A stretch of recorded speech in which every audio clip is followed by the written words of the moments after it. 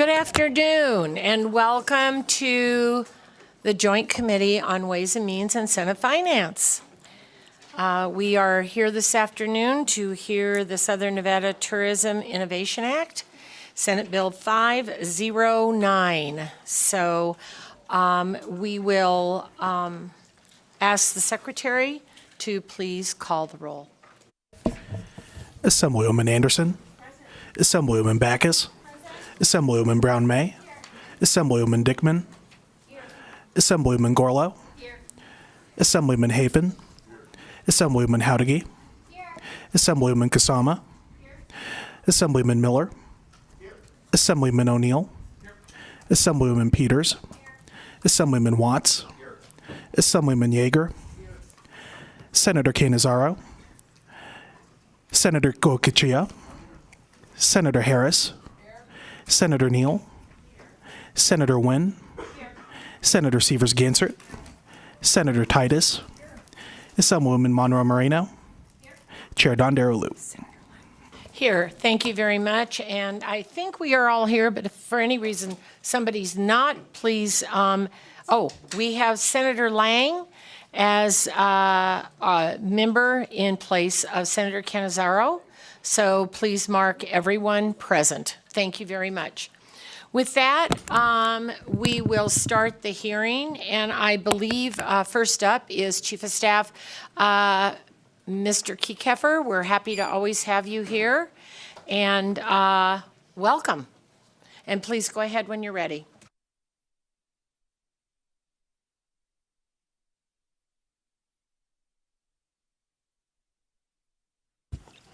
Thank you, Madam Chair, and members of the Senate Finance and Assembly Ways and Means Committees. Appreciate you having me here today. For the record, my name is Ben Kiekeffer, and I have the distinct honor to serve as Chief of Staff to Governor Joe Lombardo. As you will note from the cover of Senate Bill 509, this legislation is being brought at the request of the Office of the Governor, and as such, I am here to make some brief opening comments before I quickly turn it over to the subject matter experts who will walk you through the legislation and answer every question you may have. And I would be remiss not to take this opportunity, though, to provide a little context to explain how we've gotten to where we are today. As I sit here to open this hearing, it strikes me that the first time I sat in one of those chairs was in 2011, and Las Vegas did not have a major league professional sports team. At that time, people pretty much scoffed at the idea, and it goes without saying now that all of that has changed. Las Vegas is now the home to the NHL, the WNBA, the NFL, the Las Vegas Grand Prix, and they have joined NASCAR and UFC. And that's quite some growth in just over a decade. I believe it's important to note that that didn't happen by accident. Those are changes that occurred because people made the decision to do something, to take action that has driven change. And I believe that that is the opportunity that you have with Senate Bill 509 today. Las Vegas has proven itself as a professional sports town. And we believe that adding Major League Baseball to Las Vegas Boulevard is the next logical step in that evolution. A new ballpark for the athletics will be a publicly owned community asset that will continue to support the state's primary economic engine. And it will house a Major League Baseball team that the residents of Clark County can rally behind. We also believe that this is a fiscally responsible financing package. Critically, it contains no new taxes imposed against the residents of Nevada or our guests.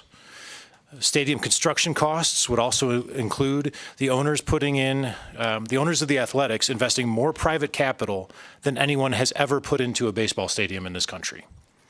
Additionally, the public share of financing for this project would be the third lowest of any baseball stadium built in America this century. Perhaps most importantly, though, the direct return on investment for Nevada taxpayers through the construction and operations of this ballpark is significant. Plainly, the state general fund will make money on this deal. I think that's particularly important to note because this process has been in the works for some time and with no specific legislative champion. The governor didn't run for office on a platform of bringing the A's to Las Vegas. I don't necessarily believe any of you did either. And in the pre-session and early session discussions with legislative leadership and other members of this body, we all sort of agreed to wait and see what was possible. No promises were made except to keep an open mind.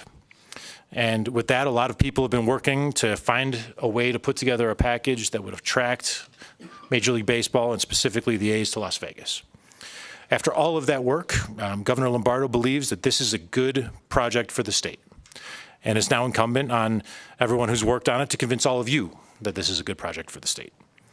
And if we all can mostly agree on that, then we can move forward and do something that will be good for the Southern Nevada economy, creating thousands of jobs, building out a community asset, and supporting the state's biggest industry.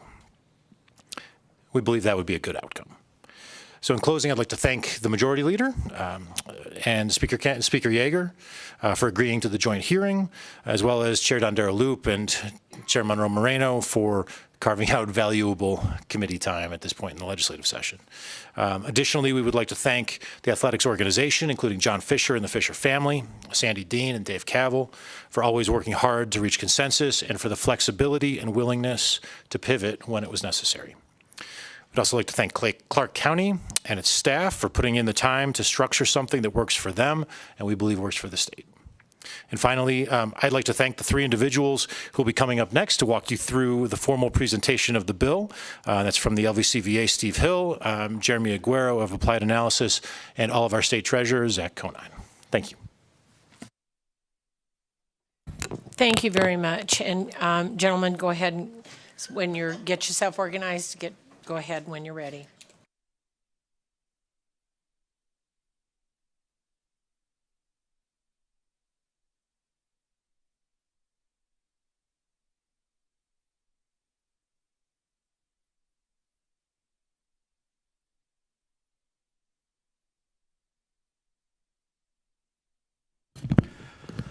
Madam Chair, for the record, my name is Jeremy Aguero, and I'm going to, with your permission, I'm going to take the lead in sort of opening up the beginning elements of a presentation that has been provided to each one of you.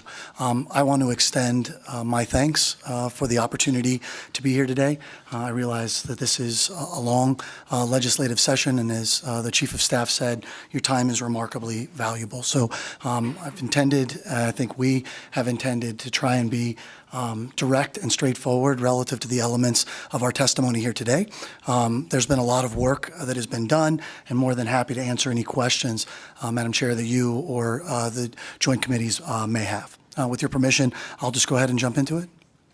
Please go ahead, Mr. Guerrero, and welcome. Thank you, ma'am. The presentation that's in front of you today has 6 component parts. I'm going to walk through each of those 6. I'll take some of them, Mr. Hill take some of them, and Treasurer Conine will take some of them as well.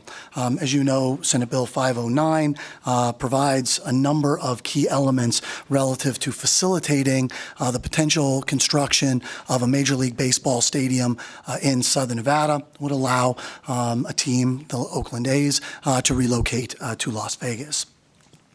In terms of that, there's been a lot of conversation and, frankly, a lot of change relative to the programming. We can go through some of that history, but where we are today is probably germane to the conversation we're here to have. The project that is being considered will be constructed on 9 acres located at the site of the Tropicana Resort in Southern Nevada. That's the corner of Tropicana Avenue and Las Vegas Boulevard. The facility would have roughly 30,000 seats, 30,000 capacity, if you will, and have a partially retractable roof as it's currently designed.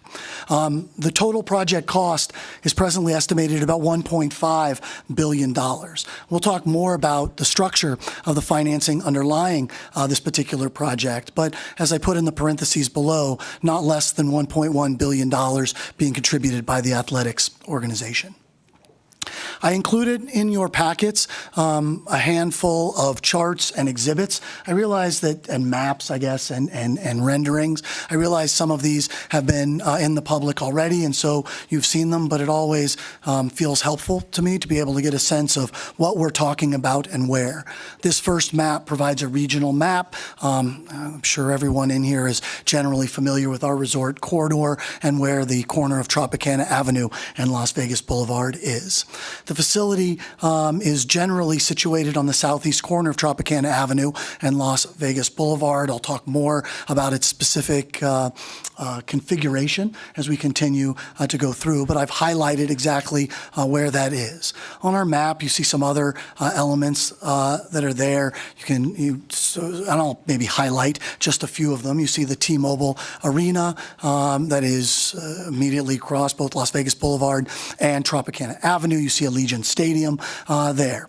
We'll talk as we go through about any number of things, but one of the elements that's important here is sort of a rounding out of venues in the Southern Nevada market. Obviously, the Allegiant Stadium, the largest of those venues we have in Southern Nevada, 62,500 seats, and house more than that under various configurations. T-Mobile Arena, 19,500. Again, different seating with different configurations. And this facility with a proposed capacity of roughly 30,000 overall. Some of the renderings that have been provided, I've included in the presentation deck. I won't spend a whole lot of time here other than to mention what has come up a number of times, and that is the importance of maintaining the quality of our resort corridor. We hear it, we talk about it a lot. We talk about 150,000 hotel rooms. We talk about 250,000 leisure and hospitality employees. We talk about the importance of assets like Harry Reid International Airport. What the bill specifically requires is that the A's must build a first-class facility that rivals anything in Major League Baseball. They are also required to maintain that throughout the 30-year life of the facility. You get a sense of how it's expected to look. And again, I think it's important to note that these are renderings based on general expectations. The design process will go through that, and ultimately it will be designed around that. But the facility in and of itself has a capacity of roughly 30,000 and is designed to be a key asset along our Las Vegas Strip. Again, another rendering from looking across Las Vegas Boulevard back toward with the facility actually closed, and then what the expected view is looking from essentially behind home plate directly out toward MGM Grand, the New York, and other hotel properties that are to the north and northwest of the property itself. The project timeline has also been a question that has come up throughout this process. The project timeline, and obviously it should go without saying that this is all aspirational. We are here with you today in 2023 in the hopes that this body can come together and find a pathway forward to have legislation enable what we're talking about here today.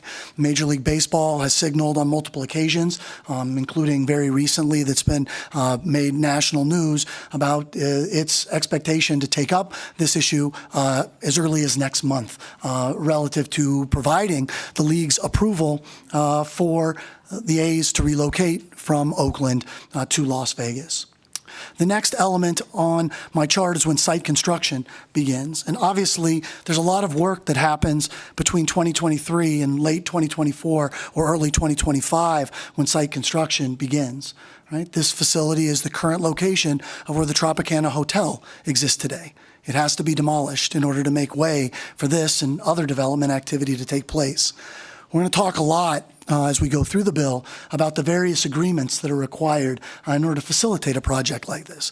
Development agreement, lease agreement, non-relocation agreements, many things have to take place. The Stadium Authority Board has to do its job in making a number of findings. It ultimately has to request to Clark County for the issuance of bonds. The state treasurer has to be involved in terms of creating a credit enhancement. This is a simple timeline for purposes of making it clear how those things take place, but there are many, many things that will take place between these blocks. The expectation is that site construction will begin in late 2024 and early 2025. Construction is expected to be completed in 2028, and the first game expected to be played in spring of 2028. The facility that's being constructed is different in many ways. Certainly the expectation or the hope is that the level that is required by Senate Bill 509 is that it will become an asset, something that we can all be very proud of. But it also takes the Oakland A's from playing in among the largest venues in Major League Baseball to playing in its smallest venue in Major League Baseball. This is an important point overall because the expectation here is that the A's are going to generate about 28,000 people that are going to attend those games. Different levels. We talk about concerts and other special events, and we'll talk more about that as we continue to go through. But what the A's are talking about doing is building a facility that is configured and designed to the size of demand. In doing so, creating an opportunity to drive demand and in some ways perhaps drive scarcity overall. That facility is designed very intentionally along those lines. The expense and the difficulty and some of the challenges that are inherent in building any type of facility is exactly where the seats are located, how it is configured, how intimate you can make the facility, how great every seat in it can be. The way that they do this is by eliminating some of the seats that are traditionally down the right field line and the left field line, which are some of the most expensive to fill and some of the lowest in terms of the ability to generate revenue from them. In this particular case, the A's are expecting to be right in the middle of all Major League Baseball teams in terms of the attendance that they provide, but being at or near the highest in Major League Baseball in terms of occupancy rate by essentially building a smaller footprint relative to the facility that for baseball games overall. The second element of presentation today deals specifically with the funding structure. And I know there have been a lot of questions relative to the funding structure, so perhaps starting at its most basic is what is critically important. The overall project is expected to cost roughly $1.5 billion overall. The A's are willing to put in not less than $1.1 billion. Nevada, in terms of the economic development incentives and the package that we're going to talk about today, can be no more than $380 million overall. Critical to all of this is that as part of the agreement, including provisions that are specifically called out in Senate Bill 509, if there is any cost overrun, it is solely the responsibility of the A's in the construction or development of the facility. Additionally, if there are any losses that result from the operation of the facility, that is solely the responsibility of the A's. Obviously, building a project of this magnitude does not come without risk. Costs can ebb and flow. If those costs are above what is expected, again, solely the responsibility of the A's. The project structure is shown here in this sort of overly simplified flow chart here. The top element is the one that we just talked about. $1.5 billion stadium, 30,000 capacity, a retractable dome, some type of enclosed climate-controlled structure. The A's contribute not less than $1.1 billion. Nevada contributes up to $380 million. The new pieces are the three that are shown in the lighter blue color that's on your slides today. The first of those is the creation of a sports and entertainment improvement district. The second are transferable tax credits. And the third are credits toward a development agreement that will be required to be entered into between the A's and the host jurisdiction, obviously that being Clark County in this particular case. Each one of these is an important component in terms of how the financing, the public-private partnership is structured. In terms of the sports and entertainment district, it includes a broad cross-section of taxes that are generated solely by the project. As the Chief of Staff indicated, no increase in revenues, no new revenues are created in this financing plan. I've listed a few of them here: sales tax, live entertainment tax, the payroll tax, and many other taxes and fees will flow into a sports and entertainment improvement district. Those dollars will be used to offset bonds that will be issued and secured by those. The second element are transferable tax credits. These are essentially tax credits that are permitted by the legislature and will be utilized by the Stadium Authority Board to essentially give the A's a piece of paper that they can go to another company with, and that company can use that to offset their tax liability for gaming tax or modified business tax or payroll tax or insurance premium taxes overall. The final element is a development agreement. There's going to be off-site infrastructure costs for things like transportation and public safety and other elements that are out there. What the Clark County has agreed to is to provide a $25 million credit toward these infrastructure costs that must be outlined as part of a development agreement as the developer identifies the infrastructure that will be necessary to ensure that whether it's NDOT or whether it's the county is satisfied that the infrastructure requirements are necessary to support the project. With that, there are many other elements that are important here, right? The structure of the financing, the security that underlies the financing. And while I'm more than happy to do it, I think turning it over to Treasurer Conine now is probably the most appropriate thing to do. Thank you. Good afternoon, Chair Dondero-Loop, Chair Monroe-Moreno, and the members of the Joint Money Committee. For the record, I'm Zach Conine, and I have the privilege of being your Nevada State Treasurer. And as you all know, the Treasurer serves as the state's Chief Investment Officer, and at the core, investing is taking a little bit of opportunity off the table now to create a little bit more opportunity later. Now, as anyone who saw my performance at the legislative basketball game halftime show knows, sports aren't really my thing. The most personally stressful thing I've done since being your treasurer was to throw the first pitch out at an Aviators game. The last time I played baseball was in 1992, when I earned and still hold the Little League local record for being hit by the most pitches. But luckily for all of us, I'm not here to talk about baseball. I'm here to talk about investments, the creation of thousands of jobs. We are here before you today to present one of the biggest investment opportunities for our state. It will help us create thousands of good-paying jobs, create new revenues into our state's general fund, and help to build upon Las Vegas as the sports and entertainment capital of the world. As your treasurer, I felt I had a responsibility to ensure that any stadium proposal that was brought forth to the legislature was crafted in the most fiscally responsible way possible. And the proposal that you have in front of you is the result of negotiations and some tough conversations we've had with all the parties to ensure that the state of Nevada's finances are protected. The proposal does not raise taxes at all.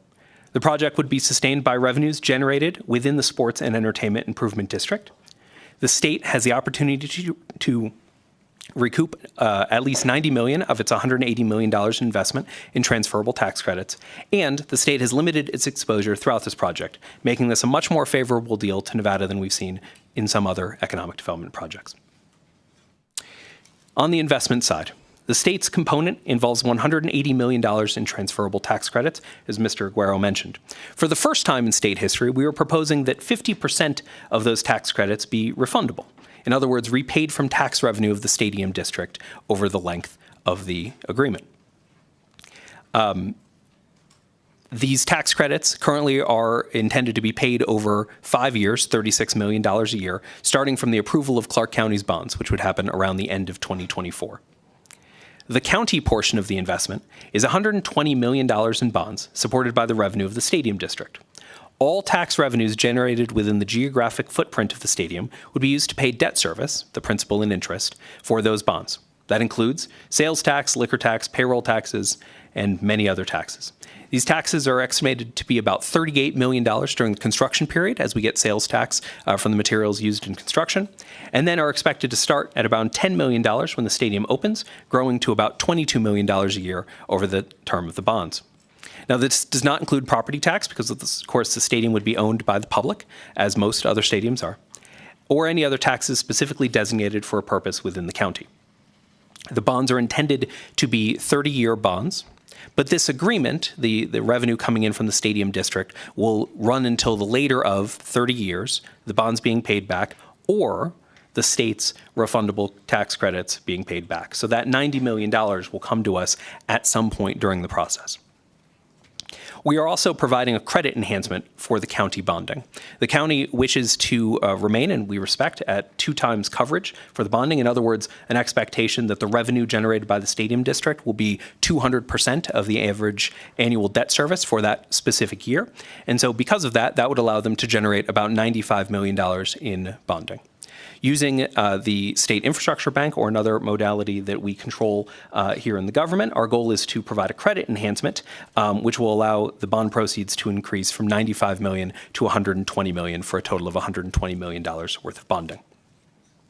The credit enhancement functionally works a lot like a parent signing on to a kid's first car. Right? And so by doing that, we provide additional security to the bondholders, and we're able perhaps to afford a little bit more than Clark County would be comfortable doing without that backstop. The intention is to fund that backstop with a general appropriation of $25 million into the state infrastructure bank, where that money will sit earning interest until such time that it needs to be used, if it ever needs to be used. And if not, we can, of course, use those funds for other purposes of the bank.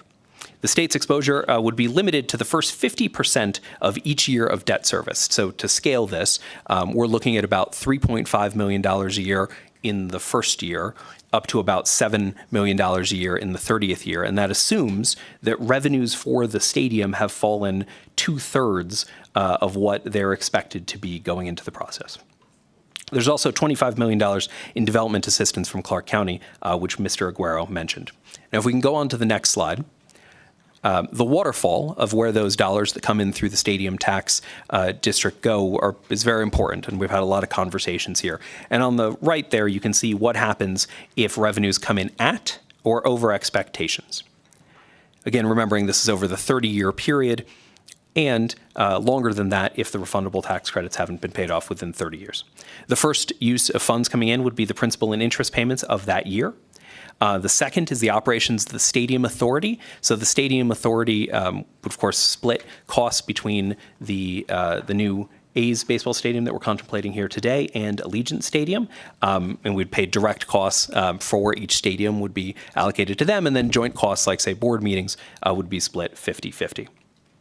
Followed by that, the supplemental costs of maintenance and operations if failure to perform. So in the highly unlikely scenario where, let's say, the stadium started to be built and then wasn't finished being built, those revenues would be pulled out of the stadium tax district to finish that public asset. Unlikely, but it is in there. Number 4, allocation to the second year of reserves. So the first year of reserves will be filled by bond proceeds. When we issue the bonds, when Clark County issues the bonds, we'll fill up that first year of reserve. The second year will be filled during construction from the sales taxes generated by the construction proceeds. But in the waterfall for every year thereon, we will continue to fill up that second year of reserves. Because the bond payments, just like the taxable revenue, goes up over time, we will need to top off that second year of reserve each time because it'll be slightly bigger. Substantially similar to how the rainy day fund is currently tapped at 20%, but that 20% is not 20% of the next year because, at least in the current situation, we have more revenue coming into the state. Then any repayment of draws from the state line of credit, so the state's backstop would be repaid first if used. Then repayment from any draws from the bond reserves fund, so the county's backstop would be paid after the state's backstop. Then $5 million to capital reserve, which helps to make sure the stadium remains world-class. And the expectation is, much like the Raiders deal, that the athletics organization would make a matching contribution there. Then number 8, repayment of transferable tax credits in excess of $90 million. So like I mentioned, we haven't done this before as a state. Generally, the state makes an investment into an asset like this and then participates indirectly through gaming taxes, room tax, et cetera. This is an opportunity, and we thought it was important for the state to directly participate if the stadium does better than expected, as Allegiant has, right? We want to make sure that we have an opportunity to find some upside there.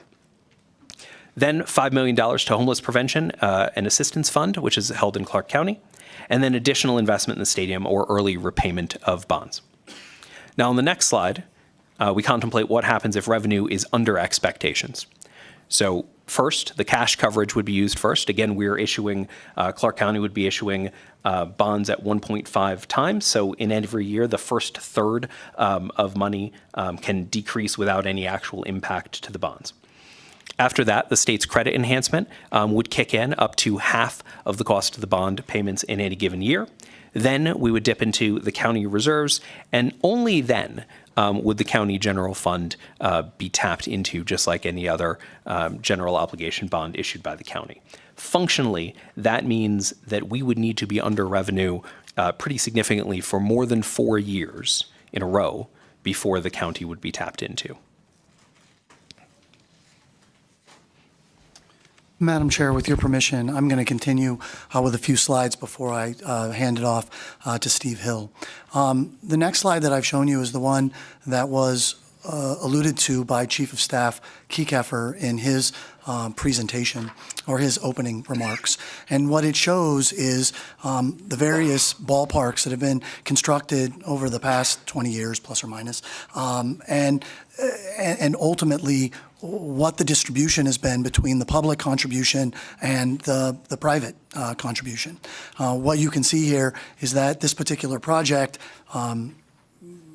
is frankly more expensive than almost everything that's on here, as well as having more from the private sector than any other project that's been constructed.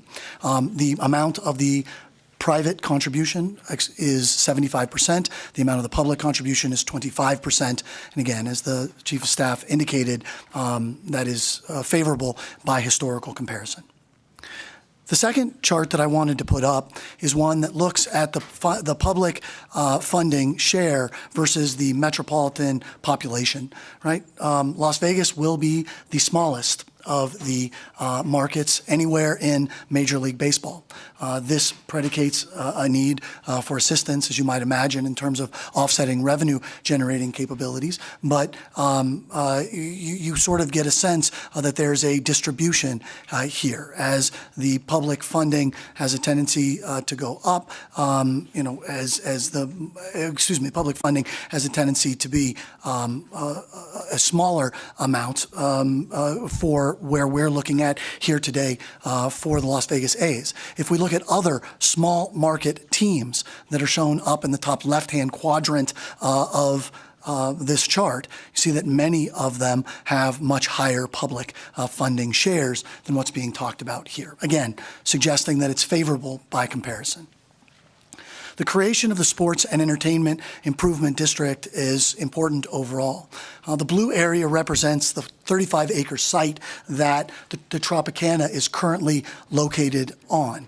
The Sports and Entertainment Improvement District is expected to be roughly 9 acres relative to this to that site. There is expected to be some degree of flexibility in that while there's demolition going on or construction overall. But what Senate Bill 509 specifically says is that the Sports and Entertainment District can only be the area in which the stadium is there and property immediately required for the operation of that facility. So this is what we're imagining it'll be structured like overall. In terms of the public considerations, there are many of them. Again, I'll turn it over to Treasurer Conine to talk through these a bit. Thank you, Treasurer Conine, for the record. First, we wanted to make sure that the state was protected from a cash flow perspective. The public will own the stadium. The A's will transfer ownership of the land underlying the stadium to the Stadium Authority and contribute the first $100 million in development costs before any public money is invested in the project. Additionally, the public holds the last $50 million in project cost until all final work items have been completed. We will enter into a non-relocation agreement, similar to the Raiders, where the A's will not be able to leave for less than 30 years without paying back every public dollar that has gone into this project. And if that did happen, however unlikely it is, then we would own a stadium free and clear, as well as getting paid back for the public contribution. And I think the bonding requirements, we've had a lot of conversations about Clark County and their involvement here. And the goal was to make them as comfortable as possible with the process. And we really want to thank Clark County for all the time that they spent here. But we looked at projected revenue streams generated by the stadium project and reviewed them for reasonableness by Mr. Guerrero at Applied Analysis, by Goldman Sachs, Hobbs Ong and Associates, CSL, and PFM on behalf of Clark County. The Sports and Entertainment Improvement District will have, again, a combined coverage ratio of 2x, higher than the Raiders, which have a coverage ratio of 1.5x. And stadium bonds will require a full year's worth of reserves be deposited in a bank account the day the bonds are initially issued, and accelerated allocation of waterfall structures to create a second year of reserve fund. This is about as conservative as we could make the bonds, which is, I think, what Clark County has asked us to do. Madam Chair, for the record, Jeremy Aguero. At this point, I'd like to turn it over to Steve Hill to talk about governance and oversight. Madam Chair, members of the committee, I'm Steve Hill. I am the CEO of the Las Vegas Convention and Visitors Authority. I am also chair of the Stadium Authority Board. Thank you for having us today. I'm going to echo the thanks that others have expressed on everyone who has worked so hard to get to this point. I want to thank Major League Baseball and the A's for their interest in Las Vegas and their commitment to making this happen. This matters to Las Vegas. We are expanding our tourism base in Las Vegas, largely based on the growth of sports. We have claimed the title of the sports and entertainment capital of the world. In order to maintain that claim, we need to continue to take steps forward, and this is a big one. The eyes of the sports world are on us right now. They are going to continue to be on us. We've got some fantastic events coming our way. Those events have helped illuminate Las Vegas. It has helped illustrate that Las Vegas elevates the teams that come, the success they have, their ability to invest in future success, and we look forward to doing that with the A's. On a little more practical basis, there are some real aspects to baseball coming to Las Vegas that matter to the community. Typically, when we market to potential customers across the country and around the globe, about 70% of them are Las Vegas fans. They're very interested in coming to Las Vegas. They listen to our message. They experience what our city has to offer and keep coming back. There are typically 25 or 30% the folks out there who are not necessarily fans of Las Vegas. But a number of those fans are sports fans. And the breadth of sports that we have brought to Las Vegas has allowed our message for our city to expand to more people. It's really the reason that we've seen the overperformance at Allegiant Stadium. It's why we are optimistic about this project moving forward. It expands the number of people who are interested in coming to Las Vegas. When baseball is played, typically, particularly through the summer, these are our toughest months. This is a counter-cyclical sport in comparison to the rest of the events and sports, professional sports teams that we have in Las Vegas. That's really beneficial from bringing visitors to Las Vegas. It's also important and beneficial to our workforce. For example, at the convention center, we have many concession workers, members of the culinary union, who work in different locations at different events when those events are being held, but then have to go someplace else for events to work when the events are not in the convention center.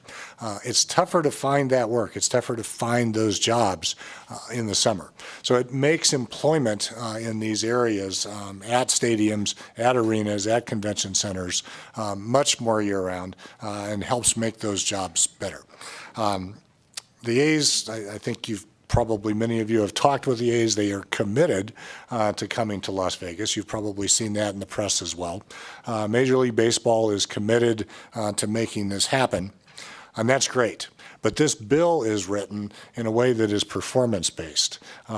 We are relying on that commitment to move forward with the legislation, but the actual investment into this project will only happen after the A's have actually performed, after Major League Baseball has committed formally to allow them to come. So I'd like to talk just briefly about the governance and oversight that the Stadium Authority provides. There are three major agreements that have to be entered into in order to move forward. The first is a development agreement with the development partners. And in that, there are several requirements that are outlined in the law. The one that I will point out is that in order to move forward, the development partners, which is the A's and whoever their partners are in this, have to not only show that they have the ability to financially perform their side of this deal, but that financial commitment has to be set aside and is irrevocable. So they can put cash aside, they can put a letter of credit from a bank or similar institution aside, or they can set aside a commitment for financing from a bank. But those are irrevocable. Once they are set aside, then we can move forward. So we know that that funding will be in place as the public invests their money. There is a lease agreement that we will enter into with the Stadium Events Company, the A's and their partners that will actually run the stadium. And then there is a non-relocation agreement, which the treasurer just referenced, that requires the A's to stay in Las Vegas for the duration of the bonds. If they try and leave, it first says that we have injunctive relief. We can go to court to make them stay.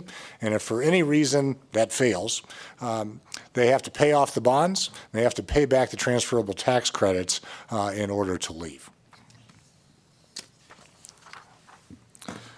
The Las Vegas Stadium Authority is currently made up of 9 members. There are 3 members that are appointed by the governor, including the chair. The Clark County Commission appoints 3 members, and UNLV has a position on the Stadium Authority. Those members are appointed, and then those 7 members choose 2 additional members to the board, taking into consideration currently the recommendation of the Raiders. That is altered in SB509 so that one of those positions would take into the consideration of recommendations from the Raiders. The other member of the board there would take into consideration recommendations from the A's. Right now, the Clark County Treasurer is an ex officio member of the board. SB509 recommends that the state treasurer, because of the state's involvement now, also be an ex officio member of the board.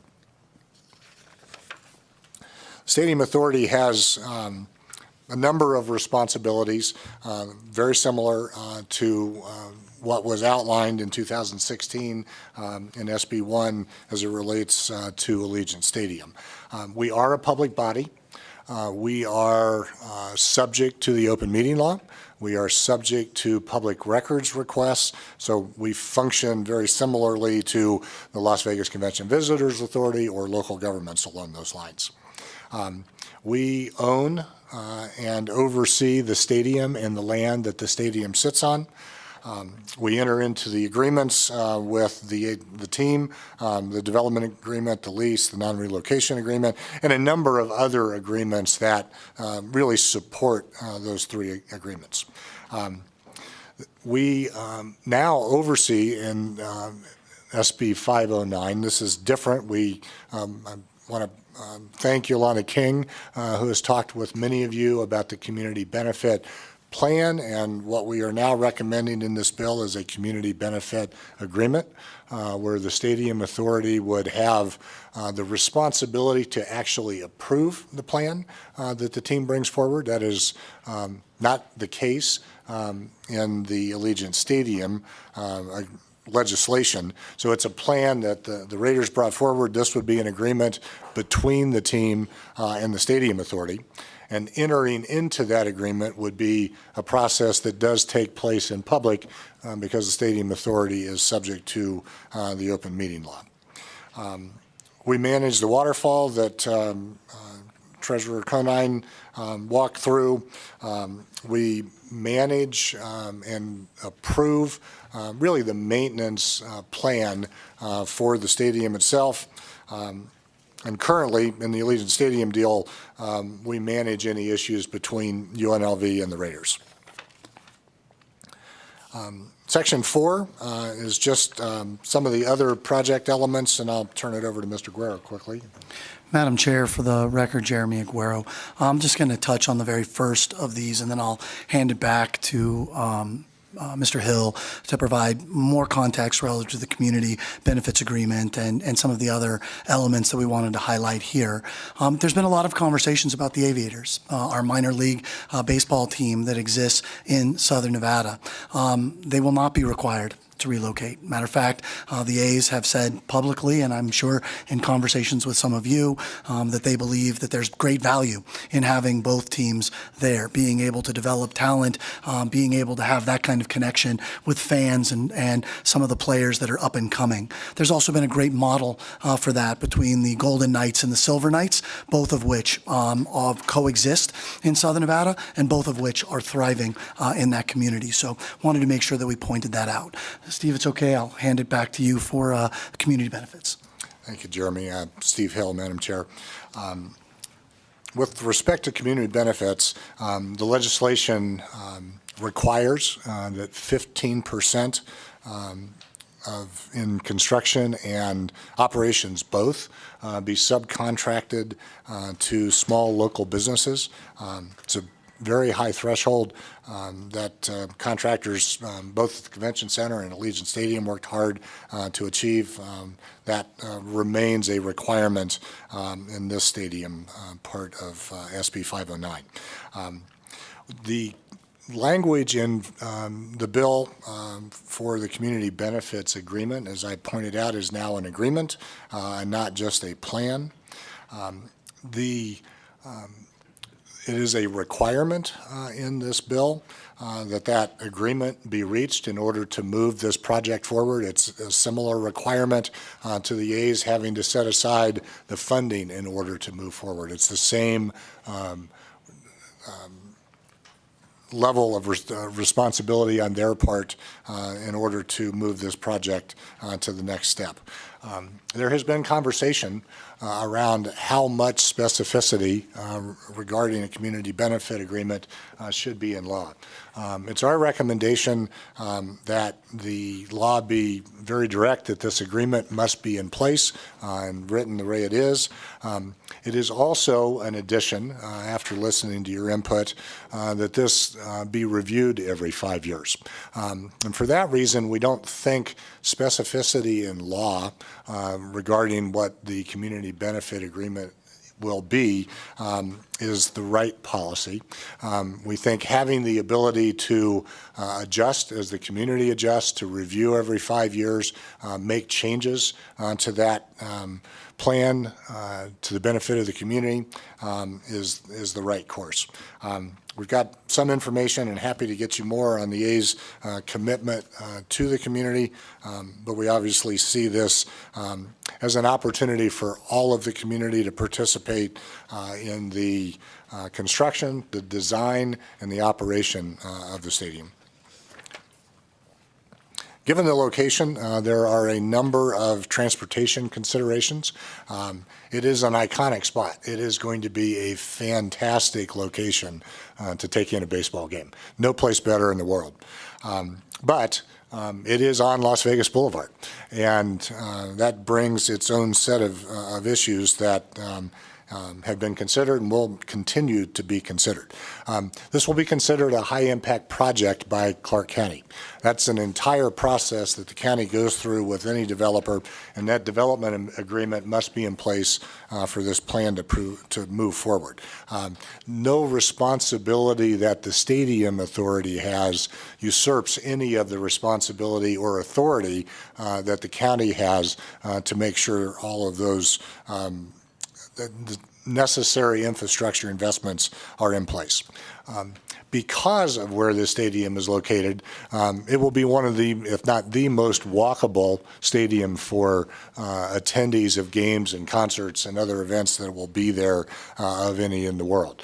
We anticipate that a third or so of the attendees at these games will walk from where they are staying in Las Vegas.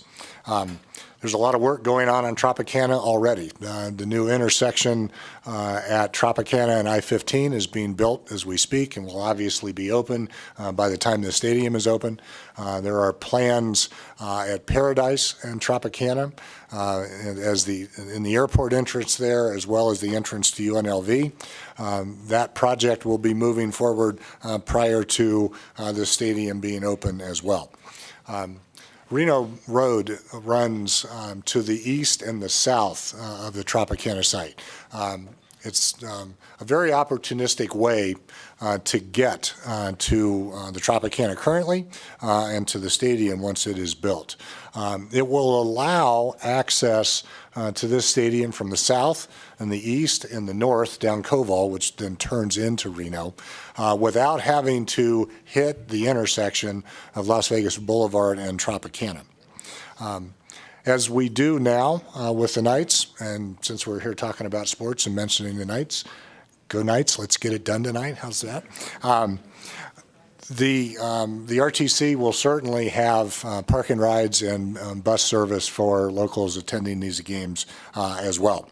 And this stadium will be the first stadium built in the Loop era. And you can look at the next slide. This is a depiction of how we are currently envisioning the site itself. The work on running the Loop, the Boring Company project, underground tunnels, from Thomas and Mack, where you may have seen the Boring Company got approval from the Board of Regents to buy some land to build a stadium, to build a station there next to Thomas and Mack that ultimately will connect through this Tropicana site down Las Vegas Boulevard to Russell and over to Allegiant Stadium. Partially to allow UNLV students easy access to Allegiant Stadium for football games, but it also will be very useful for the baseball stadium here as well. That will connect up to the convention center, both up Las Vegas Boulevard, up Paradise, and up University. There's currently 65 miles of tunnels that have been approved from a land use standpoint from Clark County. So the Boring Company is just going through the building permit process to build this system. And then as we turn to other events that can be in the stadium, and Mr. Aguero kind of highlighted the venue and the venues in the area. This is a unique venue. It is unique in terms of its use and in terms of the number of seats that it has. It fits in between the arenas that are in Las Vegas and obviously Allegiant Stadium. The LVCVA serves as the sports authority in Las Vegas. We keep a list of events that want to be in Las Vegas for which we do not have a venue either available during the time frame that is needed or a venue that actually fits. The A's and others have projected 95 ticketed events at the stadium, 82 of which are baseball games. Our view at the LVCVA is that this projection is very conservative. What we've outlined here on this page, just showing you some logos, is just a partial list of events that have approached us that have interest in being Las Vegas, that don't necessarily either have the ability to have it in a venue that we have, such as the Major League Baseball All-Star Game or the World Baseball Classic. But when we modeled Allegiant Stadium and UNLV agreed to close Sam Boyd, we expected the events that were at Sam Boyd to move to Allegiant Stadium. That has not happened. It's much more expensive for those events to be at Allegiant Stadium. It's a much bigger location than it was at Sam Boyd. They are looking for a place to go. The baseball stadium would allow many of those to go there. This, we put NCAA's logo on this page, but there are conference championships in a number of sports, and that's obviously baseball in a baseball stadium, but things like volleyball want to be there, soccer can be there. There are other soccer events that don't necessarily draw 60,000 people to town, but can draw 30,000 people to town. So a number of different opportunities moving forward with the stadium. And I will turn it back over to Mr. Aguero. Thank you. Madam Chair, for the record, Jeremy Aguero. The final element of our overview today deals with the impacts associated with the stadium. One of the key elements that sort of drives much of what we'll talk about, both from an economic standpoint, and when I'm talking about economics, I'm talking about jobs and wages and salaries. I'm talking about business receipts. And when I'm talking about fiscal, I'm talking about tax revenues that get generated. What drives that and what makes Las Vegas and Nevada so much different than almost any other venue is the fact that we draw so many visitors from out of town. And those visitors, they come and they stay in our hotel rooms and they eat in our restaurants and they shop in our stores, and it drives a tremendous amount of value. We're estimating for all of the events that are included about 2.6 million average annual attendees.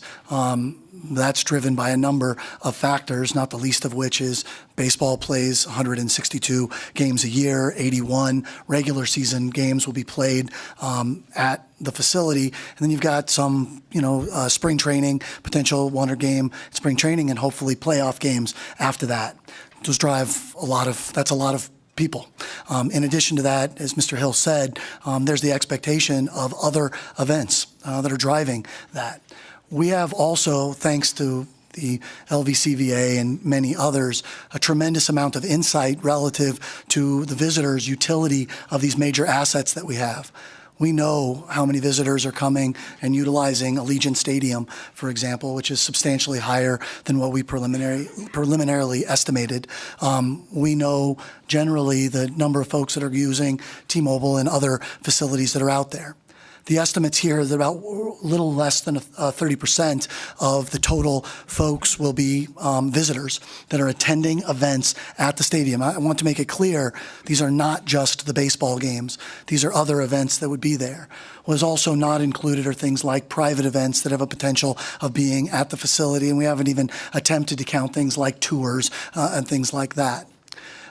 From that 762,000 attendees from out of town being there, we don't count that from a fiscal or an economic benefit standpoint. If someone's going to come to Las Vegas anyway, maybe they're going to go to a show, maybe they're going to go to a baseball game, maybe they're going to go to a couple of restaurants. I suppose we hope they do all of those things. But if they're coming to Las Vegas anyway and they just decide to go see a baseball game, we're not counting them here. We're only counting what we classify as incremental visitation, and that is the 405,000 that you see there. These are folks that tell us that but for the baseball game or the event that's being driven there, they would not have made the trip and come to Las Vegas. As I mentioned before, when we were sitting before you talking about the Raiders moving to Las Vegas and that facility, we made some estimates relative to that, and now we actually can see some of the data that's taken place. Not only have the Raiders been a tremendous draw in terms of their ability to bring people in from out of town, but many of the concerts have 90% of the people that are in there saying that they would not have come to Las Vegas but for the BTS concert or Taylor Swift being there, which is a tremendous draw. Every one of those visitors that show up mean jobs and wages and salaries, and as you all know, generate a tremendous amount of public revenue at both the state and local level. These estimates are based on any number of data points that we have. I should also mention that they are also based on over 15,000 surveys that were done by the Oakland A's, both of folks that are inside the state of Nevada and their willingness to buy tickets and season tickets or game tickets and suites and things like that, but also surveys of folks outside of the state of Nevada, principally those in the American League West, and their willingness to get in a plane or get in a car and come to Las Vegas. I was light relative to the numbers on Allegiant Stadium. I believe I'm probably light here, but it seems like being conservative is probably the best thing to do. In terms of the stadium's economic impacts, there are three of them that we'll talk about here today. The first is the one-time construction impacts, right? We build a stadium, we hire people, we buy a bunch of materials in order to do that. Those materials and that labor are subject to retail sales and use tax and modified business tax in the state of Nevada. I'd love to tell you that I'm capturing all of those, but I'm not. But those are really important to us. They also generate a lot of jobs, right? We need folks that can do all of those type of things, right? Those materials, that labor is critical. For purpose of this analysis, we looked at a $1.5 billion stadium project. Obviously, any cost of land or anything would be above that. Don't have economic impacts associated with the construction, with the acquisition of land. And we also reduced the estimate to $1.2 billion to reflect the fact that some of things will happen outside of the state of Nevada. Obviously, the A's are committed to having as much as possible within the state. The vast majority of the construction has no choice but to follow that trend. But when we look at that, about $898 million, when we include both the direct impacts and the indirect impacts associated with that, are generated as a result of the construction of the project. That's 14,600 direct, indirect, and induced person years of employment. And again, there's a distinction here. We talk about construction-related activity. We talk about one person employed for 1 year overall. $2.1 billion of economic activity, a little less than every $1 that they spend. There will be an additional dollar that's spent from suppliers, an additional dollar that's spent in communities. When those construction workers go back to their neighborhoods and spend dollars in grocery stores and doctors' offices and restaurants, that creates other jobs in terms of that ripple effect. Beyond that, we have the annual operations impact associated with the A's. Again, I'm looking at the totals here for purposes of simplicity. Half of that comes from the direct activity of the stadium. The other of that comes from the ripple effect that happens throughout the community overall. We're thinking about operations here. It's not just the day-to-day operations of the stadium. Sometimes folks forget that the Oakland A's is a business in and of itself, and they bring all of their finance folks and marketing folks and, things like scouts and other things that go in to a professional baseball team. In total, the direct and indirect impact of that employment is estimated at about 8,000 jobs overall. Importantly here, this includes both full-time and part-time employment. It's a little different than we were talking about in terms of construction. As Mr. Hill mentioned, right, these jobs and the way our economy has evolved is that one person oftentimes has multiple jobs within our community. They work at the convention center. They work at Allegiant Stadium. Maybe they drive an Uber, and then they work at other facilities, right? That evolves over time, and we've attempted to capture that. When we look at the average annual wage and salaries over the 31 years of the project, it's about $437 million a year, or about $1.3 billion of both indirect, induced, and direct impact overall in terms of output. Finally, the last piece is incremental visitation. Again, this is not total visitation. That would make these numbers substantially larger. But the estimate is that those incremental visitors that come to an event at this facility will spend about $571 million on average each year over the next 30 years. That spending will result in economic activity in our core resort industry. In total, that economic output is about $900 million overall, and about 9,000 jobs. We include the direct, the indirect, and the induced. And obviously, that number's lower. We're only talking about the direct jobs, but our ability to bring in incremental visitation and thereby bring in dollars from outside of the state gives us a bump that, frankly, other communities just can't benefit from in the same way. That, Madam Chair, with your permission, I'd like to turn it over to the Treasurer to talk about some of the fiscal impacts associated with the project. project. So when we start looking, Treasurer Conine for the record, when we start looking at the bottom line here, in construction, we expect to generate $38.8 million in total tax revenue, a vast majority of which is the sales and use tax, but of course, modified business tax paid on the payroll of the individuals who are helping construct the facility. From an annual operations perspective, about $10.9 or $11 million in sales and use tax, modified business tax of $2.8 and $3.3 million in other taxes, and we'll talk about those in just one moment. And then getting back to Mr. Aguero's comment about incremental visitation, we expect that that incremental visitation, including gaming tax, room tax, and the rest, will generate about $36.5 million a year, including $14.1 million in sales and use tax, $8.7 in room tax, and $9.1 in gaming tax. We talked a little bit about being conservative when it came to the revenue sources that we looked at. And so the model takes into account sales and use tax, modified business tax, live entertainment tax, and commerce tax generated by the site. But there are other taxes that will be generated by the site that we have not modeled. A, because we're not sure exactly how much liquor tax is going to happen at A's games, though I expect quite a bit. But also because things like franchise fees, business license fees, and personal property tax can vary based on structures. So what I'm saying here is there are revenues that will be able to go to pay back those bonds that are not currently contemplated within the model. But those four that we have contemplated, we expect will be the lion's share.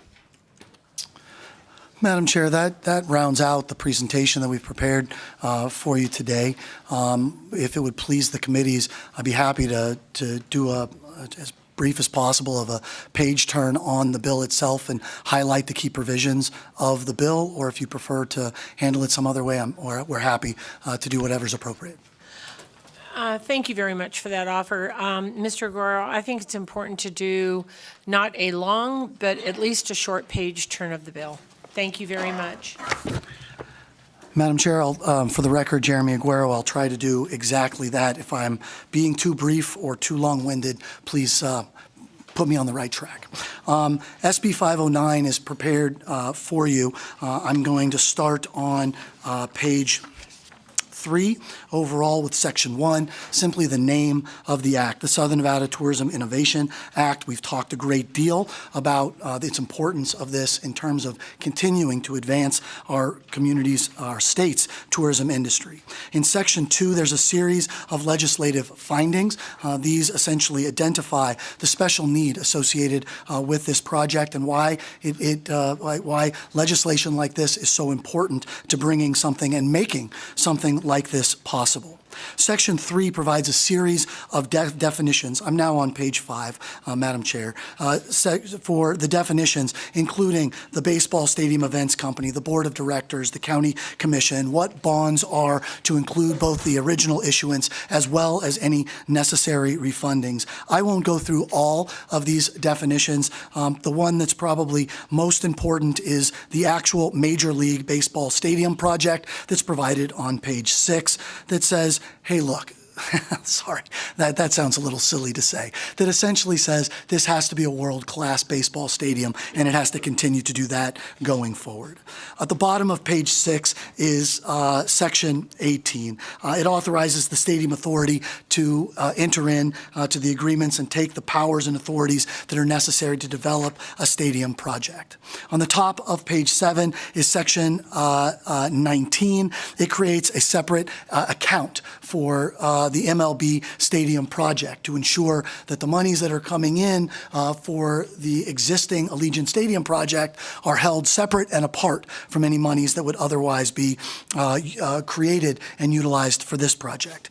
Section 20 is the creation of a homeless prevention and assistance fund, as was talked about a bit earlier. Section 21 establishes the powers and authorities of the Stadium Authority to take in audits, to require reports, and is probably as important as any to take any other action that may be necessary, convenient, or desirable to carry out the powers necessary with respect to the Major League Baseball baseball project.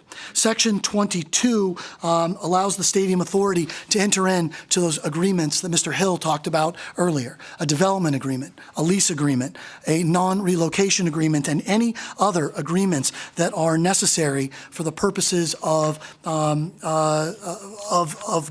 getting this project structured in such a way that it can have the appropriate development and then oversight. On page 8 is the elements of the development agreement. It has to be identify a site. It has to be first class in terms of and maintain that standard. It has to have a capacity of 30,000 seats and several other requirements that are included there.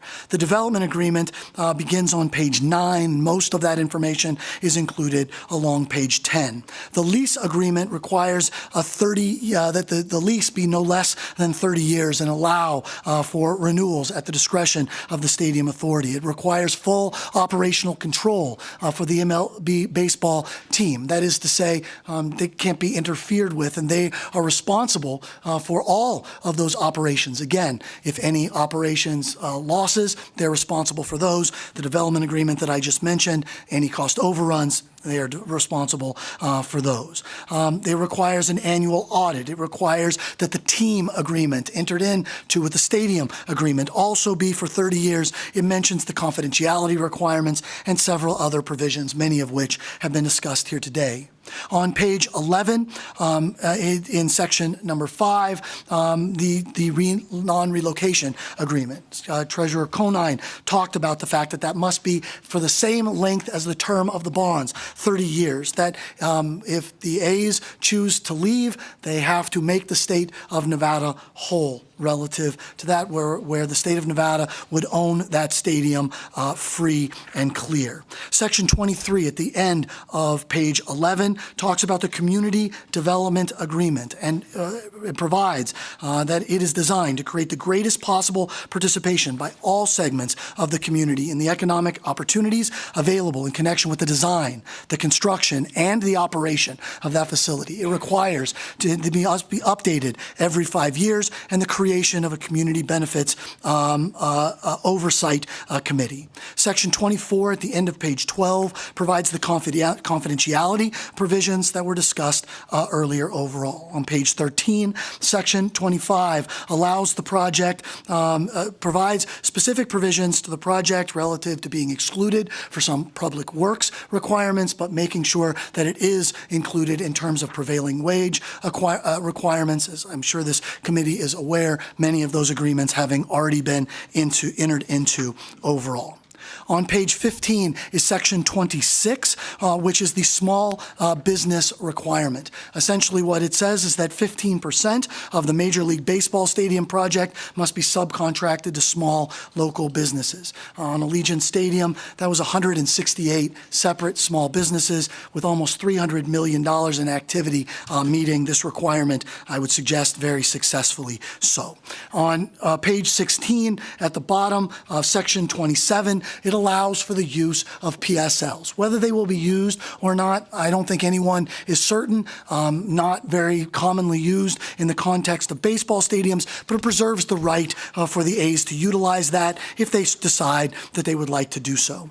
On page 18, section 28, this is the requirement that the county create a sports and entertainment district after getting the signal from the Stadium Authority Board that it's time to create it. Obviously, in this particular case, we've got an existing use, so the end of that existing use is necessary for that to happen. In section 28, it also makes it clear that where the sports and entertainment district has to be concluded. I'm now looking at section 28, subsection 1, paragraph B, that it include only the land on which the Major League Stadium project is or will be located and any surrounding or adjacent properties necessary for the operation of Major League Baseball stadium project. So this is intended to identify things like, parking structures, things like that that would be directly associated with the project itself. Section 29 is the waterfall provision. I'm not going to go through this in detail. I think that the treasurer went through that perfectly in what he went over. The provisions that he went over are enumerated one after another on page 19 overall in terms of the waterfall itself. On page 19, at the bottom of that, on the bottom of page 18 going to page 19, we have all of the taxes that are included in the stadium improvement district. And again, these are all the dollars, just to make sure that I was being clear, that go in, that will ultimately come through that waterfall. It includes sales taxes. It includes modified business taxes, commerce taxes, liquor taxes, all of the ones that Treasurer Conine indicated. And it also includes on page 20, if there's any taxes that weren't specifically enumerated, they are there. It requires that the state and local governments create commercially reasonable ways to essentially identify those taxes, and it compels the businesses that are operating within that district to collect and remit those taxes in accordance with the requirements set forth by the county. It requires that the funds be distributed and be deposited into the account for the repayment of all of those bonds. On Section 30, beginning on 22, this is the credit enhancement provision. Again, Treasurer Conine did a great job talking about the way the state will set up a line of credit in the event in an amount equal to 0.5 times the revenue that is generated that will go directly to the principal and interest. Again, the additional 0.5 of that, you combine those two, you get 2 times coverage, providing the level of coverage that was a condition precedent for the county in terms of what it was seeking to do. There are many more provisions here, including a provision that allows this credit enhancement to be reduced if revenues come in over expectations and to be reinstated if they go up really high and then come back down along those lines. The idea is to have a structurally and fiscally sound program for the public contribution overall. On page 24 begins Section 31. This is the transferable tax credits. Again, these were discussed overall. Transferable tax credits can be taken against the gaming tax, payroll tax, or insurance premium taxes, up to $180 million in total, $90 million of that, which would be subject to repayment through the waterfall, as was discussed previously. The taking of those tax credits is outlined in the section over 5 years. There are a series of milestones, including the issuance of the bonds, the construction of the facility, a certificate of occupancy, and then completing the first year of operations overall. On page 27 is Section 32. I talked about the money going in to the waterfall. I'd like to now talk about the money coming out of the waterfall. I will not, again, go through these in any type of specific detail as we go through it. Treasurer Conine did an excellent job of that. The first section talks about what happens before the bonds are issued. The second talks about what happens after the bonds are issued. And then after the bonds are paid off, the taxes, 10% of the taxes remain. All the rest of the money goes to the taxing authority that imposed the tax in the first place overall.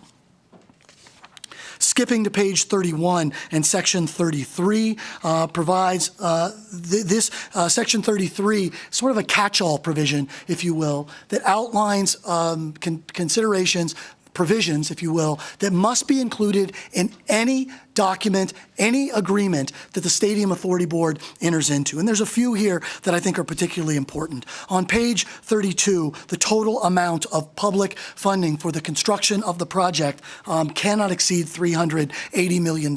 You'll notice on page 32 in sub 2, it also provides that if the amount of taxes that are collected before the bonds are ever issued, inclusive of the $25 million in the development agreement credit that the county is putting in, again, cannot be greater than the $380 million overall.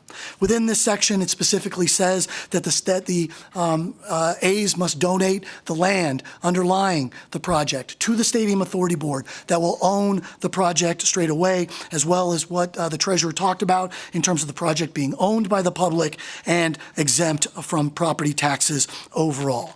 First $100 million, I'm now on page 33, paragraph 2, says that the developer must pay the first $100 million. On page 34, the last $50 million is held back until the project is absolutely completed. Other sections in here talk about what is necessary for these dollars to be released by the public, including hiring of an independent accountant to monitor them. On section 34 is the county's issuance of the bonds. It says that the board of directors from the Stadium Authority will make that request, and the county commissioners shall issue those bonds if certain determinations have been made, including that they've entered into a lease agreement and a development agreement and all of those things that we've talked about before. This section provides section 34, subsection A, subparagraph B, the 2 times coverage inclusive of the state backstop that was included. Mr. Hill talked about any number of things that were included relative to the fact that the A's have to provide their funding at the same time the state provides its funding. They have to have enough money to be able to construct their share of the stadium with and including a budget that has already been approved by the Stadium Authority Board, all of which is concluded on pages 36 and 37. Page 38 includes section 35. This is the power and authority of the Stadium Authority Board, and when that power and authority is exhausted. You'll see 2 dates that are commonly referred to in here. One is 12 months, the other is 18 months. If Major League Baseball fails to provide that the A's can relocate, if the A's fail to elect to relocate, they have 12 months to do that. The Stadium Authority Board can extend that period out to 18 months. Now, that not only includes the provisions that are necessary for the A's to move, again, their election and Major League Baseball, but also the entering in of the development agreement, the lease agreement, and all of the other agreements that are necessary for the project to move forward. On page 39 is section 36. As Mr. Hill indicated, this provision allows for both the treasurer to sit as an ex officio member of the Stadium Authority Board. It also provides for the MLB team to have an advisor to advise the Stadium Authority Board relative to one of the appointees, the ad hoc appointees, after the bonds have been issued. Fast forwarding to page 42, and this page 42 provides the section 37. Again, this is just continuing with when these members are appointed. That language is on page 43. Section 38 provides the $25 million appropriation to be put into the state infrastructure bank or to be otherwise utilized for the state's backstop for those bonds.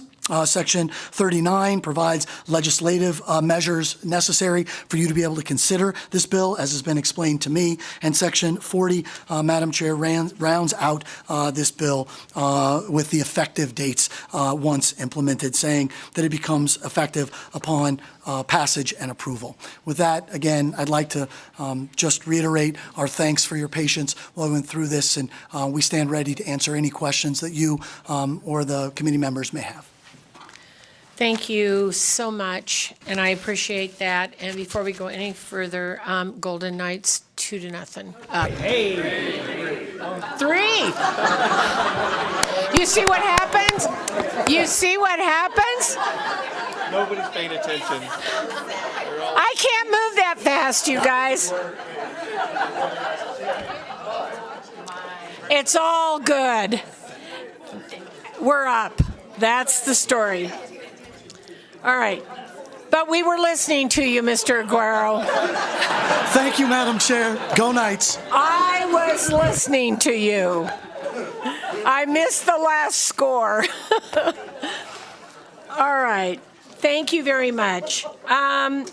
We have quite a few people that have questions, and I believe we'll start with Senator Titus, and then I'll go down the list. First, thank you very much for the presentation. I let it be known quite early that I'm a big sports fan, and also I've been watching the Knights game. So no offense, but you did choose a time, so 3-0 is great. And I wear a Knights pin proudly. And I also have been to A's games, and I've also watched the movie Moneyball. So I'm familiar with the process.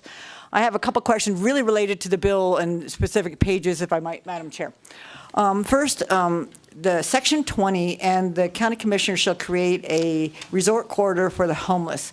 It doesn't really go into any mention about how much money's going to go there, how many people are you looking at, what are they intending to do? Are you going to just make sure that the homeless don't stay there, or what's the intent of that? Is there any more information on that piece? Madam Chair, I'm not sure exactly what the protocol is. Am I okay to just answer directly, or do I need to go through you? Yes, sir. Mr. Aguero, you may go directly to the senator. Senator Titus, it's an excellent question. And the easy, not the easy response, but I think the most appropriate response is we're not 100% sure how much money is going to drop into that account. The idea of putting that account into the structure of that was such that if the project actually overperforms, that is going to benefit the county and the community, as opposed to just all those dollars inuring, falling down to the bottom of that waterfall and being reinvested in the project. The project will have to overperform in order for those dollars to actually make it into that account. The second piece that you ask about exactly how it'll be used for, I wish I could tell you exactly. We know that we have a challenge, which is homelessness in our community in Southern Nevada. There's a number of things, and I would imagine the amount of that money and when it's received will probably dictate exactly how those dollars are used. But it's not currently defined relative to a specific program or a specific geographic location, well, other than the resort corridor or any specific set of individuals. What it is designed to do is ask that the county utilize those dollars in cooperation with the resort industry, as well as the Oakland A's, hopefully contributing that, to hopefully come up collectively with an effective program to stem the tide of some of the challenges that are helping some of our most vulnerable citizens. Thank you for that follow-up, Madam Chair. So then on page 32, it's actually section 33, and you talk about the maximum exposure that the state can have. The amount was $380 million. We know from early testimony we're going to offer $180 million in transferable tax credits. And then if you look back at your presentation on page 38, our treasurer spoke towards the stadium fiscal impact, and if I added those income from the stadium, it adds up to $92 million. However, we're going to give $180 million in transferable tax credits. And so that to me is a loss, because these can be sold. And so I'm wondering if the A's with that amount of money are going to use that to parlay up their down payment on this, so to speak, or how does that work? Senator Titus, for the record, Jeremy Aguero, there's a lot there, and so I'll try to answer all of those component parts, right? In terms of what is going into the transferable tax credits, you have it exactly right. It's up to $180 million. The A's have the ability to get the benefit of those transferable tax credits, and then they have to invest those dollars right back in to that investment. In terms of the bonds that are issued, as the treasurer mentioned, we believe that the revenues that we know of today would get us about $95 million. Hopefully with some of the other revenues that have been identified, maybe it's a little higher than that. And with the state's enhancement, we believe it'll be somewhere between, let's call it about $120 million total. And then we've got $25 million that comes from the county in terms of these development credits. That totals about $325 million overall. If we look at what the treasurer mentioned in terms of some of those fiscal impacts, you've got those fiscal impacts for the construction phase of the project. Let's call it about $39 million.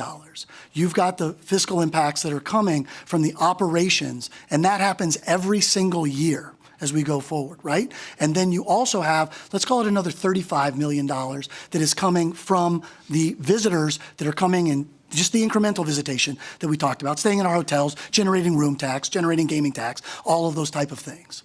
If we look at it in terms of the total amount that the public is putting in versus the total amount that the public is getting out from those revenue streams, the public is getting about $3 back for every $1 that it puts in. This is not an economic ripple effect or anything along those lines. That is simply the taxes that are paid by through the construction, through the operation, people attending events and buying hot dogs and beers and soda pop and popcorn, all merchandise, those type of things, and then those incremental visitors that we think will be there. If we run all those numbers out and look at it in a net present value standpoint, the state of Nevada is about $370 million to the good, which means that after accounting for all of the dollars that have been put in and all the dollars that we get back, and doing that over time, because obviously some of those transferable tax credits that you talked about are going to happen early on, and some of the repayment will happen later on. If we look at that, discounting it for the time value of money, the state of Nevada is ahead $370 million. Final question, Madam Chair, I promise. I'm a pilot, and I worry about the location of where this stadium is going to be located, and I'm wondering about permits that at that particular site on the height of a stadium and how that will work in affecting the airport. Thank you. And then, thank you, Madam Chair. Thank you, Senator Titus. Steve Hill. The A's have talked with the airport, as have I. And there are a number of issues that can be mitigated and will need to be mitigated, and that will happen. Height is not really one of the concerns there. Obviously, the stadium would be surrounded by buildings that are much taller than the stadium itself. Light, blinding of pilots, as you know, is a concern. The attitude of the stadium, the way it's facing, will help mitigate that. It will have a scoreboard that will need to be blocked so that that does not provide light pollution onto that northern runway. In addition to that, fireworks will be prohibited to escape the stadium. That just creates problems that cause concern. There's traffic concerns as we look at the stadium being, along the direct route from Las Vegas Boulevard to the airport itself, that it will matter to those who are not attending the stadium. That's a concern for the airport as well. Power supply is an issue. All of those things can be mitigated and will. And I've committed that as we work through this with Stadium Authority, committed to the airport, we'll make sure that that happens. Thank you very much. And just in respect to all of our members and due to time, if I could ask sort of each one of you to ask one or two questions, and then I'll come back around to you because I have quite a list going. So, and I don't want to limit your questions. Don't get me wrong. I would love to hear everybody's questions, but almost everybody has said, I have a question. So we will go next to Assemblywoman Peters. Thank you, Madam Chair. And thank you for coming by my office. I know it's been a hectic couple of weeks, so we've had to push off that meeting for a little while, but I'm grateful to have the opportunity to talk a little bit about my concerns and where I'm at. I do, however, have questions related to the accountability for some of the metrics that we're seeing, right? Specifically related to the job creation. And I don't know if one of you may know this, but I'm wondering how many jobs were actually created by the Allegiant Stadium, because we saw some of those same numbers coming up, right, when we were pitched that project. I generally have heartache on the project, and I think that really those job creations are one of the only benefits Northern Nevada may end up seeing out of this project. So just some assurances on those projections and what we can do to make sure that that's like a metric of accountability that we can have moving forward if this project moves forward. Yeah, Assemblyman Peters, I think Jeremy probably has some numbers, but the projections that we made at Allegiant Stadium have been vastly overperformed. We have ratios of the number of visitors and the number of jobs that they create when they come. So that's a fairly easy calculation to make. We make it at the LVCVA. Mr. Aguero makes it for others as well. We compare notes on that. Allegiant Stadium has brought 180% of the incremental visitors. Is that about right, Jeremy? Yes, sir. I hate to interrupt, but I meant to, I'd like to correct myself, in the construction phase in particular, right? In the construction phase, there's a number that was presented to us, 14,000 new jobs, right? So what is the accountability on that, and what are the metrics we saw in the Legion Stadium? Assemblywoman Peters, Steve Hill. I grew up in the construction industry. When you look at construction projects, it's a 40 to 45% labor. So that $1.5 billion that will be spent 40 or 45% on labor, creating those jobs. The 14,500 and some odd jobs that are projected are based on that number. They're based on the prevailing wage for those jobs in Las Vegas. When that stadium gets built, that labor will be created. The jobs are expressed in person years of construction. So it's really 2,000 hours times the 14,000. That's how many hours of labor will be needed to build the baseball stadium. Madam Chair, I'm sorry, my question wasn't answered. Okay, repeat and restate. I want to know if what was proposed on the Allegiant Stadium was actually met in the construction phase. Yeah, sure. For the record, Jeremy Aguero, Assemblywoman Peters. I'd love to be able to sit here and tell you that we could specifically look at things like indirect and induced employment and count how many folks, when someone took their paycheck back home and went into a restaurant. I can't. I think what Mr. Hill said is the best thing we're going to be able to do is monitor the amount of labor income that goes into the project. That will be the indicator, I think, of what you're looking for. And Allegiant Stadium surpassed, I think, almost all expectations, and part of that was because the project itself became more expensive. So I don't know whether that's a fair or unfair assessment. In the model that we used about $66,000 per employee. We convert the total amount of labor and utilize that. As additional information becomes available for union labor, for example, those numbers are going to be higher. We expect those to be about $79,000 per employee, which will reduce the amount of employees potentially. We can monitor it. We can go through it. If you're asking me whether I believe that Allegiant Stadium met that expectation in terms of its labor requirements, I do. If you're asking me whether there's some way that I can do an accounting of that for one person working for so many hours, I can't. I mean, what we have is a lot of information about the project, but again, those indirect and induced impacts are impossible for me to be able to go back and count. Thank you very much. And Assemblywoman Anderson.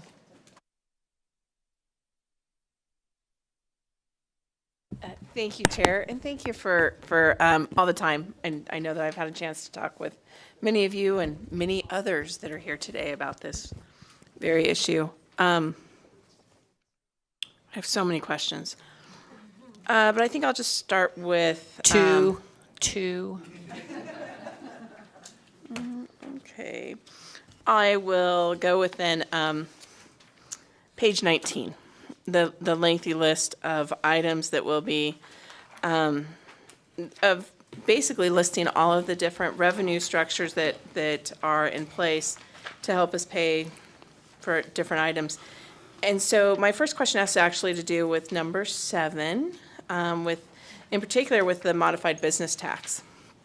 So let us just assume that there is a satellite store, for lack of a better term, for Ethel M chocolates. And it happens to be at the stadium or within this structure.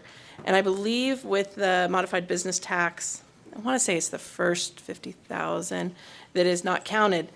Does that mean that the Department of Taxation would have to be the ones to make sure that it is only the employees that are, or is it the employee? Who exactly is going to make sure that that is reported correctly and then is not taking all the other employees from those other areas and not just that one store? Assemblywoman, it's a great question. For the record, Jeremy Aguero. In conversations with the Department of Taxation, we talked about the fact that if an entity is within the sports and entertainment district, they're going to have to provide an additional form. They don't get to take the exemption twice. They don't get to, move all their employees in or anything along those lines, but they are going to have to provide an addendum relative to that makes it clear which employees are located physically within that property. So many questions, but I will stick to One more. I get one more. Oh, okay. Then I will stick in that same section, but it'll actually be from page 18, in particular, section 28.2. With the language that says that it can be modified or amend of the land, does that land have to be continuous, or it just has to be unincorporated by the city, if I'm understanding that correctly? If you could clarify that, that the land doesn't have to be continuous, and also that it sounds like the Board of County Commissioners can make that decision. For the record, Jeremy Aguero, thank you, Assemblywoman. The answer to that question is what I mentioned as I was talking about, that it can only be for the land for what the stadium is, right? That in and of itself is likely to be contiguous. I've never even thought about something not be contiguous. With regard to the county commission's ability to make changes, there's going to be some phases in this project, right? One of those early phases is going to be the demolition of the Tropicana Hotel, right? That may be a slightly different polygon than the polygon ultimately where that stadium would be in order to make way for it. Ideally, we'd love to capture whatever taxes, but it can only be at the end of the day the portion for the stadium. So I think the answer to your question is it would have to be contiguous by nature.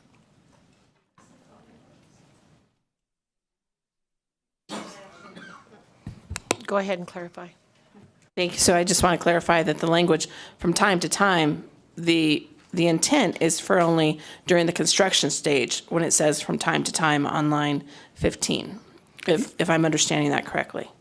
For the record, Jeremy Aguero, I don't want to suggest to you that it would only be then. I certainly wouldn't be opposed if that's somehow you wanted. I'm just imagining a scenario where, something else is built immediately adjacent in there and it requires, some triangle to be carved out or something along those lines, right? From that standpoint, we're talking about a facility that's going to be there over 30 years and it has to only be the portions of the stadium. I don't know that I can imagine everything that would happen over those 30 years, but I don't know, Mr. Hill, I don't know if there's anything you can imagine from what we've experienced at Allegiant or anything along those lines that would cause something like that to be to change. Assemblywoman Steve Hill, you could build a parking garage 15 years from now next to the stadium that would cause that to expand. I do want to point out, because it's come up in some conversations, a question. This will not include a hotel. It will not include a casino. This is for the stadium and just what is there to service that stadium.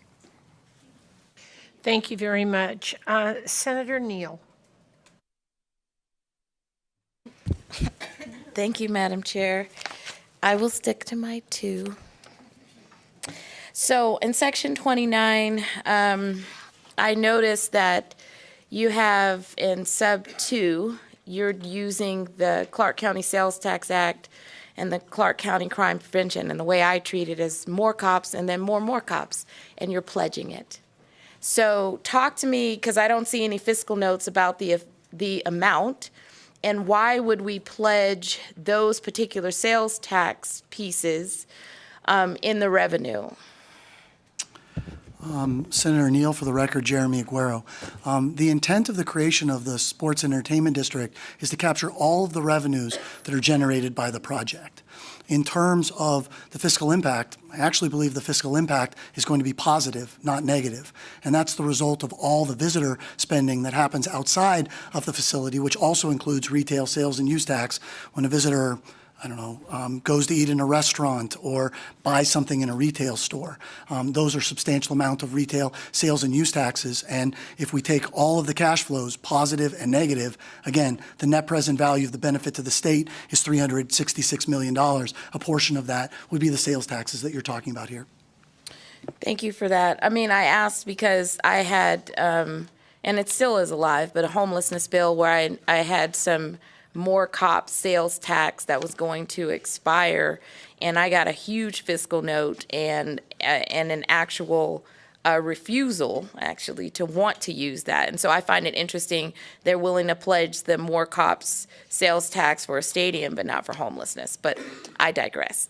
So let me talk about sub 12 in section 29, which this is on the liquor piece, because I guess I'm confused about how that works, where it says any liquor purchased or otherwise consumed within the sports improvement district, because I thought that, number one, liquor tax was imposed on liquor gallons and that it was pre-retail. So how does it work if it's pre-retail to get a consumption? Senator Neal, for the record, Jeremy Aguero. You'll notice later in the same section that it talks about any revenues that are either paid by or passed through to businesses that are operating within the sports and entertainment district. In order for that tax to be accounted for, the wholesaler will have to specifically detail that that tax is being passed through to the stadium operator within the sports and entertainment district.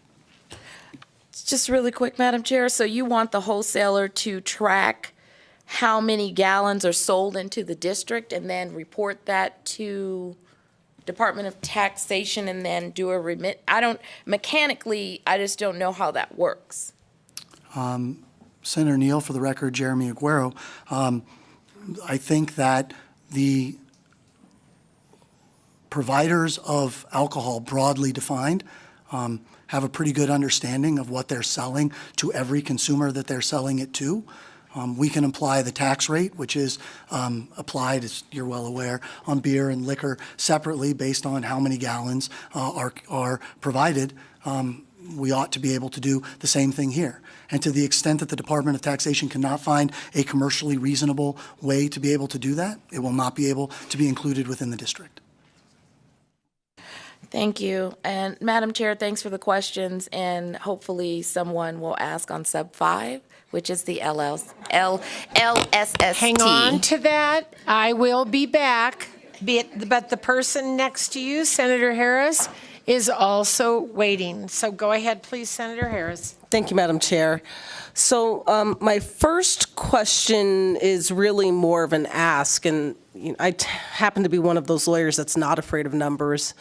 So I was hoping maybe you would be able to share with us the underlying work done to come up with some of these numbers and the assumptions that were used to develop the models that produced these numbers. So, for example, the impacts of the Allegiant Stadium, I see you're estimating $14.5 million on the gaming tax, based on 871,000 incremental visitors, and I'm guessing the 871,000 was based on the survey that was conducted, but I'm not sure what assumptions you're using to determine what percentage of those people actually engaged in gaming to get your, let's say, $14.5 million number. And that's just one example. I'd really like to be able to see how you came up with all of these numbers, like literally everything in this presentation. Sure. Because the numbers are here, but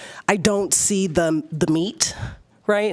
And that's not on you. You can't fit it all in a PowerPoint. I get that. Sure. But I was hoping that maybe you could provide that at least to me and to maybe some of the other committee members that may be interested in seeing those underlying assumptions. Senator Harris, it'd be my pleasure to walk you through the model. Model's already been provided to your staff a few weeks back, so they've done that. Also be happy to put you in contact with other folks that have reviewed the reasonableness underlying the model and walk through it with them as well. So whatever is helpful to you, you're welcome to look through it on your own, and I'm happy to walk you through it together with others if that's helpful for you and any of your colleagues. Mr. Aguero, is there a way that we could have that emailed? Madam Chair, it has been. Okay. We've got it. Okay. But does the entire committee have it? I know fiscal staff has it, but okay, fiscal staff will send it out. Thank you. And for my second question of sorts, has Clark County committed to the $25 million in infrastructure? And if so, do you know why they feel that this is a worthwhile investment given some of their current fiscal issues? Senator Harris, I'll try to answer that. Yes, they have committed. It's in the bill. It was part of the conversation, and that has been ongoing. So that is my understanding as I sit here today. I would provide the same answer to you that I've provided to others, and that is Clark County is going to make money on this deal, not lose money on this deal. I realize that there's some local let me say that differently. I understand that there's always some concern about long-term structural position of all governments, state and local. But if the A's are able to do what they expect to be able to do, the Clark County as well as the state will be in a net positive fiscal position. Thank you, Madam Chair. I'll wait for my second bite. Thank you so much. Sorry about that, but we've got quite the list going here. Assemblywoman Kasama. Thank you, Chair. Thank you so much for this great overview. A lot of information, detail, and also very high level too, which I think is really, really great. So my question has to do with the credit enhancement again, and I know you've touched on that. And so we are essentially doing a $25 million backstop, and that would be a guarantee for the Clark County bonds, correct? Treasurer Conine, for the record, yes, but we're just taking $25 million and parking it in the infrastructure bank so that we know we have the security for a number of years going forward. We don't expect that the draw on that mechanically would ever be greater than $7 million a year, but the intention is to park that money to give Clark County a little bit more comfort and also to give ourselves a little bit more comfort. In a separate account. And along with that thinking, so you'll fund that immediately, the $25 million, once the bonds are issued. Is that correct? Treasurer Conine, for the record, I believe our intention is to fund that at the beginning of the 2024-2025 fiscal year. Okay, and along that same line, so that'll be part of the state infrastructure bank. Of course, the interest in that you'll be investing at, that will go towards the state and the general fund. Treasurer Conine, for the record, interest generated by the infrastructure bank, just like the interest generated by the infrastructure bank now, is actually kept within the infrastructure bank for its purposes. We've actually made money on the bank so far since we originally issued bonds, just given the nature of interest rates and our ability in the investment field. And then after the 30-year time period for the bonds has expired, what will happen to this $25 million if it's not needed?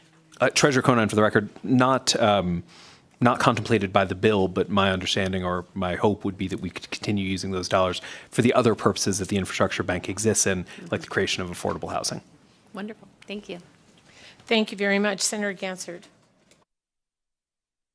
Thank you, Madam Chair. You've talked about this project being counter-cyclical, and so my question really is to if you can expand on that, because we have certain capacity, and so I'm wondering about, because you have numbers here, right? Visitation, hotel rooms, all those types of things, and what our vacancy rates are now and the capacity that we have and how this could bolster basically, the load, steady the load that we have.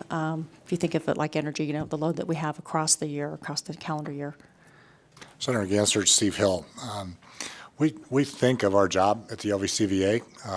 It's shorthanded as putting heads in beds, but we've put a lot of heads in beds in Las Vegas. We typically run about 88% occupancy, and when you get to about 90%, that's roughly full.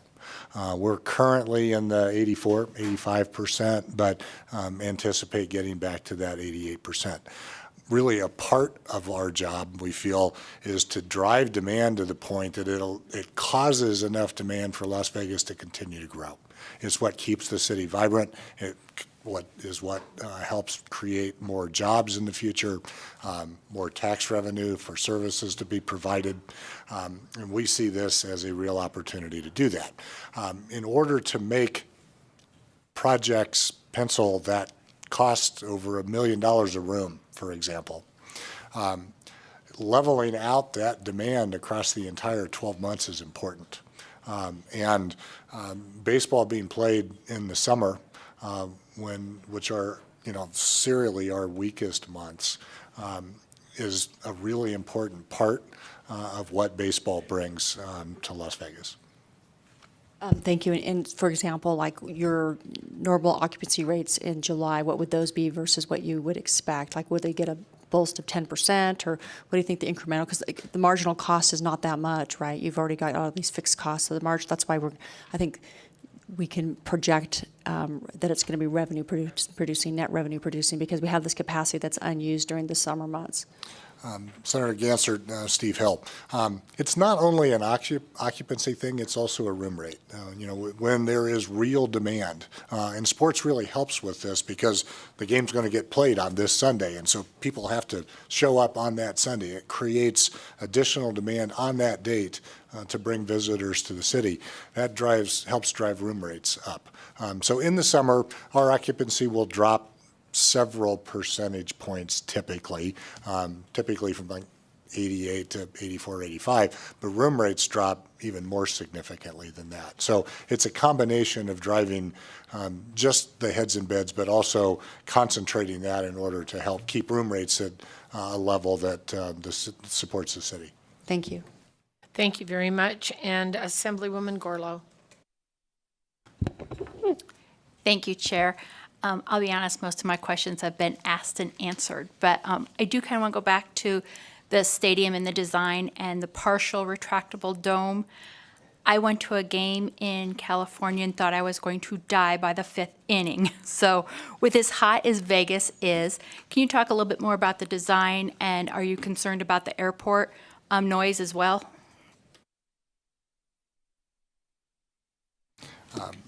Assemblywoman Steve Hill.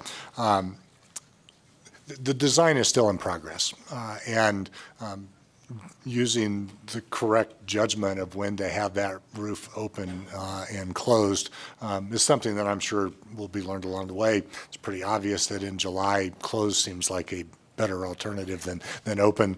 But there's some fantastic days and nights in Las Vegas that watching a baseball game or experiencing a concert or other event, really when you're outdoors, matters a lot.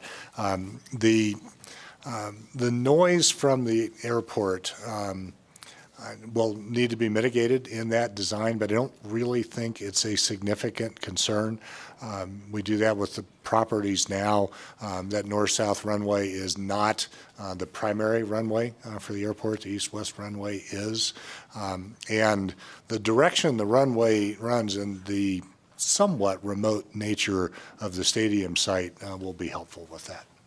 And Treasurer Conan, if I could add on to that, Assemblywoman, when we say partially retractable, that means it could go from 100% to 50 or 30%, not that it would go, as I thought when I first read that, from 0% to like 25%. So we can get fully enclosed, which should deal with the weather issues. To be honest, that's what I thought you meant, like only that. But my next question, it's kind of the elephant in the room, and it's not with the bill. Many of us have gotten a lot of emails and tagged on social media. So getting a lot of constituents that really don't want us to vote yes on this. So what would you respond to my constituents that are emailing me saying, don't give our money to a ballpark? Assemblywoman Steve Hill, I think it's a very straightforward answer. And both Treasurer Conine and Mr. Guerrero have spoken about it. This is a good investment.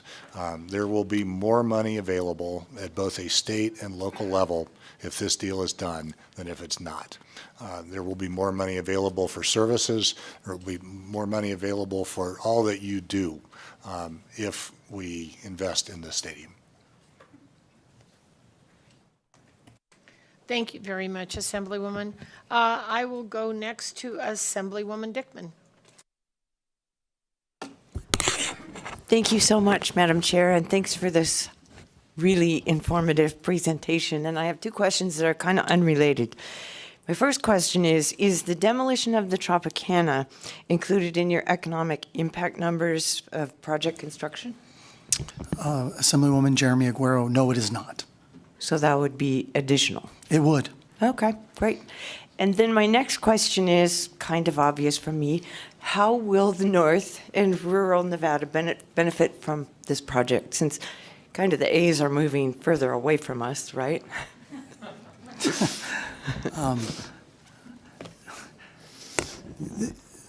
Assemblywoman Jeremy Aguero, for the record, I'll think about it from a fiscal standpoint, first of all, and that is so many of the taxes that will be generated by the project are ones that inure to the benefit of the state's general fund and then are reallocated throughout the state. There's an obvious redistribution of the money that's generated by the resort corridor. This will be additive to that. Beyond that, I don't know that I can offer a whole lot other than, having this be a team in our state. I would hope sort of is something that we can kind of rally behind and be excited about. But from a ones and zeros standpoint, I really think it's the fiscal impact that's going to make the difference. Well, kind of like I think we picked up a lot of Raiders fans when they became the Las Vegas Raiders. Thank you. Thank you, Chair. Thank you very much, and I'll go to Assemblywoman Backus. Thank you, Madam Chair. My first question pertains to comparing page 15 of your slide as well as the appropriation at the end. I understand that Section 33, subsection 3 anticipates the Clark County development agreement credit of the $25 million. The one thing I hadn't appreciated or realized was also the state general fund appropriation of $25 million. That's an additional amount in addition to the $180 million tax credits. Treasurer Conine, for the record, yes, Assemblywoman, the intention is to take that $25 million and park it in the infrastructure bank, separate and apart from the $25 million that Clark County has discussed from a development perspective. Okay, thank you. And then, Mr. Aguero, I understood that you had spoken with the Department of Taxation with respect to the work that they would have to do in those discussions, because this has happened so fast, we haven't been able to see our fiscal notes. And so do you have any understanding what we're looking at that's going to be required in this biennium to be appropriated to cover the cost of the work that may be required by our Department of Tax, our Business of Industry, and other agencies of our state?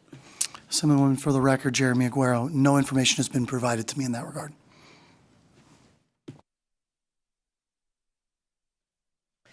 Thank you very much. And Senator Wynn. Thank you, Chair. I have two questions, and kind of going back to Section 29, subsection 5. I was wondering if you could talk a little bit. I know we talked about, diverting some of the more cops tax to the stadium, but can you talk about subsection 5 that talks about how much impact there will be on this local school support tax and how much that will be impacted as well? Yes, ma'am. For the record, Jeremy Aguero. The answer to your question is the direct impact in terms of the yield that exists today will be zero, right? Because but for the construction of the stadium, no revenue is created, taxes for LSST or more cops or anything else that we're talking about here. With the construction of the stadium, the dollars that will be generated by the stadium will be invested in the project. So they will be diverted. At the same time, the taxes that are generated by visitors that come to the stadium, that stay in our hotels, that eat in our restaurants, that drive in our taxis and our Ubers, will continue to be generated. Much of that will generate retail sales and use tax. A component of that retail sales and use tax will be both the more cops tax and the LSST. Exactly what that balance will look like, I can certainly try and create the best estimate that I can. But again, the net fiscal benefit for the state is expected to be in excess of $360 million, which means that the state is actually better off because the project was actually constructed. Again, in absence of the project being constructed, there are no revenues, and there is no diversion of that revenue that exists today. Chair, may I follow up? I guess my real question is can these impacts be sustained while this project, until the visitors come in and offset it?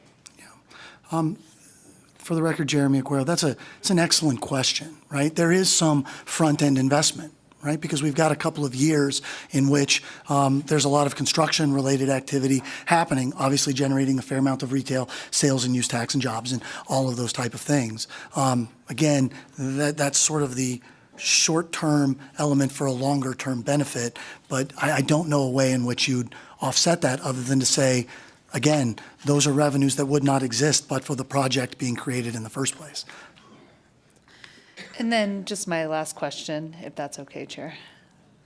It kind of follows up on this. There are a lot of, you had indicated there are a lot of requirements and mandates and directions for the Clark County, Board of Clark County Commissioners.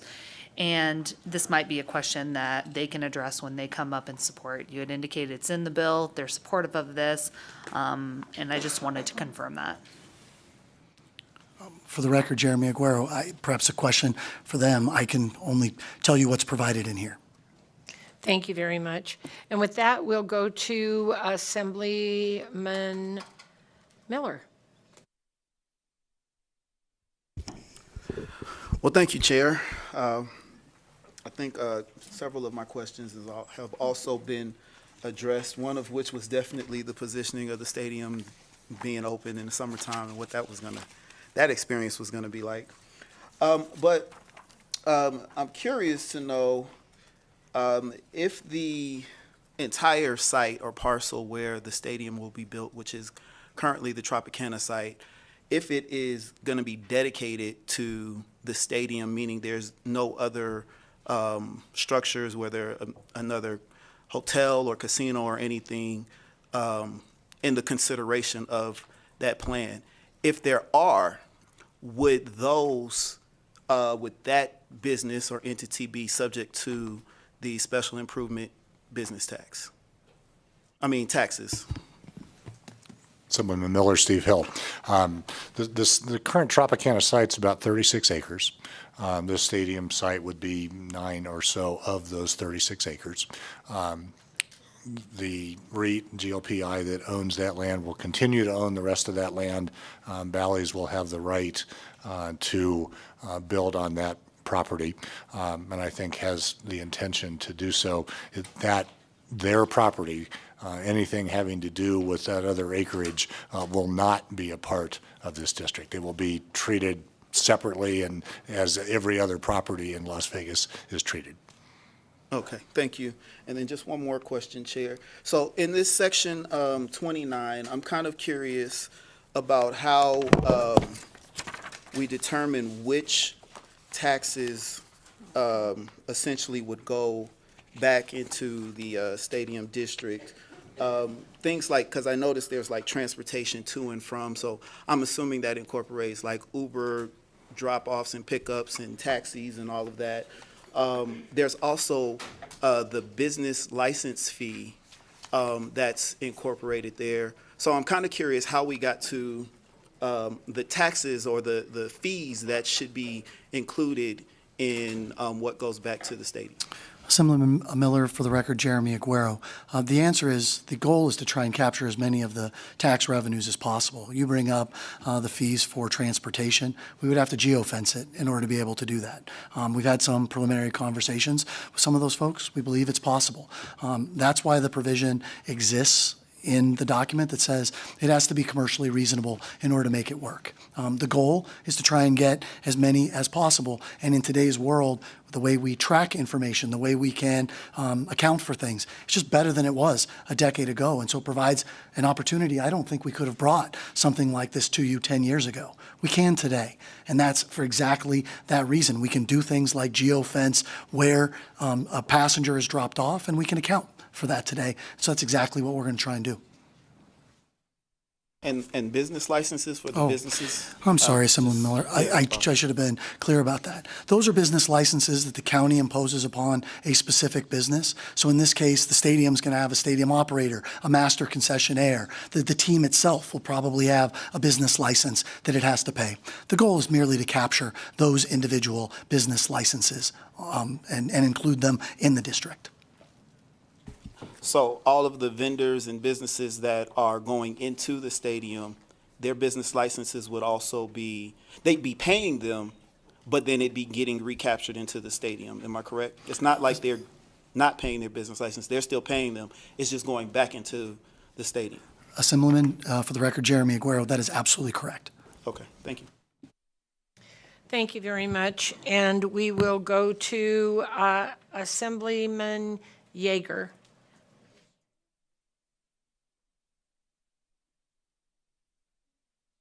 Are you down there trying to figure out the score, Assemblyman? I think it's still 3-0, but the Knights are on a power play. So Thank you. go Knights, go. Thank you guys for being here. I know it's a lot of questions. I have a lot of questions too, but I think if I could ask a couple of them. If we could go to page 16 of the presentation, and my question is specifically about how the waterfall works. Sorry, I know you have to back up there a bit. So this is obviously if the revenues come in at or over expectations. Some of these items, for instance, number 5 is repayment, number 6 is repayment. Those are things that are only going to come into play if something goes wrong, right? But I wondered if you're able to quantify in any concrete way the numbers that would be associated with, I guess it would be 1 through 4, because we have a number associated with 7, and we know that number 8 is 90 million, number 9 is 5 million. But are there numbers or projections that can be associated with 1 through 4? Because that would help me understand what kind of water we're talking about and how likely it is to get down to the lower numbers on the chart. Speaker Yeager, Steve Hill. The operation of the Stadium Authority in the year that we negotiated the agreement with the Raiders was up over $1 million. This year, this fiscal year, it will be a little over $400,000 in total. Almost all of the expense at the Stadium Authority is done on an hourly basis, so we're paying professionals to do work for us. And so once you get into this kind of steady state operation, it's a very inexpensive organization to operate. And each side would, keep track of their own hours and make their own contribution to that effort. But it is not at all likely to be close to $1 million. The item 3 is just authority for us in the event that the A's fall apart while they are operating the stadium, to pick it up and operate it and use the proceeds in order to do that. So that is highly unlikely to ever need money at all. The allocation to the year 2 reserve is anticipated to be completely funded during the construction cycle. As Treasurer and Mr. Guerrero have both said, there's $36 million of sales tax revenue during the construction cycle. That is way more than is needed for the second year debt service reserve. So that will be funded and then not need more money from there. So those will not be large users of funding moving forward. And Treasurer Conine, for the record, if I could add on to that, your question on the first part, principal and interest on bonds, starts at around $7 million a year, and over the length of the bonds grows to about $14 million a year. And then on number 4, I believe we will have a slight topping off we'll have a slight topping off every year. So as those bonds continue to grow, the year 2 of reserves will grow again slightly, right? So it'll go from $7 million in year 2 of reserves to $7.1 million to 7.2 over the length of the bonds, right? So there'll be a little bit of carve out there. But to Mr. Hill's point, 2, 3, 4, 5, and 6 are functionally, if things go wrong, numbers. Great, thank you. And the score is now 4-0 Knights. And I do have a second question, if I could, Madam Chair. Certainly, as long as you have the score right. So, as my colleague mentioned, we're obviously getting a lot of communication about this proposal. And candidly, I think a lot of that communication is coming from the Oakland area. Some of it's coming from Las Vegas as well. But, it's no secret that the team's not very good right now, right? And as a pretty long-suffering Tigers fan, I can appreciate that. But so I guess here's my question. In the projections about visitation, obviously with a site that's anticipated to be on the Las Vegas Strip, you're going to naturally get folks who are in town and just maybe didn't know there was a baseball stadium there. They check the schedule. They see there's a home game. They're going to walk across the street, go to the game. I think you have some pretty hardcore baseball fans who will travel to a series in Las Vegas, although it is a summertime and it's hot, so maybe not the best time to be here. But I think you'll get some of that. But so my question really is, to build up that kind of local fan base that we're talking about, the kind of fan base we have with the Knights, because they've been wildly successful and are on the verge of going back to the Stanley Cup. If they hadn't been that successful, I don't know that we would sell out T-Mobile. I don't know that we would have that kind of a fan base. And I'm not asking you to speak for the team itself, because I think that's a question they have to answer to the satisfaction of committee members. Are they going to invest in putting a winning product on the field? I don't know that that's a question for you, but my question for you is how much of your projections about visitation, about money that's going to be generated, is dependent on Las Vegas locals taking the trip over to the Tropicana site and going to the game there? Because I think, in my mind, those two things are related. There has to be a competitive, winning team to draw folks to the Las Vegas Strip who are locals. There's infrastructure needs as well. But I guess if you could kind of talk about that, is that baked into the projections in some way? Speaker Yeager, for the record, Jeremy Aguero.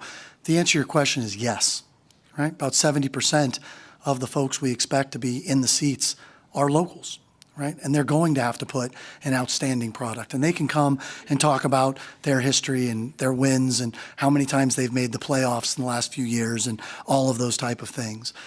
They're probably the ones that are going to need to do that.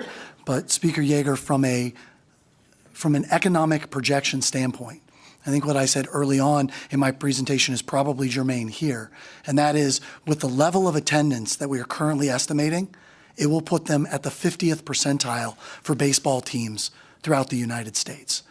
I feel pretty comfortable with those estimates, given all of the data that we have, that they can, I would like to believe, be better than average, but at least be average relative to attendance. Is that my two, Chair? Do I get another one? Oh, Speaker, you get another one. Thank you. So here's the other question. I don't know if you have the answer to this, but obviously we're talking about taxes in a certain district where a stadium would be built.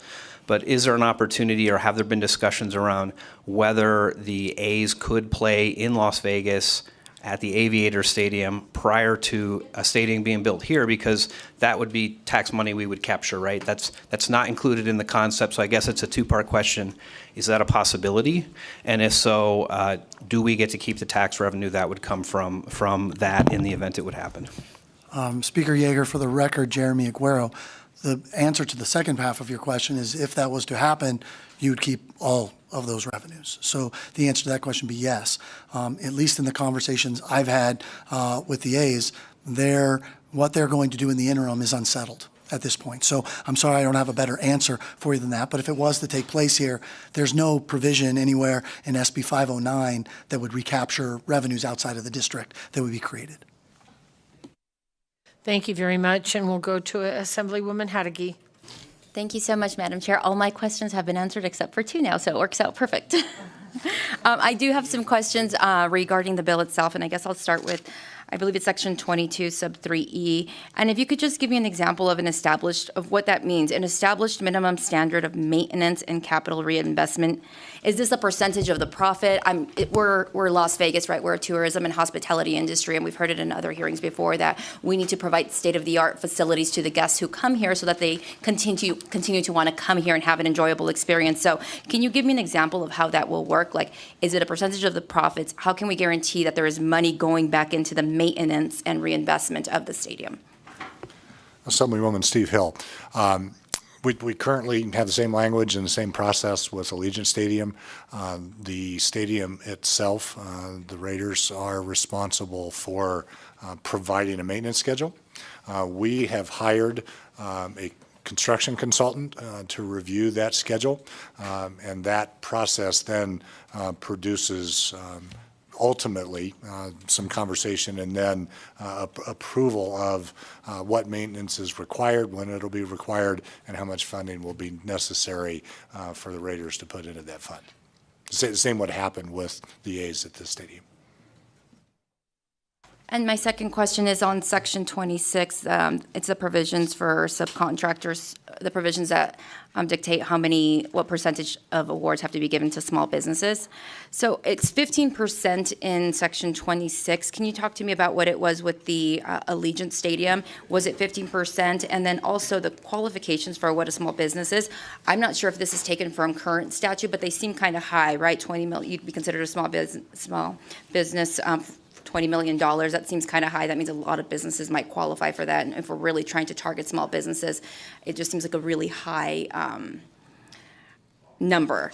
And then also there's a provision in sub 8 of 26 that gives them a waiver, right? That says if if you can't find small businesses, then you don't have to adhere to this. So my question is around, what was it like for the Allegiant Stadium contract? Was it 15% or what was that number? And was that waiver ever exercised where they were allowed to not use small businesses to fulfill these contracts? Assemblywoman, Jeremy, you can correct me if I'm wrong, but this language is the same language from Allegiant Stadium, correct? That's correct, sir. And the thresholds are as well. And the waiver was not used. They achieved that 15%.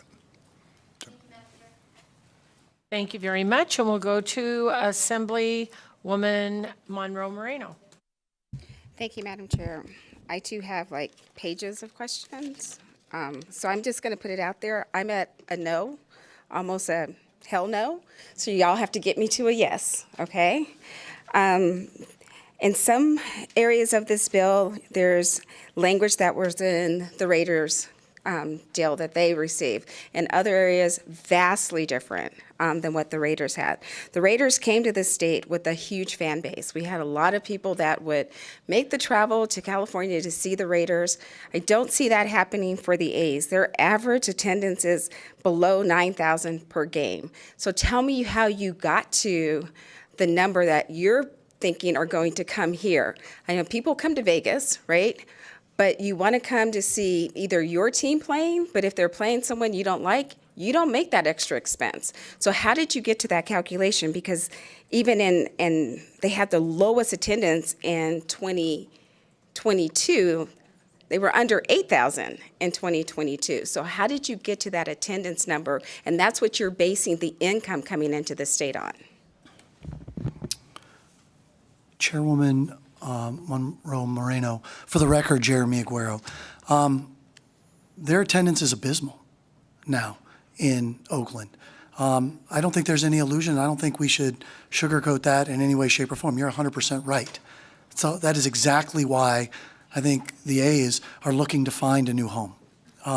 They want to bring that their fan base. They want to create new opportunities, create a new venue.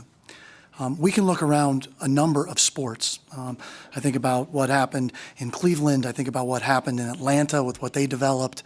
By building a new ballpark and by bringing a new reason, they stimulated increased activity for those facilities. We think about what we're doing right now for sports that are coming to Las Vegas. You bring your sporting event to Las Vegas, more people are going to attend that sporting event. And you're right. There's no doubt about it that the Las Vegas Raiders are an incredible success story for us in terms of not only creating fandom, but also bringing folks from out of town. But I don't think we want to dismiss what the Golden Knights have been able to do. Right? As much as we would like to believe that every person sitting there cheering in that arena are from Las Vegas, many of them are not, right? There's lots of folks that come from out of town. As a matter of fact, when you talk to some of the hotel operators in and around that, there's lots of folks that come into town just because the event took place and may not even go to the event. We've seen it with boxing. We've seen it with UFC. We've seen it in other areas. The hope is that we'll see it here as well.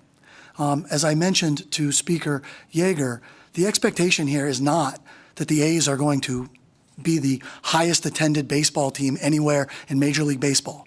The hope here is that they will be, the expectation, I should say here, is that they will be at the 50th percentile relative to that. Now, they are building a facility around that relative size. And I think that is a very reasonable expectation. And the work that's been done by CSL, who's probably the foremost expert in these analysis anywhere in the United States, reviewed by Goldman Sachs, reviewed by Hobbs, Ong and Associates, reviewed by PFM, all of which you went through those exercises, felt like the assumptions that were driving that model were reasonable.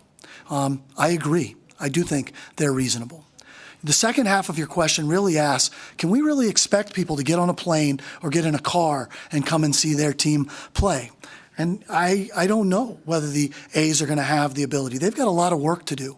But I would also suggest that there is an alignment in interests here, right? They are putting $1.1 billion into this facility and probably going to cost them more than that when you think about the cost of moving a team and all the things that are out there.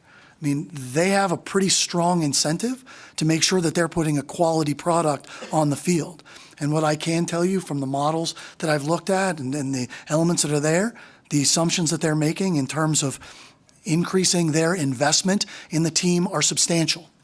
Beyond that, there's also been changes in Major League Baseball that I think are important. And some of those the commissioner has talked about in terms of improving the game and making it more spectator-friendly, all those type of things. But I think beyond that, the change to the schedule is what may very well benefit our community more than anything else. The schedule has been changed such that every team plays every other team at home every other year. Instead of everybody playing the folks in their conference, their division, multiple times, the A's will play the Yankees, the Dodgers, the Red Sox at home at least every other year. And the draw that comes with those other fans from those other teams' willingness to come in, I think is significant. You combine that with survey data that have said that's exactly what they're saying they're willing to do. You know, it seems reasonable to expect that the A's will be able to hit those numbers, and that if they're even close to what other sports teams have been able to do and other events have been able to do when they come to Las Vegas, I think those incremental visitation numbers are a fair assessment of what we think can actually be achieved. And Chairman Moreno, if I could just add, I think it's an important question.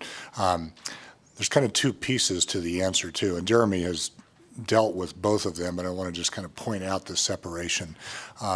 One is the revenue that will be generated by attendees at the game that will go to pay off the bonds.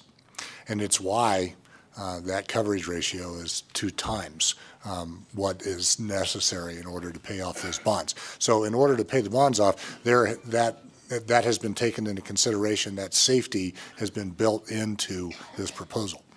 On the benefit to both state and local governments that, is $53 million a year, that's solely based on those 405,000 visitors who will come to Vegas because of the events. So if we get 7,500 people a game, we're there that have come because of the game in the stadium. So that's what that projection is. So it's kind of two different answers to that important question. Thank you, and I appreciate the answer, but when we talk about the Golden Knights, the Raiders, and this stadium, the Golden Knights didn't cost the taxpayers a dime, right? They came here, and they came at a time where we were hurting as a state, and they became Nevada's team, Vegas's team. Didn't cost us a dime. This is different. So I think it's kind of apples and oranges in that comparison. In Section 23 of the bill, with the community benefits agreement, the details of the agreement are not in legislation, which is probably good because we may have to make adjustments along the line. But what teeth does that agreement have? And what did the A's owners do for the community in Oakland? Because I got to tell you, as my colleague said, we're getting emails, but I got family that live in the Oakland area. They hate the A's.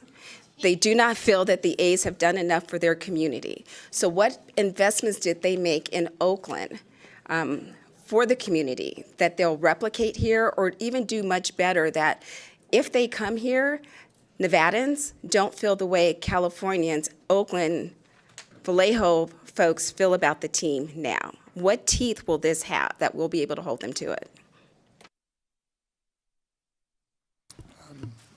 Chairman Moreno, Steve Hill, that will need to be built into that community benefit agreement as we work through that process in a public setting. As I mentioned earlier, that was just not the structure under the Raiders deal. So that will have to be a part of that conversation that we'll have over the next year. I think what the A's are willing to do in the community is really a question that we would need to ask them. I don't feel like I can speak for them on that subject right now. And I get 3 questions since I'm her vice chair.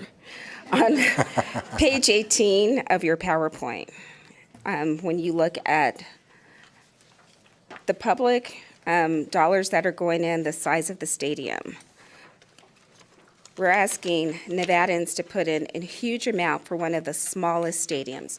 Why the huge cost for a much smaller stadium than other states?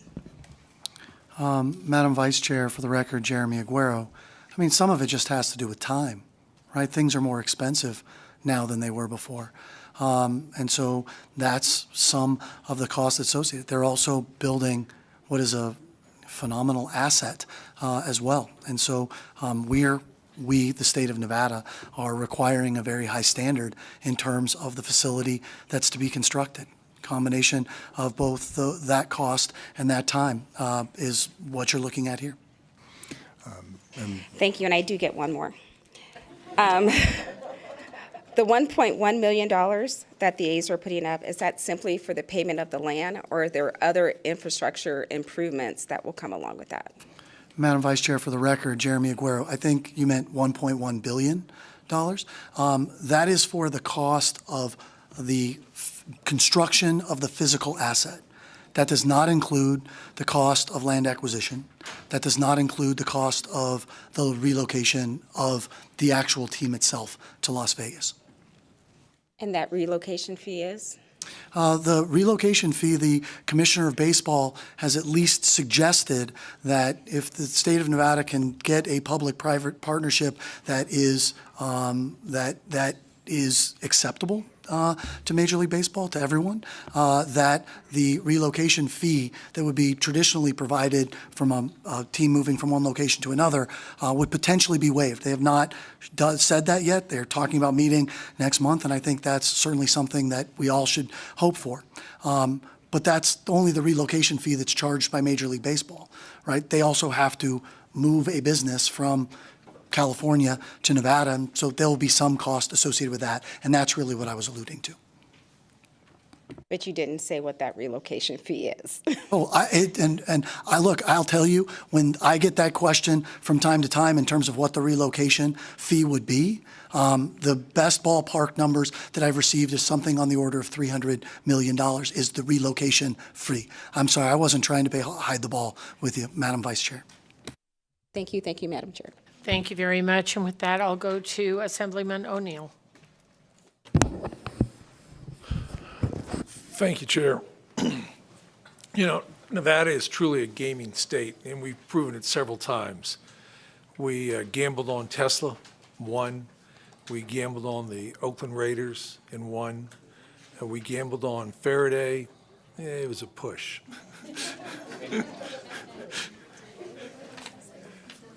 But we did have some benefits out of it. But I do want to ask you on this gamble, the Brookings Institute, and it may be unfair, I was going to quote to you a statement from the Brookings Institute on county or government involvement in the funding of stadiums.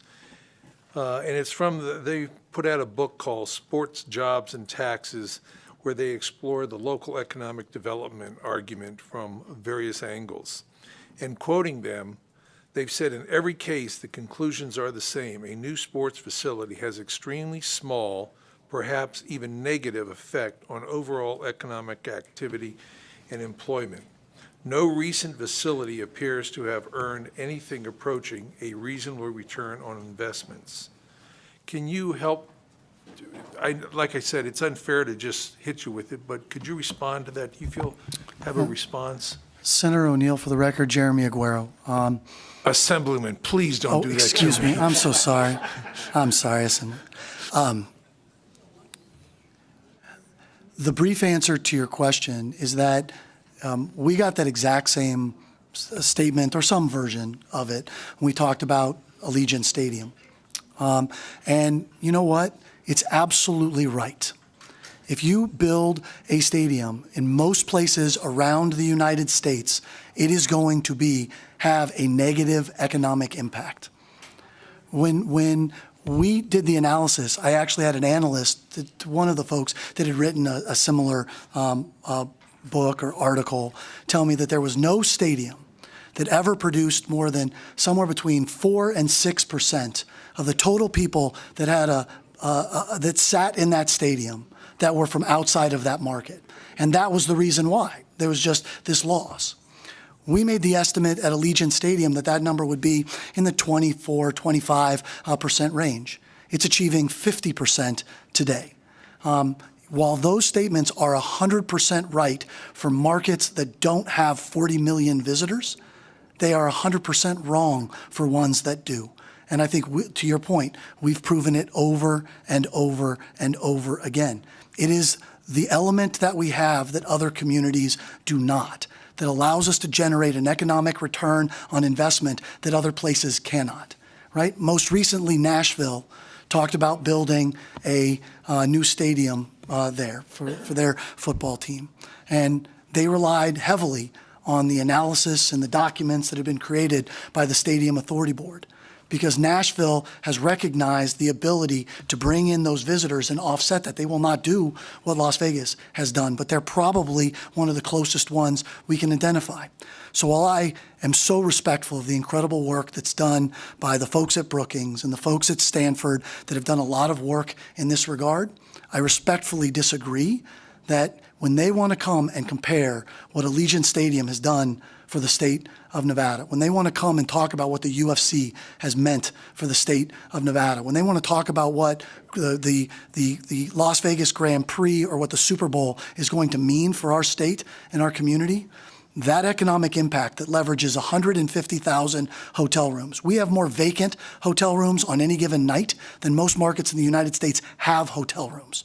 250,000 leisure and hospitality workers that are incredibly dependent on those hotel rooms being full and all of the other ancillary things that happen out there. Our state is 3 times as dependent on the tourism economy as any other state in the United States, and on a location quotient basis. And so from that, we develop this benefit that allows us to do things that other places cannot. And I'm not up here to tell you that I can tell you with 100% assurance that that is what is going to happen here. I can't.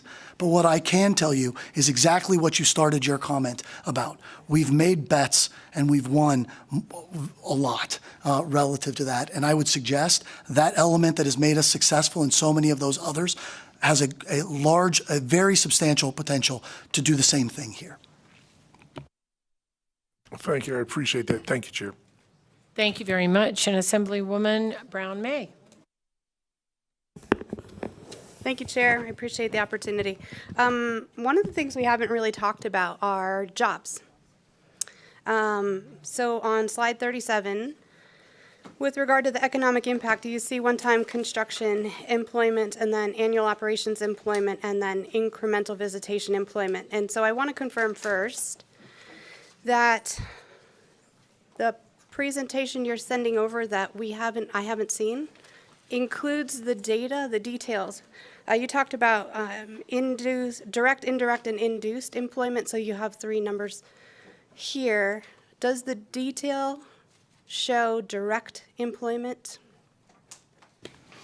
Assemblywoman Brown-May, for the record, Jeremy Aguero, yes, it does. And I've got a single page that sort of breaks out the key assumptions that are in there. And happy to send that to everyone that's here. I know we've had some discussions around that, so I can get that to you.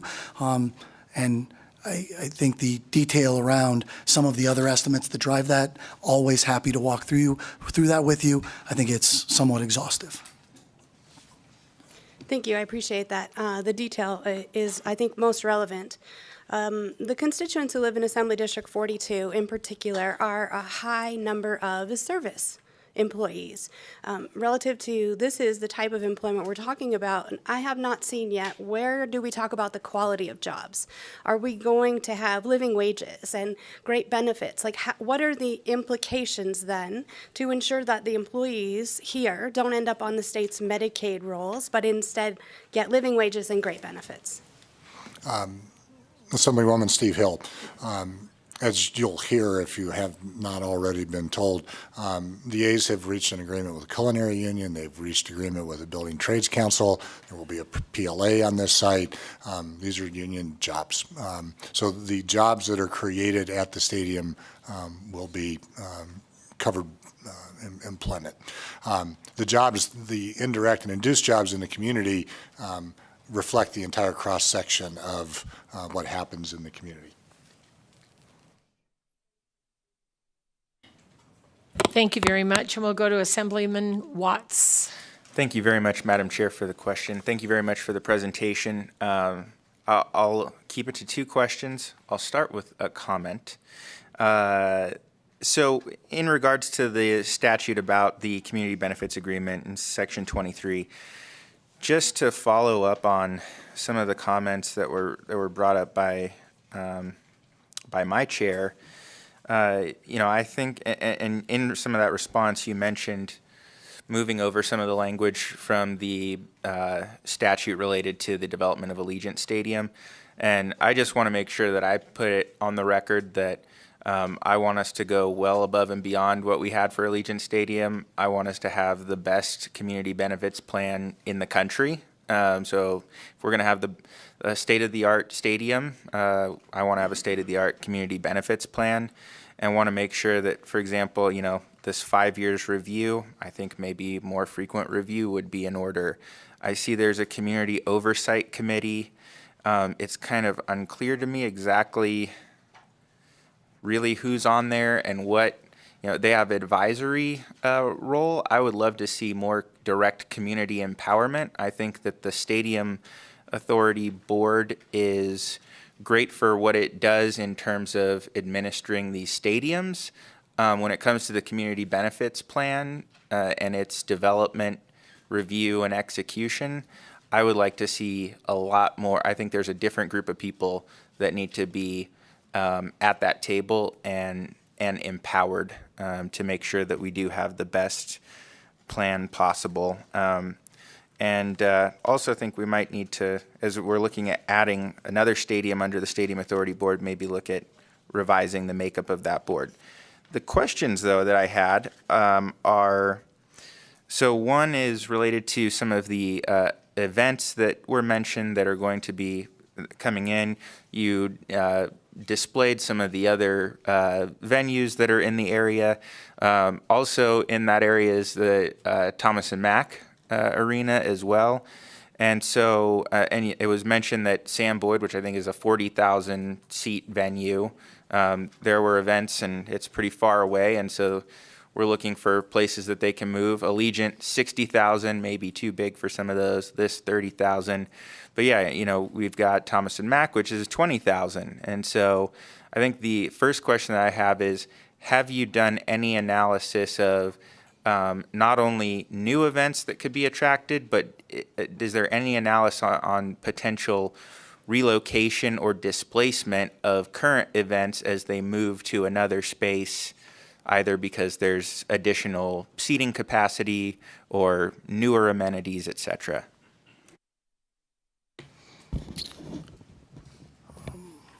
For the record, Jeremy Aguero, thank you for the question. So the brief answer to your question is that the vast majority of the analysis has been done and all the conversations have centered around what type of new events can take place, right? And it sort of falls into 2 categories.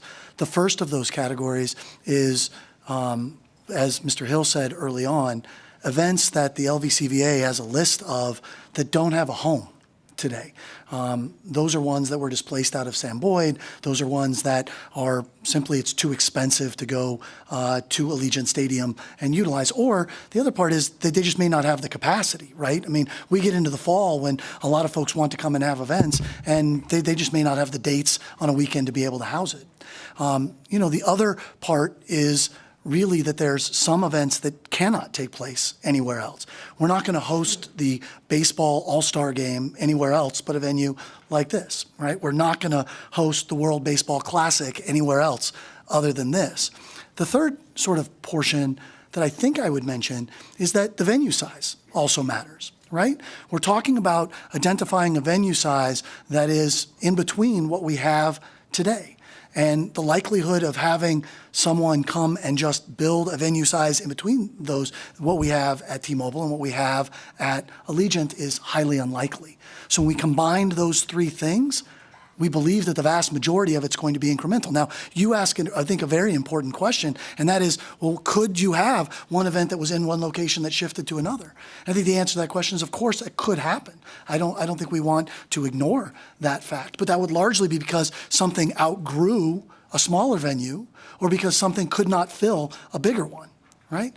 So from that standpoint, you're sort of creating a new set of economic opportunities that we believe grow. But are we modeling anything that is the relocation of any event? No, we are not.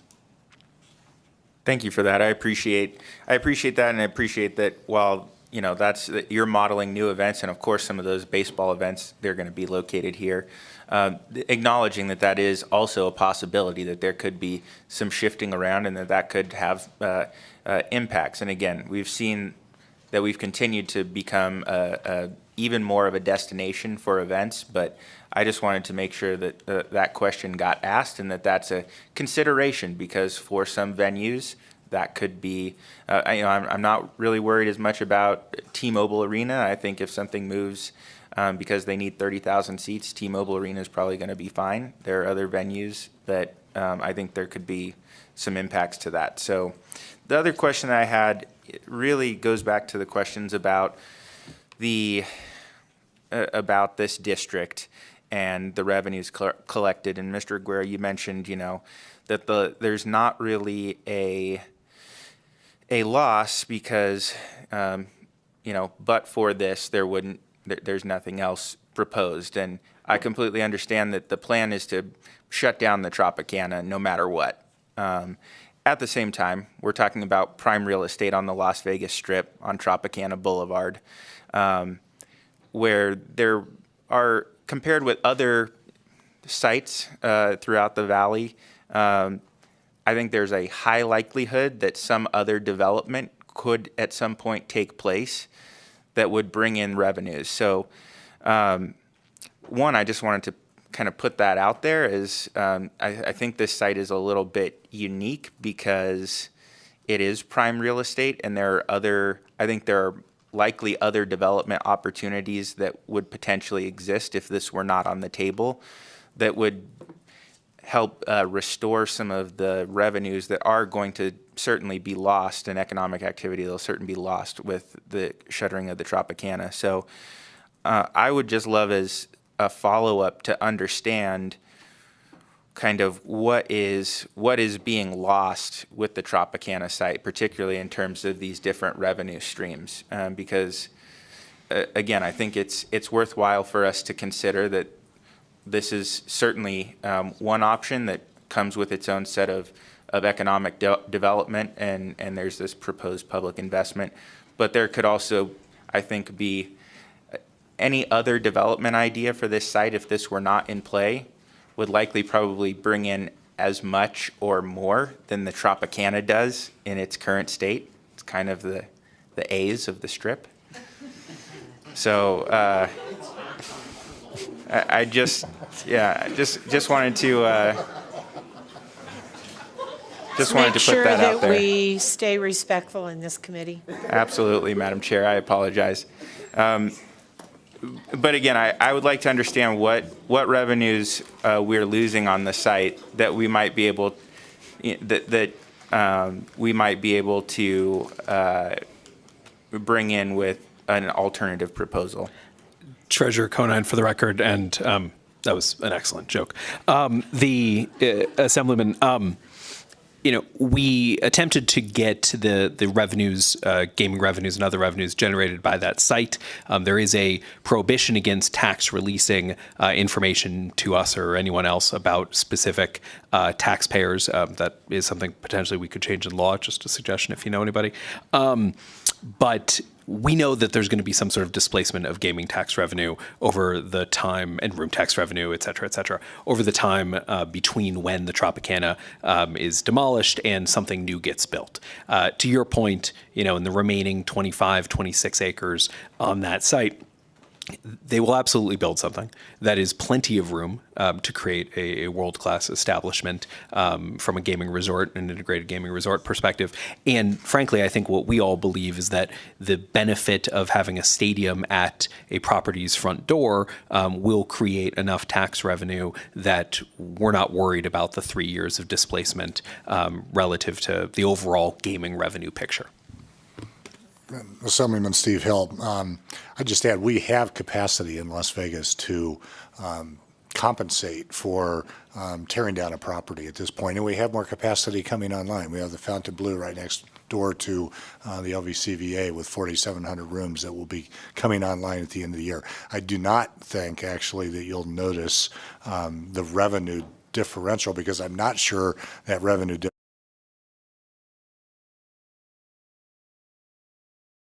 will actually exist.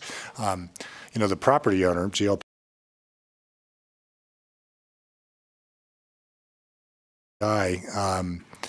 feels like donating this property is a good investment for the other 26 acres. So I think the ballpark will spur that development and spur it at a level that would be higher than what would be possible without the ballpark. Thank you. I really appreciate that. And again, I just wanted to kind of get that out there for discussion and appreciate your response, which is that it is also, there are other ripple effects that will kind of go not only to the general area around where this development will be happening, but also kind of throughout the resort corridor as well. So thank you very much. And thank you for the question. Thank you very much. Senator Neal. Oh, yay. Thank you, Madam Chair. So I had a question on Section 28, but I'm going to tie it to 29. So in Section 28, it allows for the county to finance or refinance the stadium project. And so there are implications there when we talk about the pledge revenues. So I wanted to get an understanding, because you have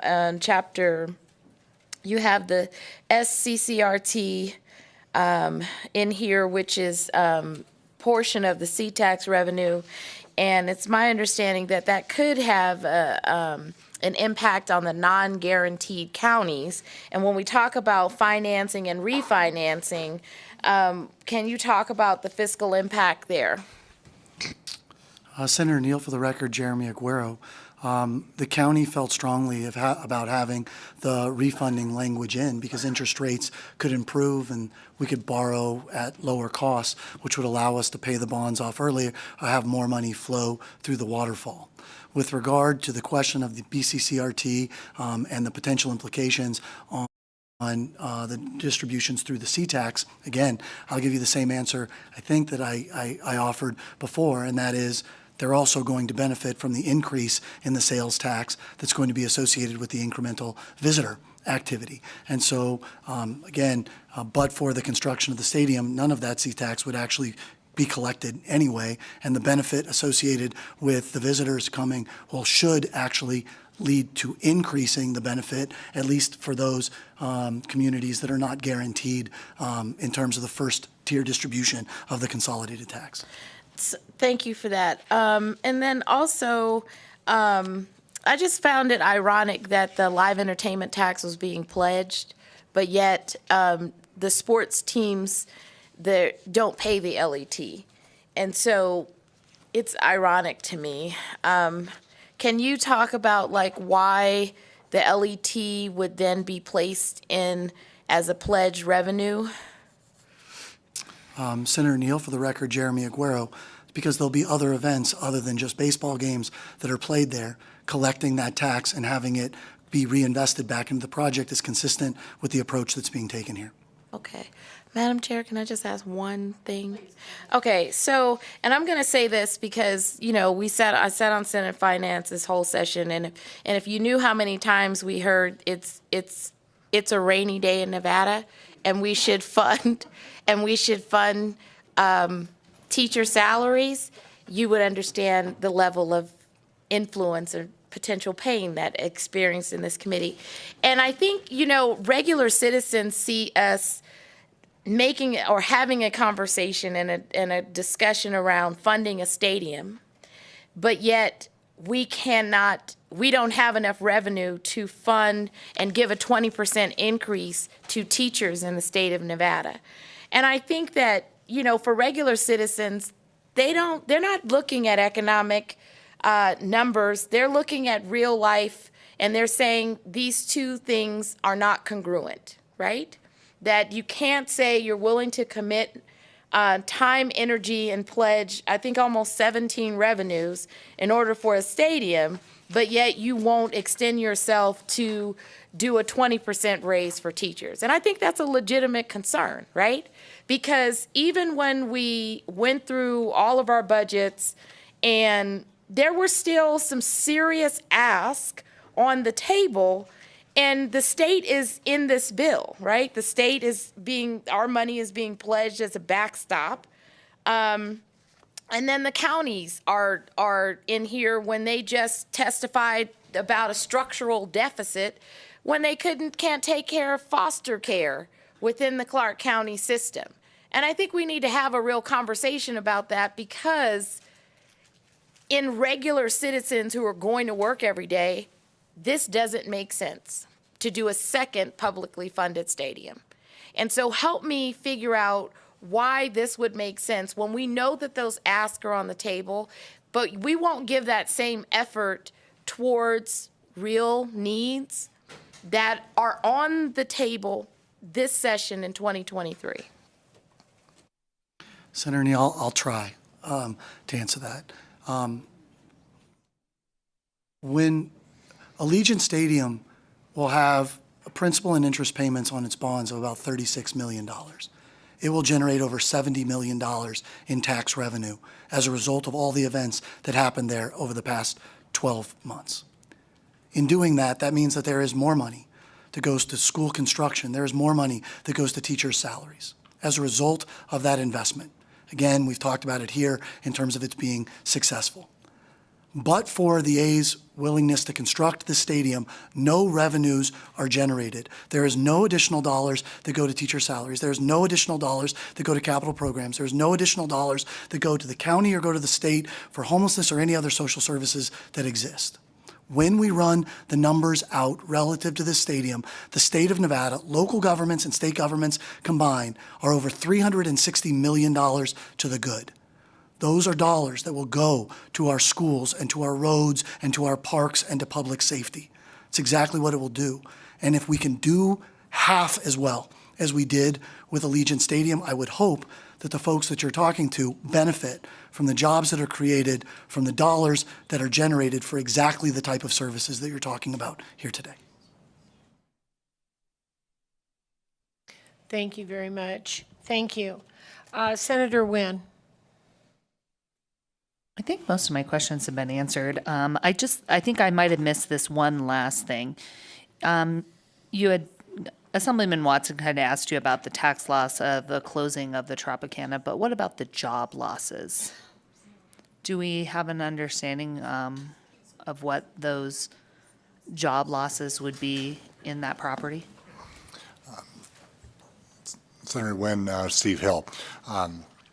I'm not sure I know the exact number of employees there. It's a couple thousand. And I think you'll hear from the culinary a little bit in testimony later on that subject. It has certainly been a concern and a point of conversation. I know the county has partnered, or we've really partnered with the county, where the county has provided job fairs at the convention center so that we can connect thousands of employees we've done over the past couple of years to jobs. And I'm sure that culinary will help with that effort as well. We're obviously in a good economy right now. We think those jobs are available. There are a lot of companies looking to hire good folks, and we'll do everything we can to help make that happen. And then do you have actual numbers on the potential tax loss for the state at that property? Treasurer Conine, for the record, no. Tax isn't able to release information to us, to the speaker, to I think anybody else That's what I thought. on the specific property. Thank you very much. And I think our last questions come from Senator Harris. Thank you, Madam Chair. And I just have one. If this plan was not approved, is it the A's plan B to stay in Oakland? Senator Harris, for the record, Jeremy Aguero, they've never indicated as such. They obviously, this is the plan that they're looking to be able to accomplish, but it's never been discussed or stated that way.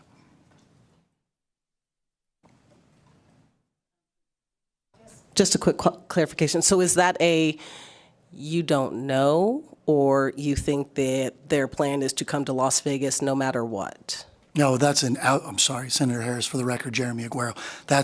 I don't know. Okay. Right now, they're working hard with Major League Baseball and all the constituents that have worked with this on a plan. If this plan doesn't work, they've got to start developing a new plan. Senator Harris, Steve Hill, I may be able to have a little more objective answer on this. If this agreement does not go through, they will look for other cities to move to. They will not decide to stay even though this does not go through. Thank you. Thank you very much. And I have a couple comments or questions, and one of them's to follow up with that. It was my understanding that, first of all, I know just enough to be dangerous about baseball. But it's my understanding you actually have to have permission to move out of a city from the baseball commissioner. Am I correct? Madam Chair, for the record, Jeremy Aguero, you are correct. So you can't just decide I'm going to move. You have to have that permission. And then the second thing I would say is I believe that there were several cities that they were looking at in this plan before they settled on Las Vegas or decided to pursue the Las Vegas. Is that correct? Madam Chair, Steve Hill, I don't believe so. They focused on Las Vegas as an alternative to Oakland, and then a couple of months ago, decided to focus solely on Las Vegas. I do know there are a couple other very prominent cities who have approached Major League Baseball and have said that if it does not work out here, they'd be more than happy to have that conversation there. Okay, thank you. Maybe that's what I was thinking. And then the last thing is that one of the things that I have said is that I think it's, as a Las Vegan and as a Nevadan, I think all of us agree on one thing, and as a community, even though we seem very transient, we are very connected, and one of the things we're connected in is if people come to Nevada or Las Vegas, they need to invest in our community somehow. And so I, for one, am actually a little pleased in the bill that it says they will connect, because I know in past ventures that we have done in this state, sometimes that wasn't in the bill. And so it was left up to the company to decide how they wanted to invest. So I would like to see investments in schools, in community projects with kids, and work on homelessness, work on making the infrastructure of our community stronger, because I think that needs to be where we go. And I could come up with all kinds of ideas if I had a pen and paper and just started writing, but I just think I want the A's to understand, and I think Mr. Fisher does, that we need some involvement with what would probably be an A's foundation or something like that, like the Raiders had a foundation and Aviators have a foundation, and to give some feedback or some, not feedback, some give back to our community. I think that's really important to people in Nevada. So with that, I appreciate that, and I think the vice chair has one question, and then we'll close this round. Thank you, Madam Chair, for the second round. My question is this the line in the sand for the A's, or is there room for amendments so that we can get this to where we would feel more comfortable moving forward? Madam Vice Chair, for the record, Jeremy Aguero, as Steve said, they've been trying to work this structure and bring it forward. Obviously, you come before the legislature, and there can be a lot of good ideas that happen here. And if there's a way to make it better, I think there's always room to have a conversation about that. And obviously, we've done a lot of that over the past couple of months. That having been said, I think we're all mindful of the structure of what's trying to be accomplished and the timeline that we're looking at. So appreciate anything that you can provide. Thank you, Madam Chair. Thank you very much. And with that, we'll close out this part of the hearing, and we will go to those in support of Senate Bill 509. Las Vegas, I know that you are waiting as well, so I think what we're going to do is to start with some here in Las Vegas, but I do know that Chair Gibson, are you still in the room? I don't know if you are or not. But so we'll let you go ahead, and please go ahead when you're ready. Thank you, Chairwoman Dondero Loop and Chair Danielle Monroe Moreno, and members of the committee. For the record, my name is Susie Martinez, and I am the Executive Secretary Treasurer of the Nevada State AFL-CIO. And on behalf of over 150,000 members and 120 unions, we are in full support of the bill. On behalf, so union laborers has for very long been the backbone of Las Vegas's world-class entertainment and tourism economy. This legislation presents yet another opportunity for the creation of good-paying union jobs in our state.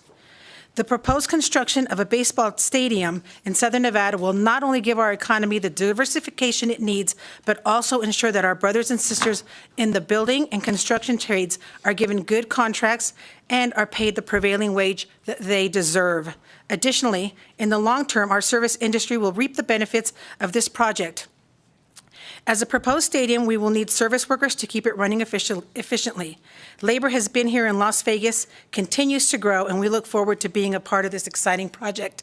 For many of you guys that know, I've always talked about that I was in the service industry for over 30 years, and I can say, that, I never knew who the Sharks were. I'd see the people with their Sharks jerseys. Well, those were people that were coming to see the Knights, to see their team against the Knights, right? Same thing when, I've heard that Al Davis has had an issue because there were more 49ers in our stadium than there were actual Raiders.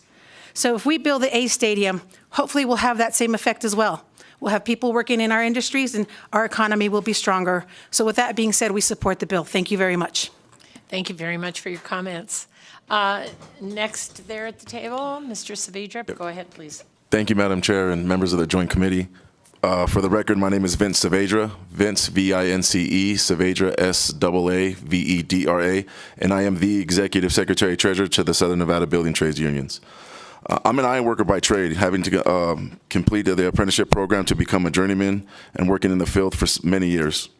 Working as a union iron worker has allowed me to put food on my table for my family, buy a home, and raise my children. You've already heard a lot today about the economic and job impacts of this stadium. I'm not going to go into details about that because that's already been covered. I want to focus on how the stadium will affect families and working families like mine.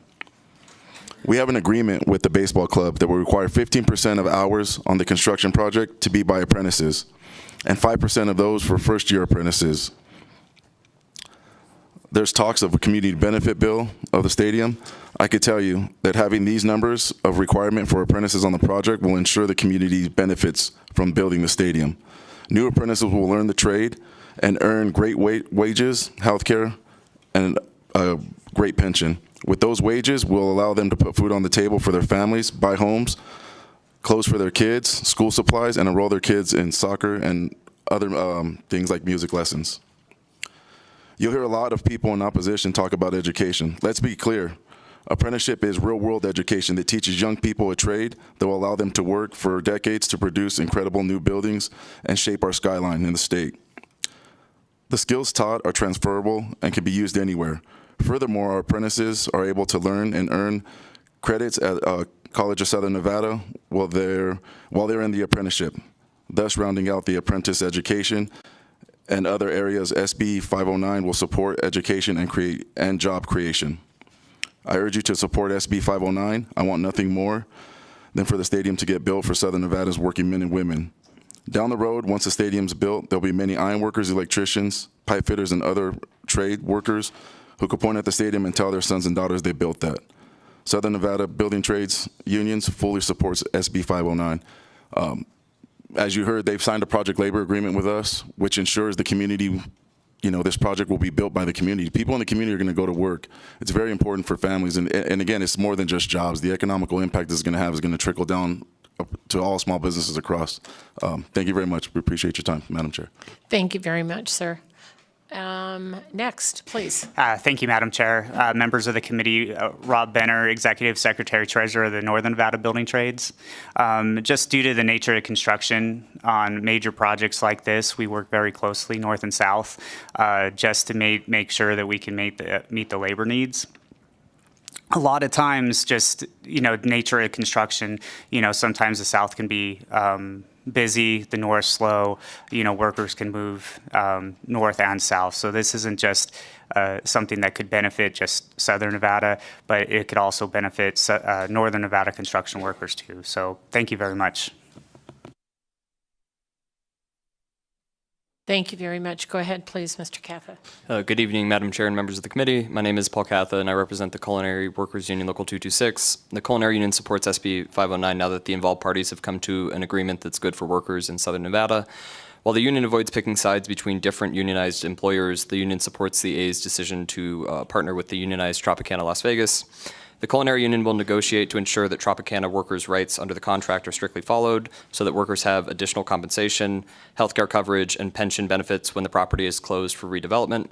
Culinary Union contracts include strong language on layoff, recall, seniority, training, and placement so that unionized workers will have access to free job training and continued benefits during closure, seniority rights of first access to job openings if the property reopens, and placement into other job opportunities as they're available.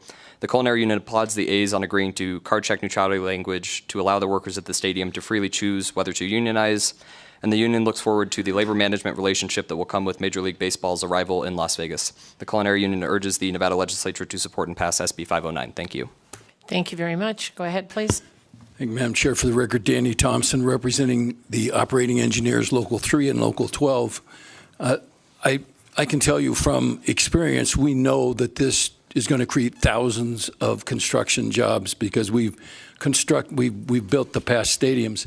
I don't think it can be understated, though, what this means to our apprenticeship programs, because those apprenticeship programs will have to be restaffed, and we'll be training the next generation of construction workers to continue work in Las Vegas and Nevada. So it's very important, not just for job creation, but for training of new workers as well. So we support this bill 100%. Thank you.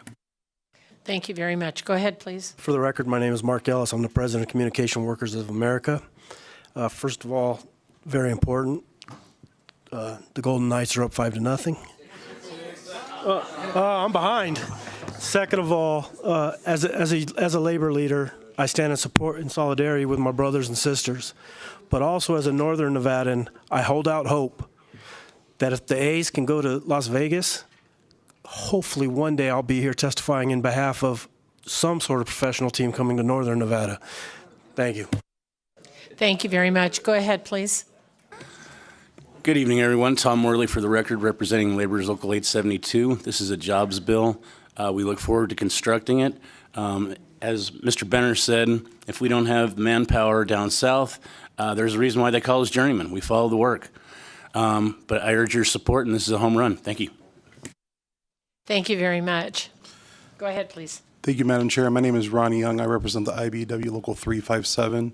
I'd like to echo a lot of the sentiments that have been made already, but ultimately I think one of this thing is the big part about this bill is that this will be local people working in the community that they live in, and those jobs are going to be circulated, and that tax revenue will be, again, then spent back in with the community. So I think that this would be beneficial as a whole, and I urge you to support.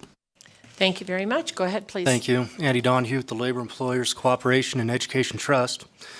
Let's build something strong and something that'll last. When I look around, I can see the efforts that governors, lawmakers, and citizens have shared for a common goal to diversify the Nevada economy. Let's look at what we've done. In the recent years, we have all benefited from tremendous market expansion into Silver State, including stadiums that host inspiring sports teams and culturally significant concerts. Bringing the major leagues and a stadium that facilitates events larger than the Fortress and smaller than Raider Stadium will help us continue this economic diversification. Every part of the construction industry is ready to further this task together. In conclusion, home run means Nevada to me. Thank you. Go ahead, please. Greg Esposito, representing the Nevada State Pipe Trades. Last year, I was a CASA for a young man who was about to age out of the system, and he was very concerned for his future. I found a program at UNLV that was going to help people about his age move forward in life, and he was reluctant to go until when we got there, there was a Raider. There was a Raider player who was part of the program, and it was sort of built around his experiences, developing himself through education and business. And the young man was then eager to go to the rest of the classes, rest of the seminar. I think that's one of the benefits that having sports teams brings to a community.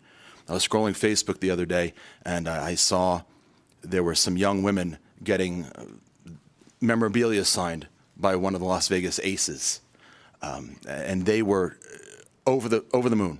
They were just about crying because one of their sports heroes was taking the time to spend time with them. So we've been talking a lot about the economics of it. There's a human element to having a sports team. Baseball is far more connected to the community than football is. I grew up in New York with two teams, and going to the games early to get signatures and speak to the players was a huge thrill. As far as the jobs are concerned, my organization has taken in more apprentices, started more careers since the Allegiant Stadium started getting built than ever before. I've attended more indenture ceremonies than I ever have. And so the language in this bill to include first-year apprentices is going to start a lot of careers, which then lead to long-term jobs and a larger tax base. So we urge your support of this bill. Thank you for your time. Thank you very much. Go ahead, please. Chairs Dondero Loop and Monroe Moreno, and members of the Joint Committee, thank you for this opportunity to address you in support of Senate Bill 509. For the record, my name is Tom Burns. I'm the Director of the Governor's Office of Economic Development for the state of Nevada. As the presenters have demonstrated the significant economic impacts to a region as a whole, I wanted to reiterate the importance of these transproportional projects. The increase of induced economic activity, introducing construction jobs, the projections of high out-of-town visitors, and general operations geared towards infusing new dollars directly into our state are significant. The injection of new capital will, as proven through the construction of Allegiant Stadium, will continue to diversify and expand Nevada's growing presence as a major league city, and Las Vegas is a major league state, and Las Vegas is a major league city. Additionally, this project is directly in line with the GO-ED state plan to focus on hospitality, tourism, sports, and creative industries. To directly quote from the plan, the creative economy has a strong presence in southern Nevada, and the cluster of creative talent and opportunities continues to pull from newcomers to our regions. While the state is a powerhouse in these sections, attention should be given to supporting the workforce through training and compensation packages, diversifying entertainment and leisure activities into sports and other high-value sectors, connecting organizations to existing networks and community resources, and leveraging Southern Nevada's proximity to the Los Angeles area, including the expansion of the expansion of the medical school, the potential for the expansion of medical sports industries and other derivative industries.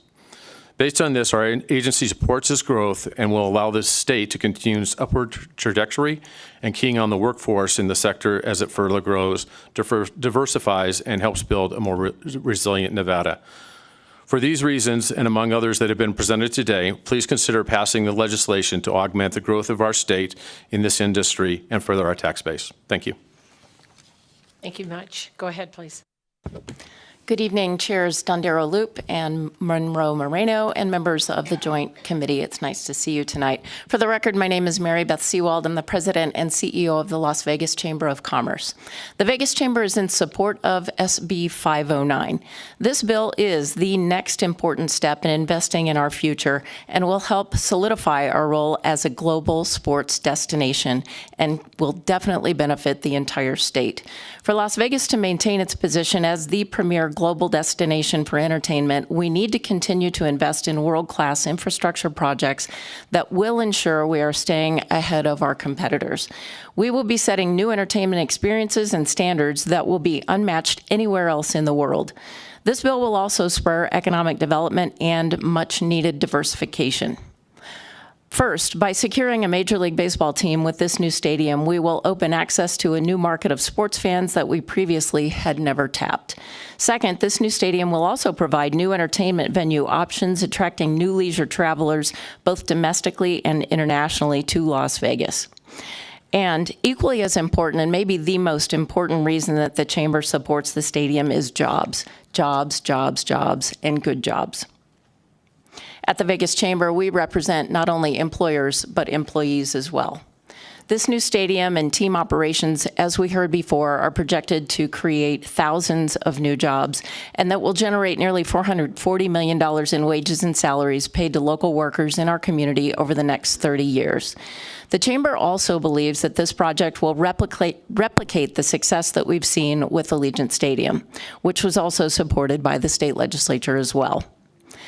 Another reason the Chamber supports this legislation is because the accountability measures created with the financing mechanisms and the fact that the Las Vegas Stadium Authority will have oversight of the stadium as it does with Allegiant Stadium. It is also important to note that the public financing structure does not require any new taxes, nor does it increase any existing taxes. It is for these reasons that the Vegas Chamber supports SB 509. Thank you so much for your support. Thank you so much. Go ahead, please. Good evening, Madam Chair, members of the committee. For the record, Andrew McCam, the Executive Director of the Nevada Franchise Auto Dealers Association.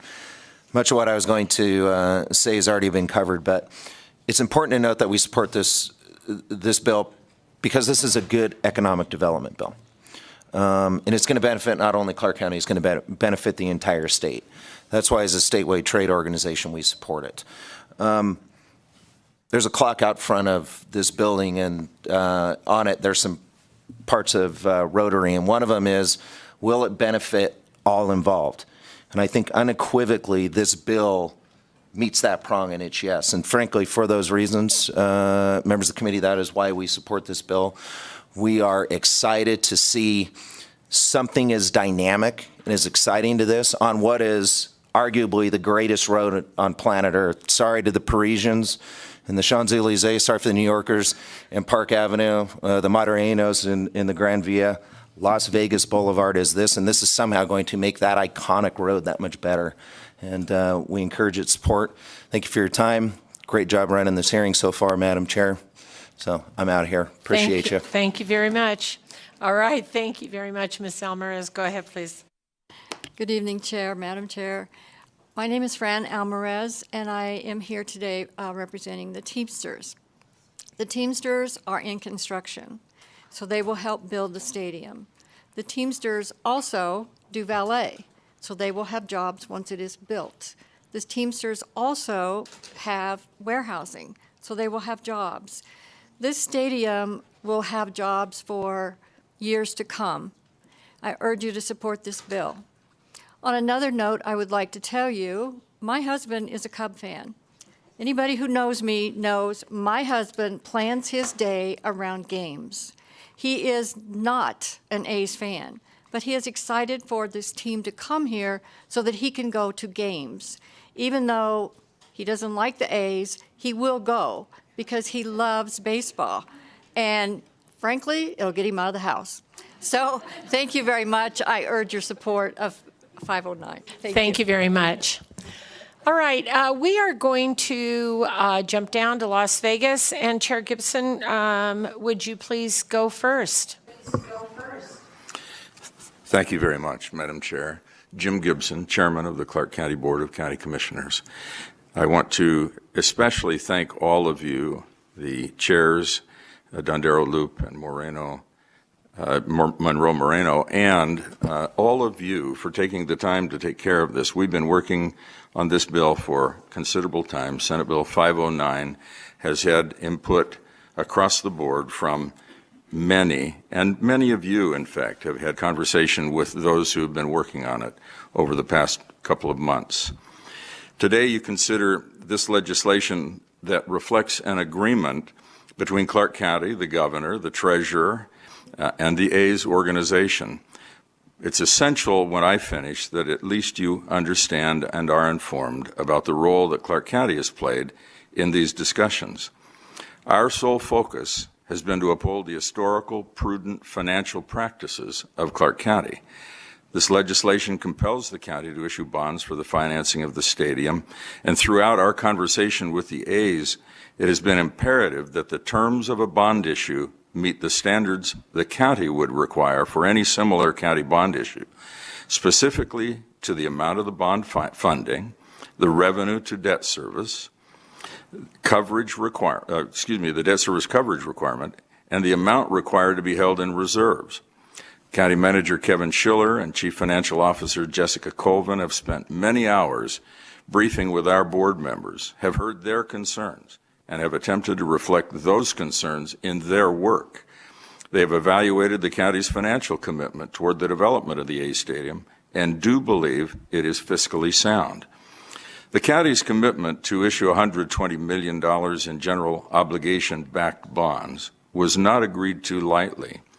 Clark County's ability to fulfill this request is possible because the terms of the bond require 1, a debt service coverage ratio of 2 times, 2, a debt service reserve equal to 2 years of average annual debt service, and 3, the replenishment of the reserve fund throughout the life of the bonds. These terms are in place to reduce the risk of a default to the investor and, more importantly, to prevent any burden to Clark County residents.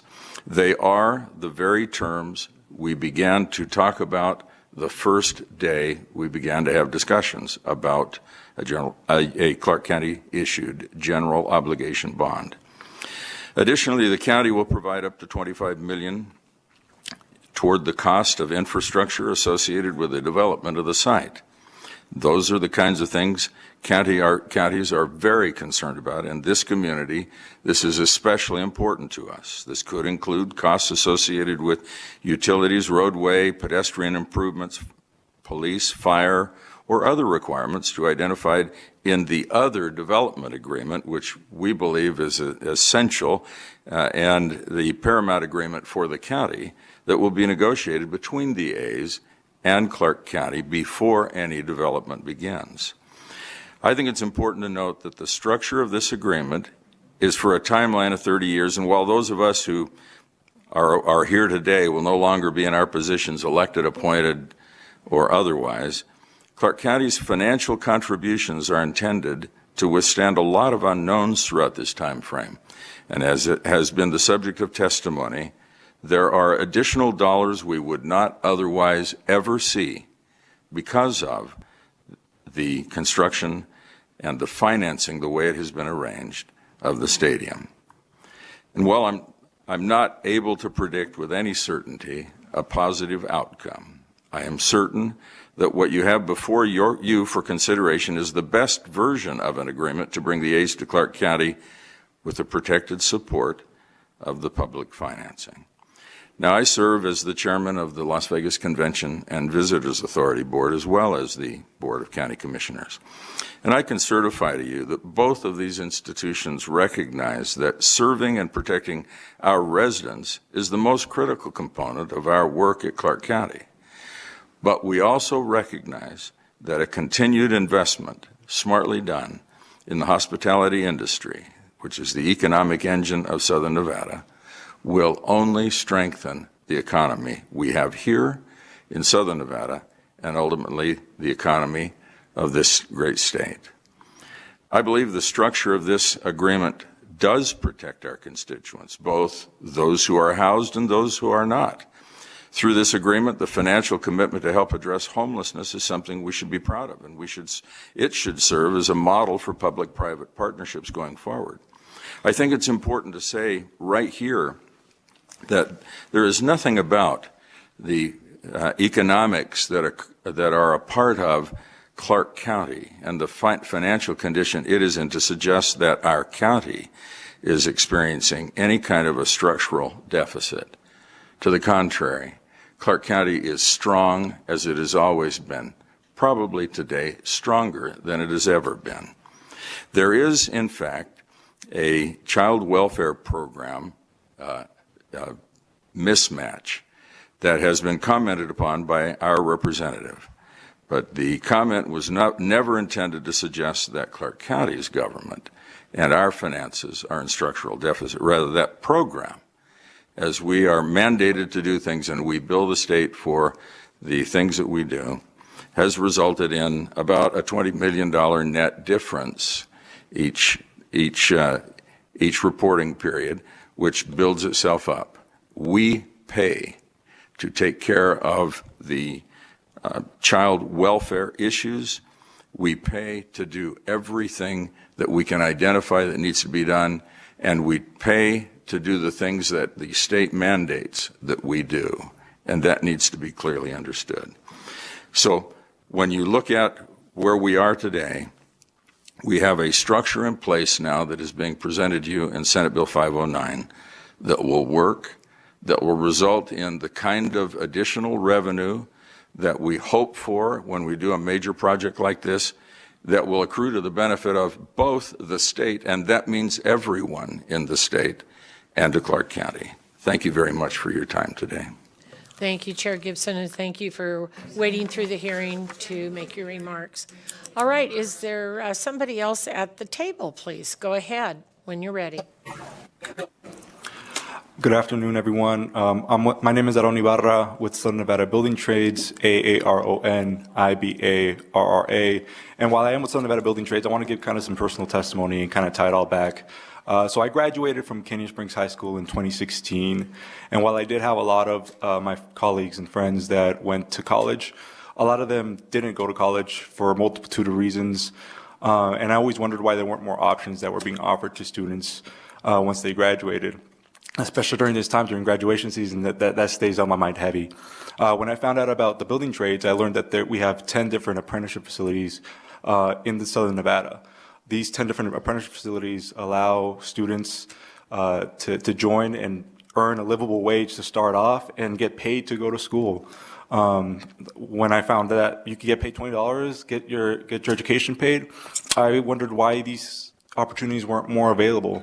And I found out that a lot of that comes down to having secured projects in order to be able to open these full-time. The last thing our apprenticeship facilities want is to have apprentices on the bench, not have work for them, and not being able to get paid and get the education that they need.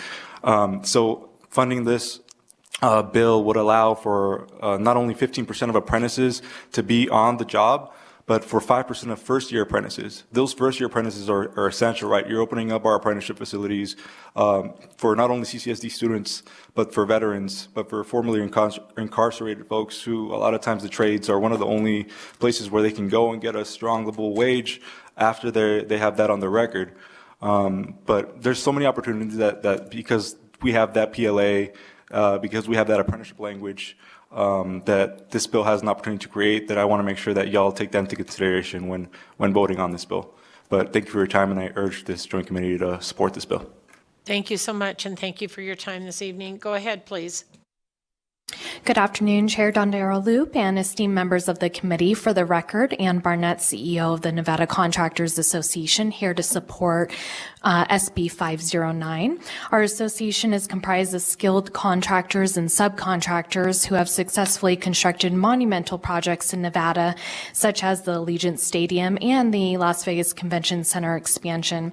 Passing this legislation will provide substantial support for the creation of thousands of construction employment opportunities on yet another world-class venue, as well as contributing to our economic growth. Taking these substantial benefits into account and with the supporting reasons previously stated, the Nevada Contractors Association supports SB 509. Thank you. Thank you very much. Go ahead, please. Thank you, Madam Chair. Members of the committee, Amber Stidham with the Las Vegas Global Economic Alliance. I am the Chief Strategy Officer. Thank you for being here this evening and allowing us a chance to provide public feedback. The sports and creative industry has long been a focus for our organization. We are the Regional Economic Development Agency for Southern Nevada. And as mentioned earlier by my colleagues for the state of Nevada, it's been a focus of the state as well. In our region, we've seen firsthand how projects for professional sports stadium projects can transform communities. And these investments have very much a multiplier effect, and I think a lot of that's been reflected in the support comments made previous to me, so I won't belabor the point. For us, we see this as job opportunities. This is an opportunity for us to also attract adjacent and new businesses to our area. And from an economic development standpoint, generating the tax revenues that can be reinvested back into our communities, helping our residents and our families, which is always a focus of our organization. And so for those reasons and everything else mentioned earlier, we urge your support. Thank you. Thank you very much. Go ahead, please. For the record, my name is Anna Wood, ANAWOOD. I am Government Affairs Chair and member of the Board of Directors of the Las Vegas Asian Chamber of Commerce. Good evening, Chairwoman Dondero, Vice Chair Canizaro, Chairwoman Monroe Moreno, Vice Chair Backus, and members of the Finance and Assembly Ways and Means Committees, respectively. Since 1986, the mission of the Las Vegas Asian Chamber of Commerce is to serve and represent the professional interests of Nevada's growing AAPI business community. With a population of more than 355,000 Asian Americans, AAPI is the second largest minority in Nevada. The Asian Chamber of Commerce supports the creation of a sports and entertainment improvement district. This addition to our city will not only bring national baseball to Las Vegas, it will strengthen businesses and build community. Currently, there are more than 22,000 Asian-owned businesses in Nevada. SB 509 will enable Asian small businesses and entrepreneurs to grow and succeed through connectivity and opportunity. It will provide employment, growth in leadership, engage community by enhancing mentoring programs and youth development, showcase diversity, bring new talent, and various other ethnic groups to our city, as well as attract additional tourism from Southeast Asia and worldwide, and increase the overall productivity, which will further Nevada's economic growth. Public and private partnership is a win-win for all. I ask for your support of SB 509. The return on your investment will be multifold. On behalf of the Las Vegas Asian Chamber of Commerce Board of Directors and members, I thank you for your time and consideration. Thank you very much. Go ahead, please. Honorable Chair and members of the committee, my name is Stephen Morgan, and I'm a newer resident of Las Vegas. I am representing myself, and I support SB 509. I look to the far-reaching benefits of this bill far beyond the views of the team in question, the millionaire owner, and the false narrative of giving away tax dollars. This is an investment in our community bringing further revenues in the future, a new source of charitable contributions, and yes, a Major League Baseball team to join the Raiders, Knights, Aviators, Aces, and Vipers. I see the $1.1 million commitment from team ownership, the working with the Culinary Union, which changed the location of this site, of the stadium, and the commitment of the Bally's Corporation as positive steps. I do not know all the time and effort made, nor do I have a list of other businesses or business persons supporting this effort, but you have heard from quite a few of them this evening. The facilities will be more than just for baseball. Another venue to hold events is not a bad thing, but rather an expansion of possibilities.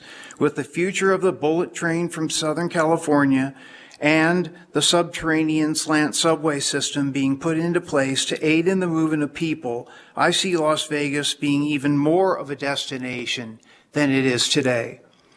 I am a fan of baseball. In my younger years, when I could afford to go to A's games, I did.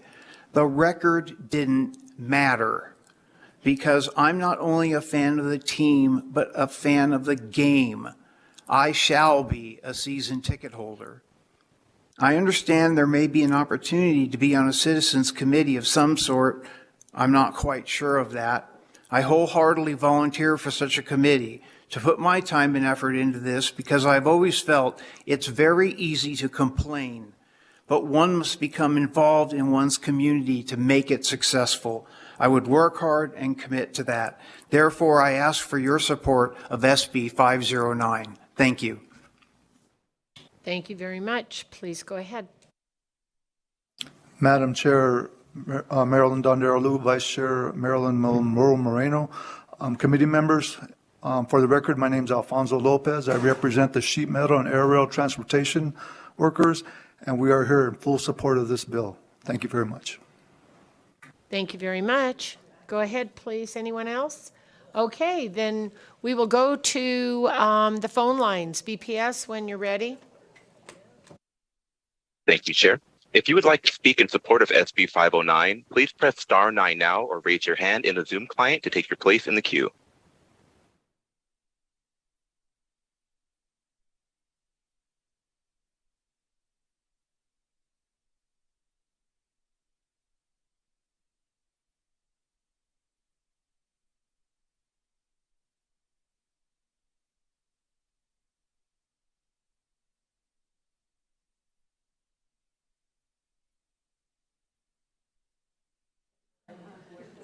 BPS.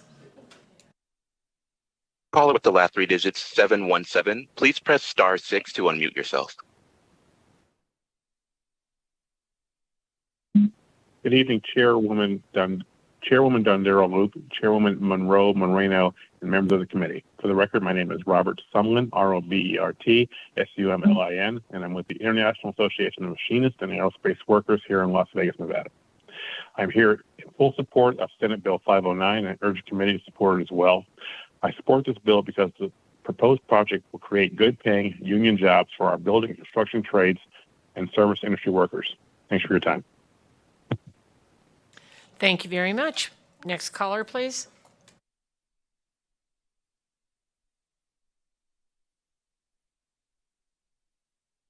Good evening, chairpersons. My name is Beverly Williams. I'm with the Southern Nevada Central Labor Council. I am in full support of SB 509. Thank you for your time. Thank you very much. Next caller. Good afternoon, Madam Chair and members of the committee.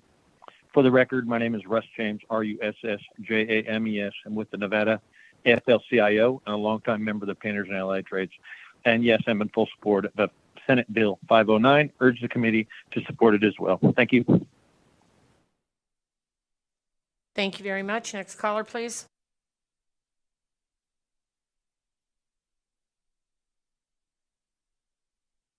Hello, my name is Peter Guzman, President of the Latin Chamber of Commerce, Nevada. Thank you, Chairwoman and members. The LCC is in total support of SB 509. I remember hearing so many of the same pros and cons for the process of Allegiant Stadium. I testified 100% for Allegiant Stadium.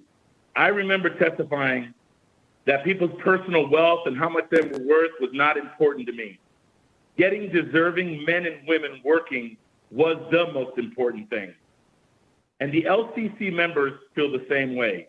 Getting the laborers, carpenters, iron workers, plumbers, just to name a few, who are all part of the LCC, and more importantly, part of this community, getting them back to work is what matters. So here we are again. But now I can tell you that the reasons I testified were spot on. You see, I am on the Community Benefit Committee, and I helped write it from the inception. And I can tell you without a doubt that this community has benefited tremendously because of the construction of Allegiant Stadium, and many of my members were the beneficiary of that stadium. I will also say, we often talk about diversifying our economy. Well, here is what we have. We are on the verge of being the greatest sports town in the world. I said it then, that if we build it, we would get the Super Bowl. And here we are. Now we're getting the Stanley Cup. It's on its way. We also have Formula One. So now I say it again. Let's get this stadium under construction. Let's get the World Series here. And instead of talking about being the greatest sports town, let's be the greatest sports town in the world and create jobs and benefits in the process. Thank you. Thank you very much. And at any point, callers, if you want to say me too, you are welcome to do that. Next caller, please.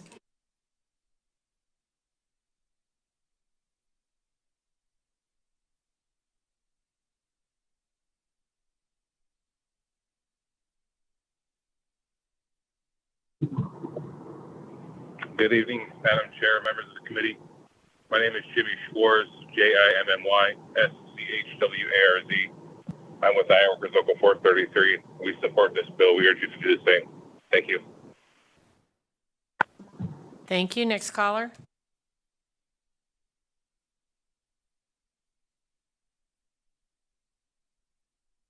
Good evening, Madam Chair and the committee. My name is Dion Klug, DIONNEKLUG. I'm with the United Food and Commercial Workers Union Local 711 in Las Vegas, and we urge you to support this bill. Thank you. Thank you. Next caller.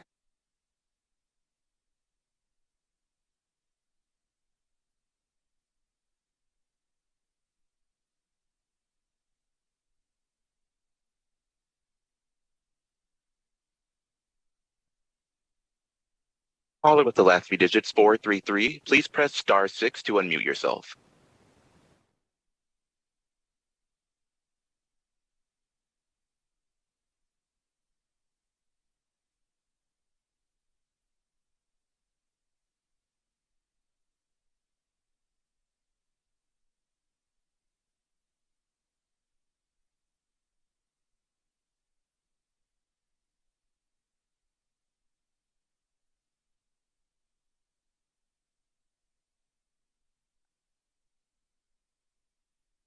Aloha, Chair and members. This is Mitchell Bechtel on behalf of the 30,000 members of the District Council of Ironworkers. We're in full support. Me too. Thanks. Thanks. You got an A+. Next caller, please.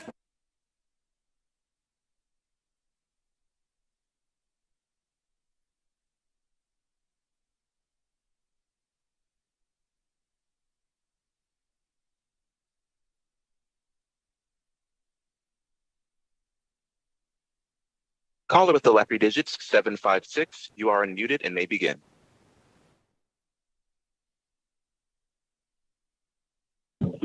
Thank you, Madam President and committee members. For the record, my name is Catherine Francisco, President of Nevada AAPI Chamber of Commerce. The Chamber expresses our enthusiastic support for the move of the A's to the vibrant city of Las Vegas, recognizing the tremendous economic impact it can bring to the region and the AANHPI community. Las Vegas has long been recognized as a global destination, attracting millions of visitors from around the world. With its unique blend of entertainment, hospitality, and diverse cultural offerings, Las Vegas has become a city of opportunity and economic growth. The addition of professional baseball to the city's repertoire will undoubtedly enhance its appeal and further contribute to its economic prosperity. The Chamber understands the significance of economic opportunities and the positive effects they have on our communities. By bringing professional baseball to Las Vegas, we anticipate a surge in tourism, job creation, and business growth.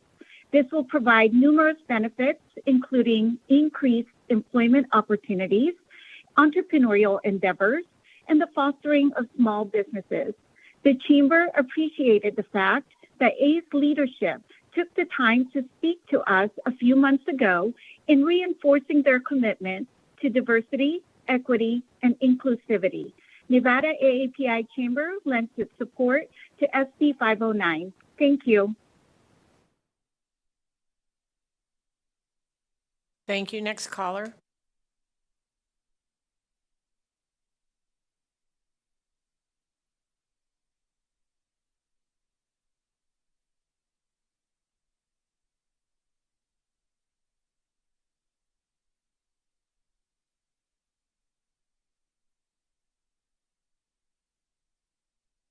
Caller with the last three digits, 172. You are unmuted and may begin. Good evening, Madam and Senate Committee, Madam Chair and Senate Committee.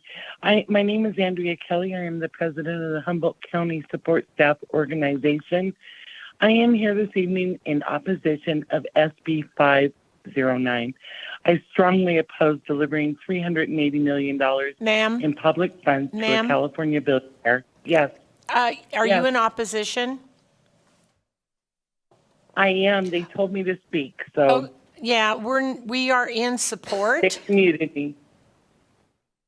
Correct. They unmuted me and told me to speak, so. All right, go ahead, please.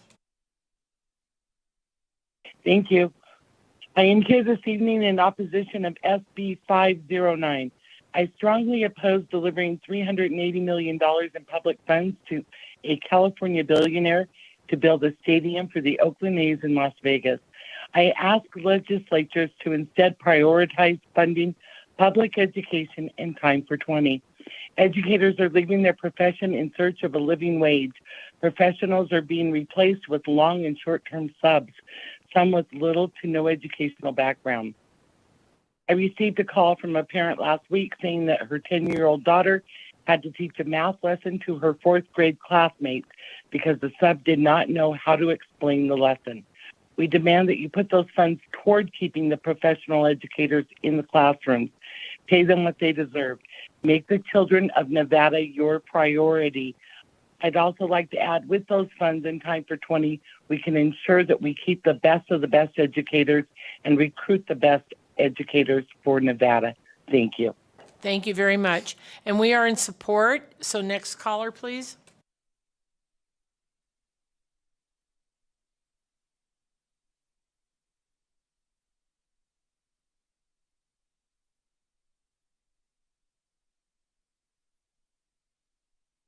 Caller with the last three digits, 769. Please press *6 to unmute yourself.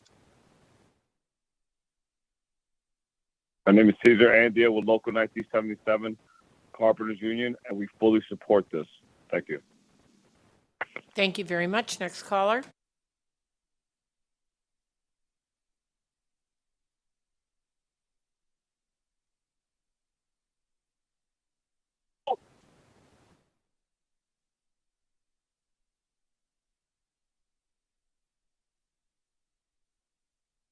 Caller with the last three digits, 889. You are unmuted and may begin.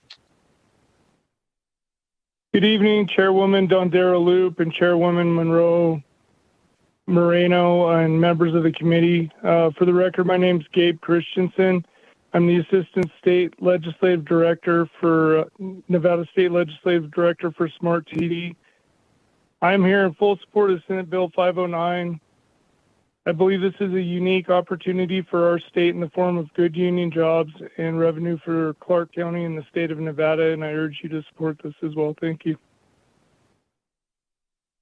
Thank you very much. Next caller.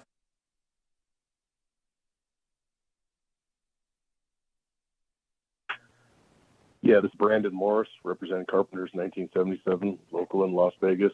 We are in support of this. Appreciate it. Thank you. Thank you. Next caller.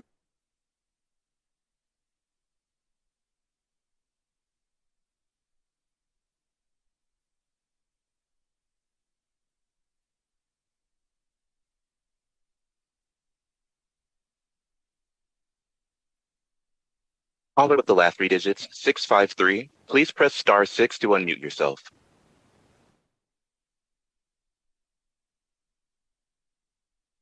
Good evening, Madam Chair, Co-Chair, and members of the committee. My name is Daniel Lincoln. I'm with the International Union of Painters and Allied Trades. We represent over 1,700 painters, glazers, and floor coverers here in the state. My members are eager to build yet another world-class stadium here in Southern Nevada, and we support any bill that provides good paying jobs to the hardworking residents of this state. I am in full support of SB 509 and urge you all to support this bill as well. Thank you. Thank you very much. Next caller, please.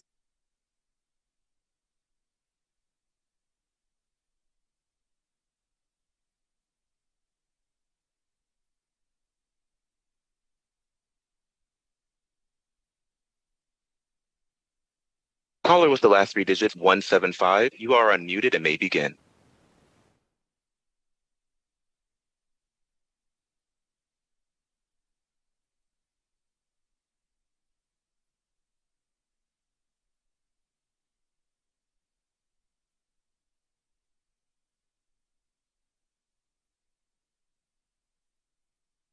Caller with the last three digits, 175. You are unmuted on our end. Please check to make sure you are unmuted on your end as well.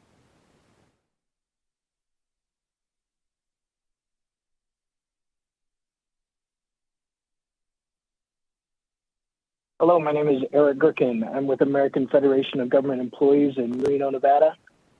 I'm looking forward to traveling to Vegas to see some A's games, and I encourage the committee to support this bill. Thank you. Thank you very much. Next caller. Good evening. I'm Chairwoman Dondera Loop, Chairwoman Monroe Moreno, and members of both committees. For the record, my name is Liz Sorensen, and I'm the president of the Nevada State AFL-CIO. I'm really excited that SB 509 is not only going to create jobs, but good union jobs. So I am very much in strong support of SB 509, and I urge this committee to do the same. Thank you so much for your time. Thank you very much. Next caller, please.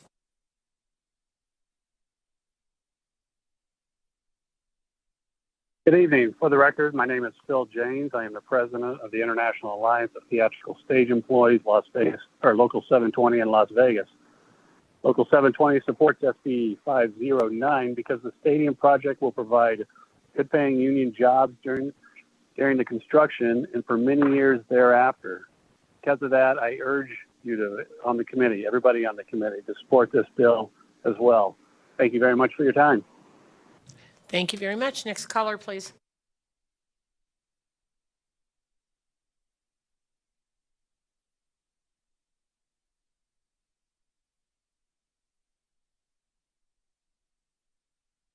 Good evening, Madam Chairwoman and all members present. My name is Marvin Philber, last name spelled Philliber. I'm representing myself. I urge you to pass SB 509. I'm not going to get into all the technicalities that a lot of people have. I think you've heard enough of it. I want to address the point that I've heard in this conference call, a few times about your constituents contacting you negatively. You need to make sure they're your true constituents. On social media right now, there's lots of evidence of people that are not Las Vegans, not Nevadans, trying to send you negative information. The website or the web group No Money Nevada is actually created by a web designer from Oakland. There is also a blog poster on Reddit that is getting a lot of people that got a lot of people to dial in tonight and may be speaking against this. And a lot of these people are not Nevadans. So please take that into consideration. I am for it.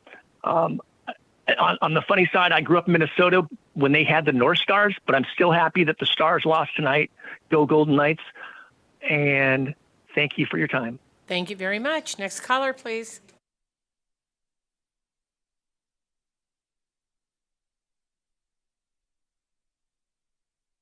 Thank you, Madam Chairs and members of the committees. My name is Emily Osterberg, and I'm calling on behalf of the Henderson Chamber of Commerce and our over 1,800 members, most of which are small businesses, in support of SB 509.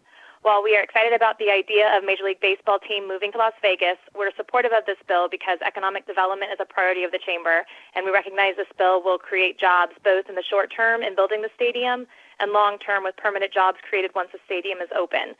And for these reasons and those previously mentioned, we are in support of SB 509. Thank you.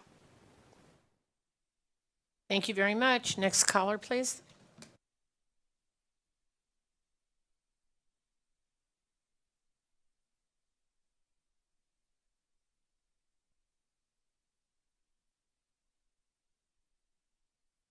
Caller with the last three digits 455, please press star 6 to unmute yourself.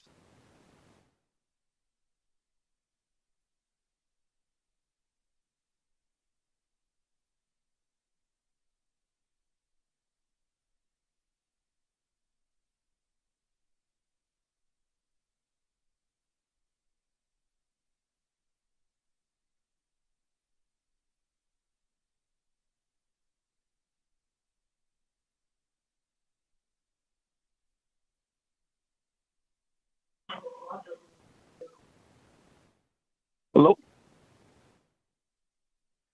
Yes, we're here. Yes, hello. My name is Kyle Patterson, and I'm a member of Southwest Mountain States Regional Council of Carpenters, and we are in favor of this 509. We would consider this right here a home run. It does meet the Mendoza standards. Thank you. Thank you for calling. Next caller, please.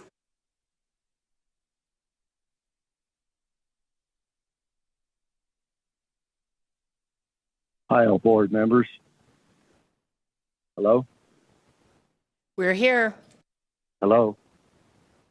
Hi, all board members and all involved. A lot has been said here today. I ask vote yes on this bill. My name is Ricardo Estrada, local union iron worker at 433.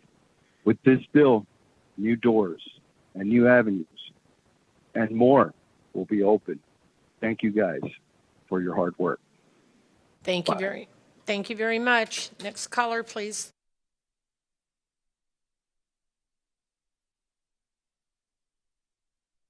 My name is Anthony Sarabia, S-A-R-A-B is a Bravo I-A. I support this bill. Me too. Perfect. Thank you. Next caller, please.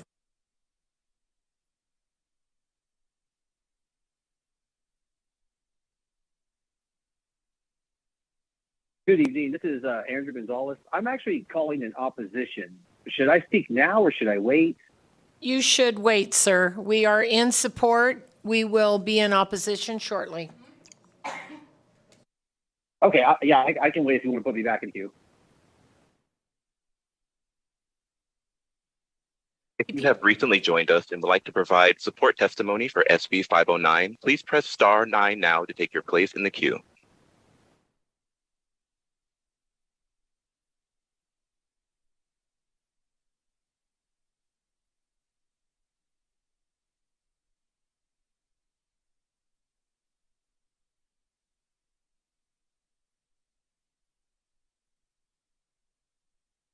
Good evening, Madam Chairs and Committee. My name is Ashley Dodson. For the record, that is ASHLEYDODSON, calling on behalf of the Urban Chamber of Commerce to show support in this bill. We urge you to support the bill. Thank you. Thank you very much. Next caller, please.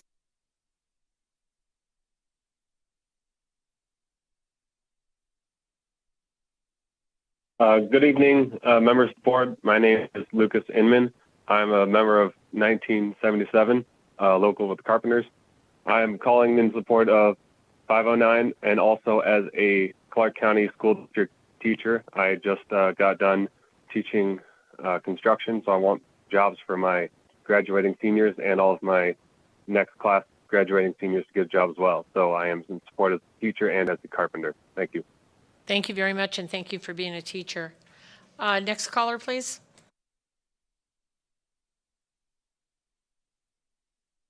Good evening, chairs, member of the joint committees.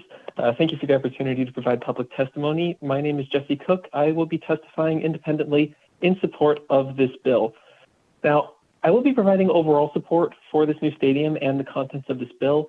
However, I will be outlining some specific concerns I have. And these concerns are not in opposition to the bill, but rather just an opportunity to, well, take advantage of some ways that Vegas could massively benefit from this situation, from the A's moving to what the potential implications of this new stadium are.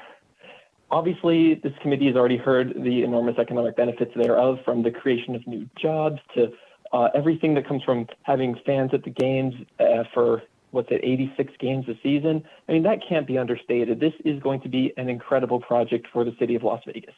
However, I am rather appalled by the lack of transit planning in this proposal.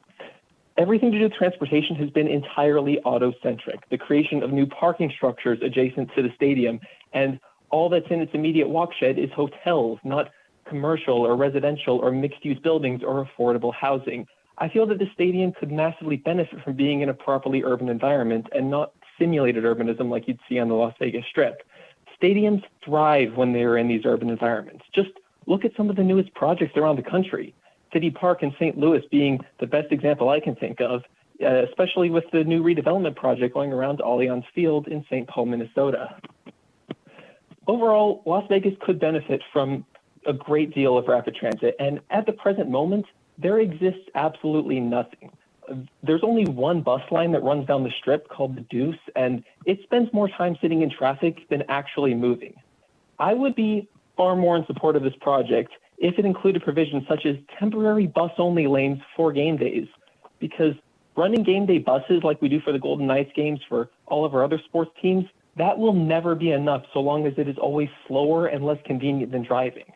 But if we prioritize driving to the extent that we have, then our city is just going to continue to fall into disrepair. Thank We're going you, to sir. continue to build Sir, you've sprawling and reached your 2 financially minutes. unsustainable auto infrastructure.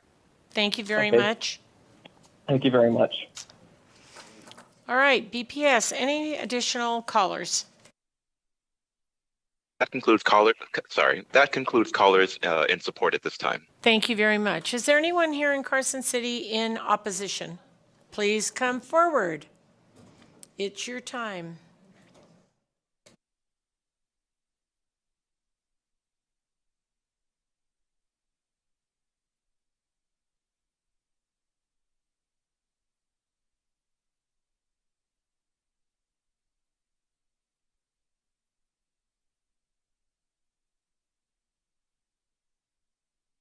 Go ahead, please. Good evening, Chairwoman and members of the committee. For the record, my name is Annette Magnus, and I'm the Executive Director of Battleborn Progress, here today in opposition of SB 509. We have been very consistent on this issue over the years, and by the way, I am a born and raised Las Vegan, and both my legislators sit in this committee. I have joked as I come to the end of my time with Battleborn Progress that this has been like the Eras Tour of all of the worst ideas I've seen in this building. But this specific walk down memory lane might just be the worst for me. I was here in 2016 when Allegiant Stadium was rammed through in a very similar fashion during a special session. Somehow, though, reading this bill, we have managed to get an even worse deal than that one. This deal will leave taxpayers on the hook because, as you heard, there is no new revenue to back these bonds. I don't care how anyone tries to spin this. The A's are averaging about 8,000 people each game. That's almost equivalent to what the Aviators are getting per game right now. Not to mention the lack of transportation plan, just as we saw with Allegiant. I also know for a fact that Clark County has not officially approved anything on this project, and the $25 million in infrastructure commitment was not approved by the commission. This plan will take away from other road projects which are desperately needed in Las Vegas right now. We have been here before. I have seen this my entire life in this state. We went through this with Allegiant, and I hate to break it to you all, but the Raiders are still a losing team, and so is UNLV. We went through with Faraday Futures, who promised investments and jobs. That was a disaster. Tesla, where we gave away way too much, and we continue to do so. We discussed it last session with innovation zones, and we saw how that scam played out.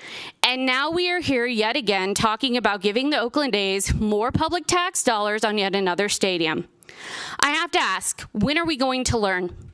This bill is just another example, and let me say, like I did in 2016, if this team wants a stadium, their billionaire owner can build it with his own money and not use our public dollars like he promised to do over and over to the city of Oakland. I also would like to know where the A's management is tonight and why they are not here, since we're discussing Nevadans giving them this handout. I feel like the least they could do is actually show up and answer our questions. I could go on and on about how the studies I've researched since the last stadium passed, that stadiums are bad economics. The conversations I've had with elected officials in Oakland and all of the shady things this team has done leading up to this moment in their community. So much of this bill is troubling, not to mention the books being closed to the public yet again, but we're being told we own it. I know what the Nevada way actually means. It means this legislature rams a bad policy through on a holiday, despite opposition from their constituents and groups like ours. Over my 20 years in this work, the one thing I have learned is that when a deal is baked like this one is, it doesn't matter what we say or how much we beg. You're going to do it anyways. I will continue to ask this body, when will we give the same energy to talking about what Nevadans actually are desperate for, as you do in giving handouts to rich people? My dad always taught me, if something seems too good to be true, it probably is. This bill is like putting lipstick on a pig of bad deals, bad baseball teams, and this owner should not be trusted.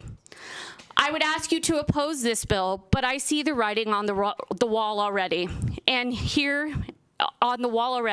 it's beyond disappointing to me. I will end by saying, go Knights, go. Not only are they an actual winning team, going now to the Stanley Cup again, but they somehow managed to play in a privately funded facility. Imagine that. I urge you to vote no on this scam. Thank you very much. Next, please.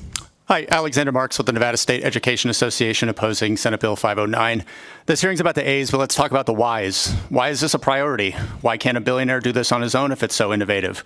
And as we've heard tonight, why can't we simply fund a 20% raise from the state level for our educators in Nevada? 2 weeks ago, nearly 1,000 educators rallied and supported outside of this legislature to say it's a rainy day in Nevada schools. We rank 48th in education, even behind Mississippi, and everyone knows we have the largest class sizes in the country. The crisis of our vacancies has reached a tipping point. In the last 2 years, Nevada will lose more than 15% of our teaching workforce. We also have serious problems with vacancies in classified positions, meaning we are short people who make our schools run. Nevada's severe educator shortage threatens the basic function of our school system. This bill would give away $380 million in public funds to a billionaire to build a stadium in Las Vegas. Yet Nevada was the only state in the country to receive 3 Fs in education funding in the 2022 Making the Grade report released by the Education Law Center. Throughout session, you've heard from a parade of educators about the hardships of working in education with low pay and increasing stressful work environments. That's why NSC has been saying it's time for 20, meaning a 20% educator raise, $20 minimum wage in our schools, and class sizes of 20 students. Resources are available in Nevada right now, and Nevada has the choice to adequately fund our schools or instead give tax dollars to California billionaires. Decisions reveal priorities. Educators are begging this body and the state to prioritize them. Last week, educators were told that putting $300 million more into the rainy day account was far more important than spending it.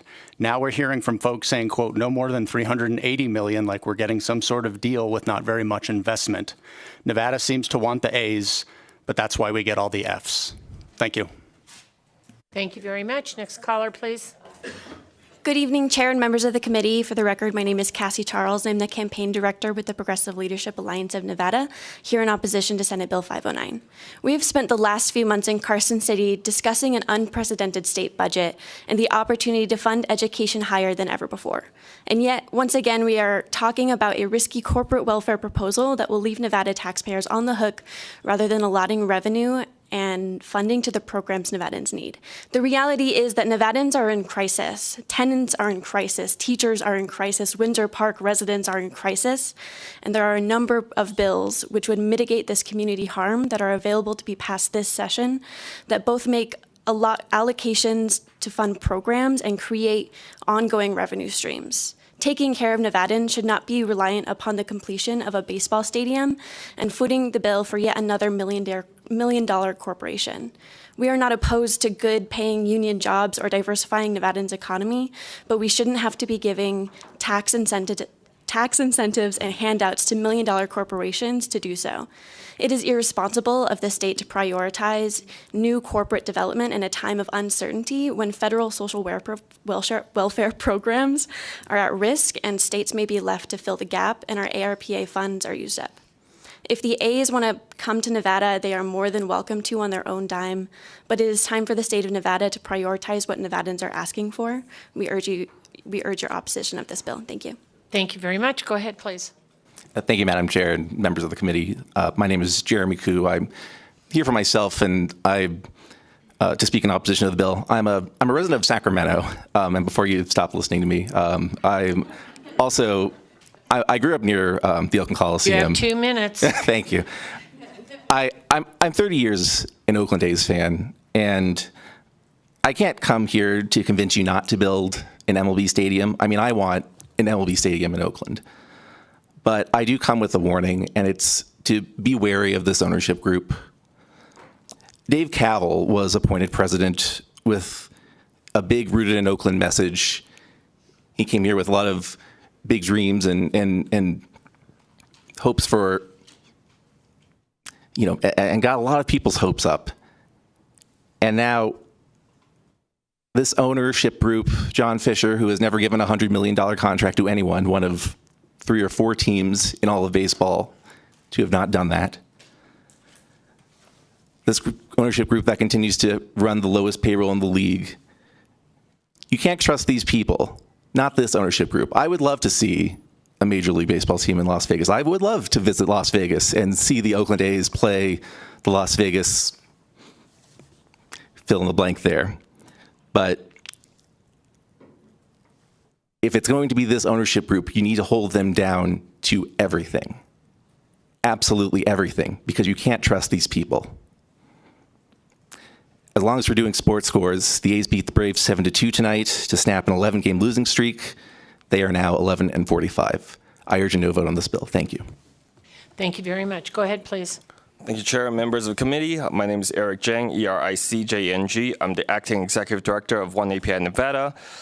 Here originally wanted to be able to testify neutral, but after hearing, I'm just opposing because as grassroots advocates, the current community benefits agreement that promises the greatest possible participation from all segments already not having a great start. Otherwise, we wouldn't be here forcing our citizen legislature having to do this and negotiate in such a short time. For us, the CBA is encouraging its intent. We would like to see greater community involvement with accountability and specificity in statute that supported our most marginalized community in a meaningful way for a community-based return on investment. We're also in opposition because the current language of 5 years of the plan should be shortened to more frequent intervals, like annual or 2 years, that be able to report to this legislature. That'll be more nimble, adaptable, and accountable. Still, this is a hard decision for our state legislature, so thank you so much for your consideration. I urge you to oppose in its current iteration. Thank you. Thank you very much. And with that, we will go to Las Vegas. Is there anyone there in opposition? Please come forward.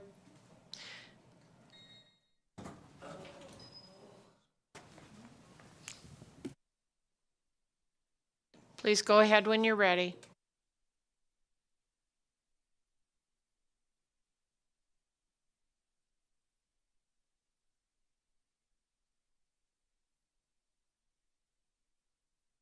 Good evening. My name is Terry Schuman, S-H-U-M-A-N, and I am here to speak against AB 509. One thing y'all need to understand is that I have followed the Kansas City, now Oakland A's, since the age of 6. On the last day of school, my mom and dad would bring the car to pick us up. and we would be off to go to wherever the A's were playing. Until the age of 18, when I was off to college, we continued to do this. It was one building family time that was so important to me. At the age of 32, I left Miami once again to move to Oakland. I just wanted to see the A's play ball. I ended up with field level first row tickets straight across from third base. I thought I had died and gone to heaven. So why am I here today to speak against this move? I agree with Senator Neal when she said it best. How can we be talking about a stadium when we all have heard it's a rainy day in Nevada? It's time for 20 now. There is only one more week before the session is up, and we need to get this settled. It's only 2 more months before our school starts again, and we are so shorthanded in our educators. We need help now. Please, fund time for 20. As I lay down to sleep tonight, my prayer to God is going to be that until this thing with time for 20 is settled, that y'all toss and turn in your beds long enough to set our priorities straight.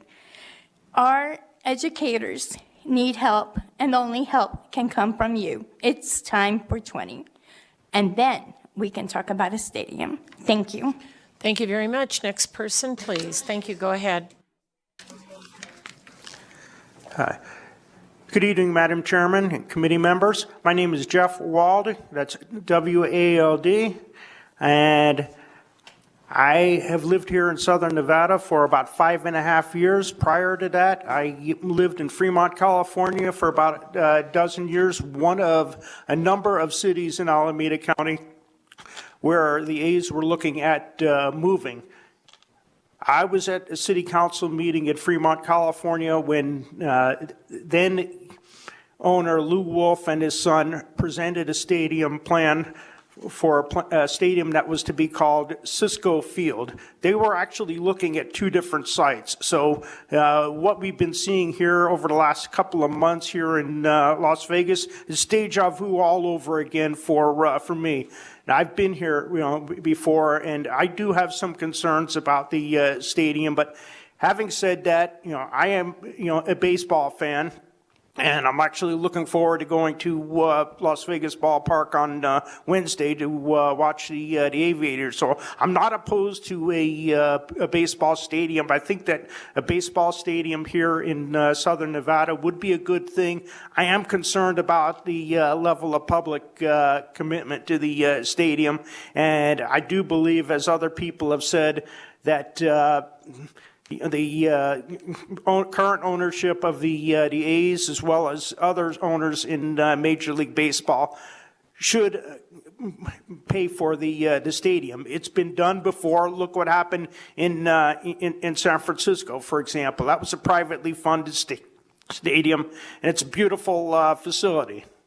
So once again, like I said, just the other thing that I would also like to say is that, like I said, I know an awful lot of people in California and in Alameda County who are current and former elected officials, business and community leaders. Have any of you spoken to any of those people to get a little bit of understanding about what we're going through here? I think it would be a wise idea to do so. And if anybody's interested in talking with any of those people, I would be more than happy to help facilitate introductions so that you can get a better understanding. I realize that we're running short on time, so with that, I just wanted to say I would just hope that you reconsider the bill. Thank you very much. Next person at the table, please. Hello, for the record, my name is Sean Navarro, and I'm here because I strongly oppose SB509. They say the definition of insanity is trying the same thing over and over again but expecting different results. This type of scam of having the people front the cost and the billionaires reap all the benefits has been tried again and again, and it is a failed policy. The Oakland A's ownership has a long history of mistreating its fans and the community of Oakland. Seeing how the A's management has repeatedly lied and mistreated the good people of Oakland, why would we suddenly trust them to have the best interests in Nevadans at heart? Why will we trust this billionaire owner who's eyeing our public funds like a wolf eyes a chicken coop? I keep hearing, well, this is a home run. Well, this is a home run. Great. Why do you need our money then? Why should people pay for a team when they're not going to be able to afford tickets to the game? If this is such a great deal, John Fisher can take some of his $2.1 billion and pay for it himself. When someone in Nevada is short on their rent, they have to take out a high-interest payday loan. Why would billionaires suddenly get all this free money? What frustrates me so much about this bill is think of all the bills that have been killed this session or not received a fair hearing. Bills that dealt with the urgent, real problems that face Nevadans. Things like rising costs of housing, lack of decent health care, protecting our water and our vulnerable workers. We are repeatedly told to wait on these issues, but this stadium scam is giving a quick and timely hearing. And lastly, for every legislator who votes for this bill, I hope you remember this vote every time you see a family that's out on the street because they can't afford rent. Every time you drive by a rundown school, every time you read about a Nevadan who dies because they have a lack of health insurance. Remember this vote, and you decided it was more important to give an 11-45 baseball team $500 million than to help your constituents who desperately need your help. We, the people of Nevada, are begging our legislators to find the courage and stand for your constituents. And I promise you, we will remember how you voted on this issue. And if you can't do the job and defend your constituents, we will find the people who will do that job. Thank you very much. Next person, please. Hi, my name is David Gomez. I'm the president of Nevada Peace Alliance. I'm also a former senator candidate for District 2. You know, looking at some of these things, I live in that area and I understand my area better than anyone else, unless you live there. And when I look at people like Dina Neal, who spoke to truth, I know her father, Joe, would be very proud of her by speaking to these matters. We do need to look at things where we need to take care of ourselves first. And these people are right. They can take care of their own bill and their own stadium or whatever they want to do. There are agreements with Tropicana. But nevertheless, when I'm looking at things in a dilapidated area, when I see councilmen and commissioners and everybody else making excuses why they cannot uplift their area, why they cannot do the things they need to do to protect people. You know, I know some of the senators have worked in consumer protection. And I know that because they're supposed to protect the consumer. But obviously, your constituents, when you're looking at them, they're just another number, another person, and another anything else. Listening to all those people that were in favor, it just sounds like collusion. That to my own belief system. You know, all of them are talking about they represent 30,000, 40,000, 18,000, 15,000. Why haven't your emails been flooded with that many emails? Why haven't you been sent all those emails by those people that know how to reach out to their members and say, hey, we need you to send this in support of? But yet they don't. They just want to come up here and say, I represent, I support, I am in favor of. And that's sad that you cannot prove with facts that they really do support that many people. And those people really are in favor of that measure. I'm tired of paying bonds for the schools district, and I sure in the heck don't want to pay another one. Thank you. Next person, please. Yes, my name is Ed Uhling, U-E-H-L-I-N-G. And just as with the Allegiant Stadium, I'm almost totally in favor of this stadium. I'm just against the public paying for it. In this case, I have an additional sentimental thing. I'm sorry to hear that the Tropicana is going to be torn down because I was taken by my family as a teenager on opening night of this Tropicana, where we explored every niche and corner of that hotel, which cost the unbelievable sum at that time of $15 million. We just couldn't believe it. That's like saying today that a hotel could cost $15 billion. Here we go again, just like every day since 2016 in Nevada and Clark County. The people now pay for the toys of the resorts as they and other insiders get all the benefits.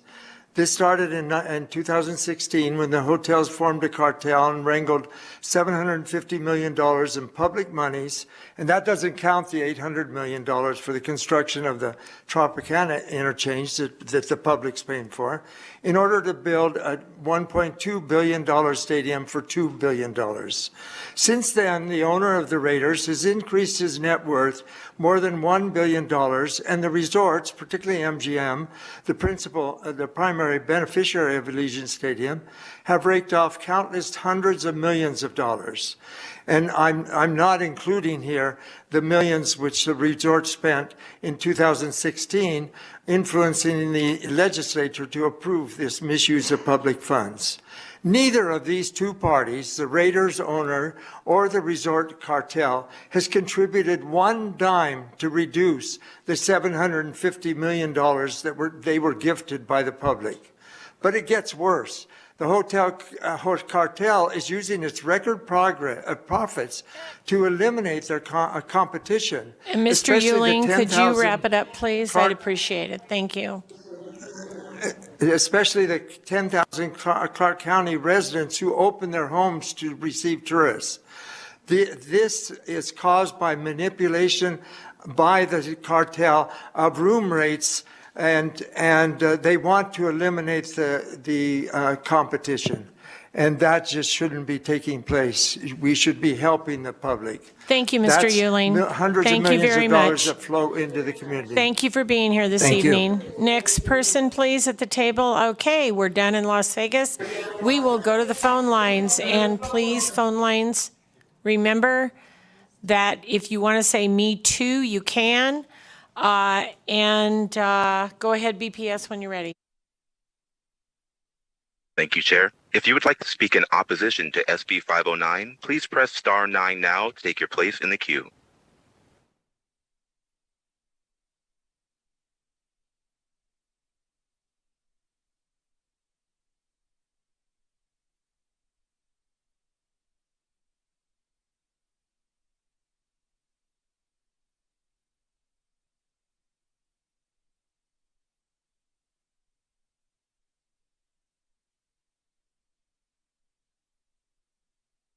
Caller Matt Ortega, you are unmuted and may begin. Yes, hello. Members of the Assembly and State Senate, thank you for letting me speak. I created the website KnowNevadaMoney.com. I am a Bay Area-based A's fan. My website was raised earlier. I wanted to say that I created the website as a warning to you about this ownership group who has, as other people have said, mistreated A's fans, who deliberately imploded the team, refused to invest in it, and also has given during these stadium negotiations in Oakland. Sir, would you please speak to the bill, Senate Bill 509? We're not here to judge whether fans are treated well or not. Frankly, we're talking about Senate Bill 509. So if you would stick to that conversation, we would certainly appreciate it. Yes, I'm calling and speaking in hopes that you would oppose Bill 509 because of this particular ownership and our relationship with him, and that what I've been trying to do is warn you as Nevadans of how this will play out for you by investing this much money in an ownership that does not invest in the team, that does not invest in winning, that has not cared about winning, despite when they bought the team, was the third most wealthy ownership group in Major League Baseball. They are $100 million below average payroll. They told Oakland during our negotiations all the same things that they're telling you right now, that this will be great economic benefits. They wanted to have a privately financed ballpark, and that's changed. Larger point being, these are not trustworthy people. The things that they're telling you, the projections that they're telling you, are not going to shake out in your best interest. Thank you very much, and we are warned. We will consider ourselves warned. Thank you very much.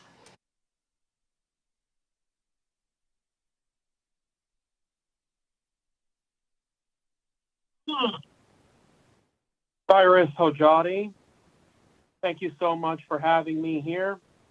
First of all, I'd like to echo the previous comments. Excellent work.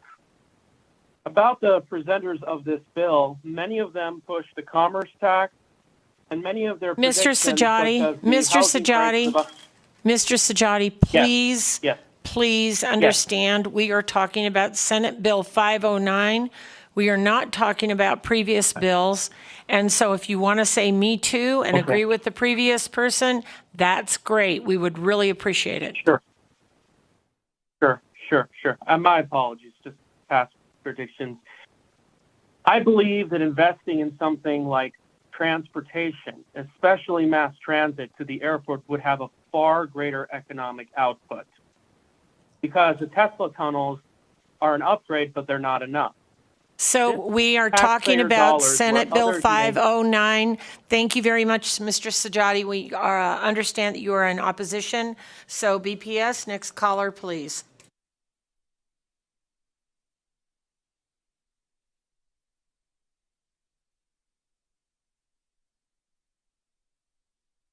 Hello, members of me. My name is Paula Luna, Paula-Luna, and I am a constituent of Senate District 8, and I'm calling in opposition mostly due to the tax funds that would be required and the lack of investment from the owner on this team. Thank you so much.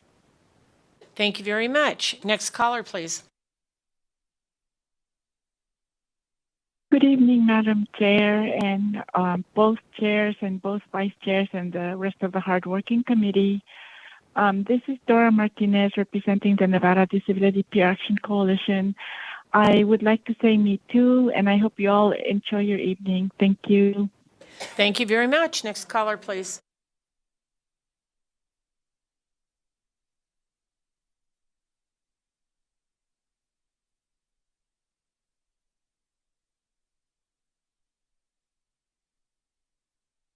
Caller with the last three digits, 847, please press *6 to unmute yourself. Good evening. My name is Lisa Lynn Chapman, and I'm here testifying on my own behalf. I'm here in opposition to SB 509 for several reasons. First, I believe the use of public funding for building stadiums is a poor use of taxpayers' funds and rarely benefits the community as a whole. This isn't my own opinion. In fact, in a survey of American Economics Association members found that 85% agreed that state and local governments should eliminate subsidies for professional sports franchises. Also, almost all empirical studies find that there's little to no tangible impacts of sport teams and facilities on local economic activity. And the venue subsidies far exceed any economic benefits.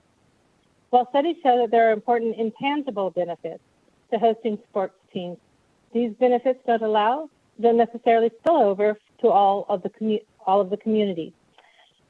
The positive intangible benefits do not justify the costs included in the disamenities, including associated crime, congestion, and the level of subsidies. Additionally, stadiums are bad for the environment. Congested roads, delays in traffic, and additional miles translates to over $7 million in social costs. Specifically regarding this deal, John Fisher, the owner, has a history of dealing in poor faith with the city of Oakland. As part of the Waterfront Park District, the A's negotiated a community benefits plan in which the project would deliver over $450 million in affordable housing, environmental remediation, and infrastructure improvements and jobs for locals. Dave Cavall, speaking for Fisher, acknowledged that he never intended to pay for any of those benefits. Additionally, John Fisher refuses to invest in the A's to develop a winning team. And for these and many other reasons, I am opposed to the Nevada legislature investing my money in this project. Thank you very much. Thank you very much. Next caller, please. And once again, if you want to say me too, it's very much appreciated.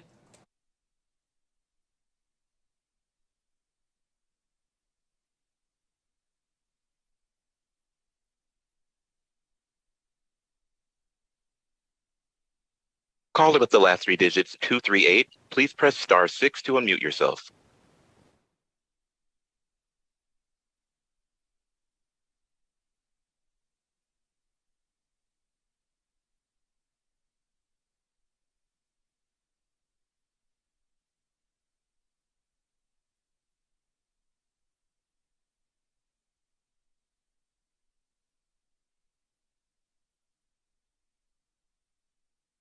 Good afternoon or good evening, members on the floor. My name is Antario Brown, Antario Brown, calling on behalf of Leo Henderson, Leo Henderson, Leo for Nevada campaign. I'm his communications team. Mr. Henderson's concern is that with this bill, SB 509, being processed through the Senate without proper vetting, we're rushing something in that we should not be participating. Sir, we have just completed exactly almost 4 hours worth of testimony. So we have vetted this bill. We have asked lots of questions. We've had lots of time with it.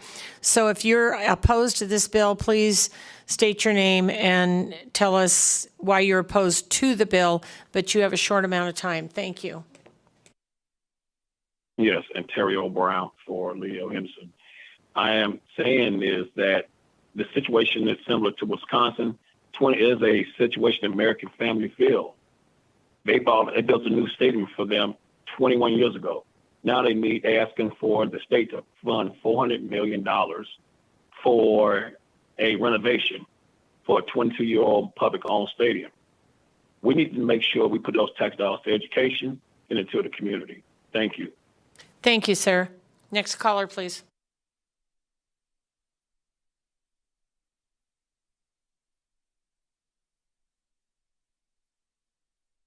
Good evening, Madam Chair and members of this committee.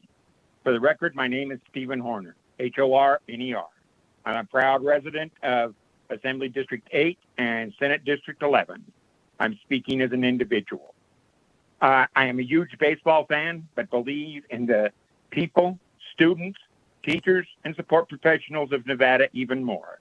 If Mr. Fisher wants to build a stadium, he should do it without public money.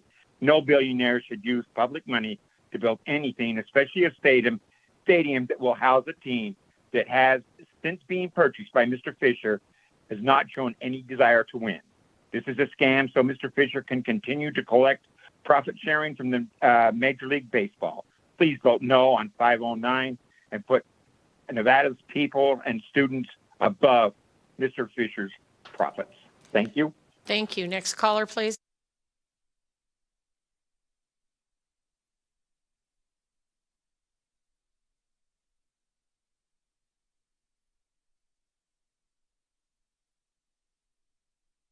Madam Chairwoman, my name is Gavin Fisher, and I'd like to speak in opposition to this bill.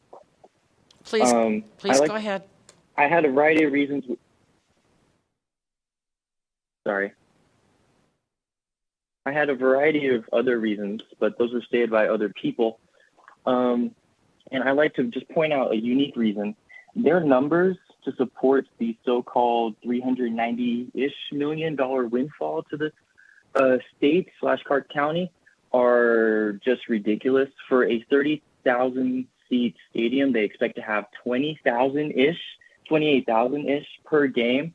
He said 70% should be local, so he's expecting 19,000 people, Las Vegas residents, to go each game when there are 82 games, so that lowers demand, and it's just ridiculous. I mean, thank you very much. Tries to sell you something very quickly, very, very fast, it is a scam. Okay, please vote no. Thank you very much. Next caller, please.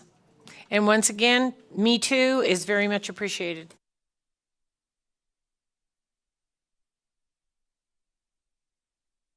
Hello.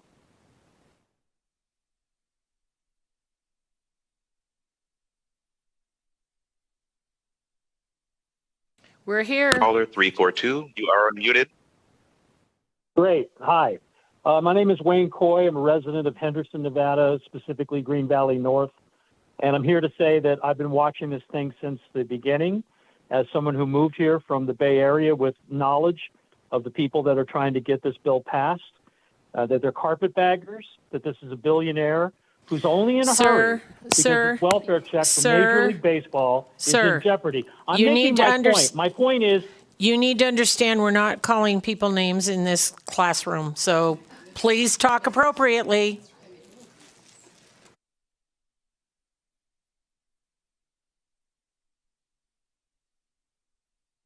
Thank you very much. Next caller, please. Hello? Go ahead, please. Good evening, Chair and members of the committee. My name is Maria Teresa Lieberman Barraga. That's MARIA-TERESALIEBERMANN-PARRAGA, representing myself in very strong opposition to SB 509. A couple of discussion items were brought up that need to be highlighted on this bill. One, Allegiant Stadium did generate fewer construction jobs than promised.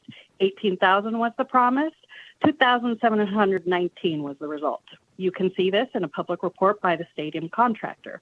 Two, there was a dismissal of the studies like that of Brookings that show that public financing of stadiums does not provide adequate return on investment. We heard that you can't compare Vegas and its attraction to tourism to these other cities. What are these other cities that were studied?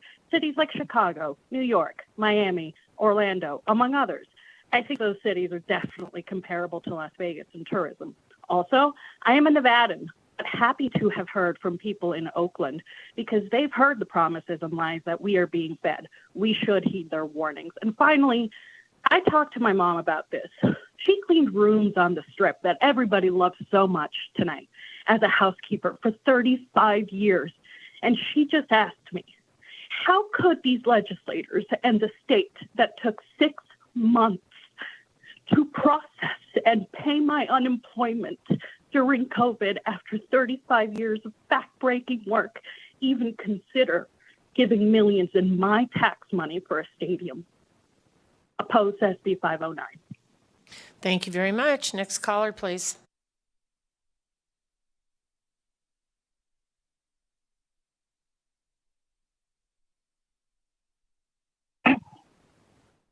Good evening. My name is Elizabeth Cadigan, and I'm calling in opposition of SB 509. As a lifelong Nevadan, past student, and current educator within Nevada's public school system, I was appalled to learn about SB 509. I've spent numerous hours in session alongside my colleagues explaining why we can no longer ignore the numerous studies and reports that have indicated how badly we need to address Nevada's education crisis. At the beginning of today's meeting, Mr. Keith Keffer indicated that the changes we've seen in the growth of professional sport teams in Nevada was on account of people taking action driven by change. If we expect to see growth and change within our education system, we need to be willing to take action. Imagine what our education system would look like today if we put half the excitement, attention, and effort we have given over the past decade towards wooing all of the sports teams and other large corporations we have seen come to our state. While the allure of bringing yet another professional team to Southern Nevada is enticing, it seems financially irresponsible on account of the condition of our other pillars of our community, particularly our education system. Ultimately, passing this bill would indicate that our priorities are misaligned. When your roof is caving in and you also need a new car, you don't go out and buy a brand new Mustang and then tack a tarp over the roof and call it good. Properly funding our education system will not only create sustainable jobs for our current workforce, it will also be an investment in our future workforce, our students. If you truly want to invest in Nevada's future, investing in our education system is the realistic and most impactful bet through and through. Thank you. Thank you very much. Next caller, please.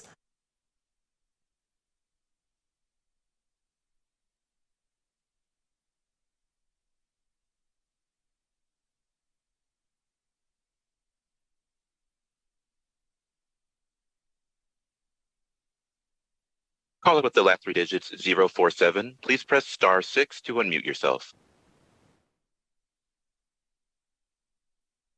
Yes, good evening. Thank you for taking my call. Would like to oppose SB 509 for various reasons. I've watched too well over the years taxpayer money go to rich individuals, especially a billionaire in John Fisher, that should be going to different community needs like housing, mental health, police protection, things like that, more transit, and more for the community of people. I've kind of followed the A's story over the years, and I've seen all the yes for the stadiums and no for stadiums, and it kind of seems all too familiar with everybody that's for the stadium is union jobs creation, everything like that. A billionaire should never be given this amount of money, especially in tax subsidies and cuts, without having a plan. And I don't think John Fisher has a plan. He did not have a plan in Oakland, and he left, and he's chosen 2 or 3 different sites in Vegas. So I think that everyone there, including all you in the legislation, should oppose this. 4 hours is not enough time to vet a $500 billion subsidy. 500 million, subsidy for a billionaire. So thank you. I'm in opposition of SB 509. Thank you very much. Next caller, please. And me too is good.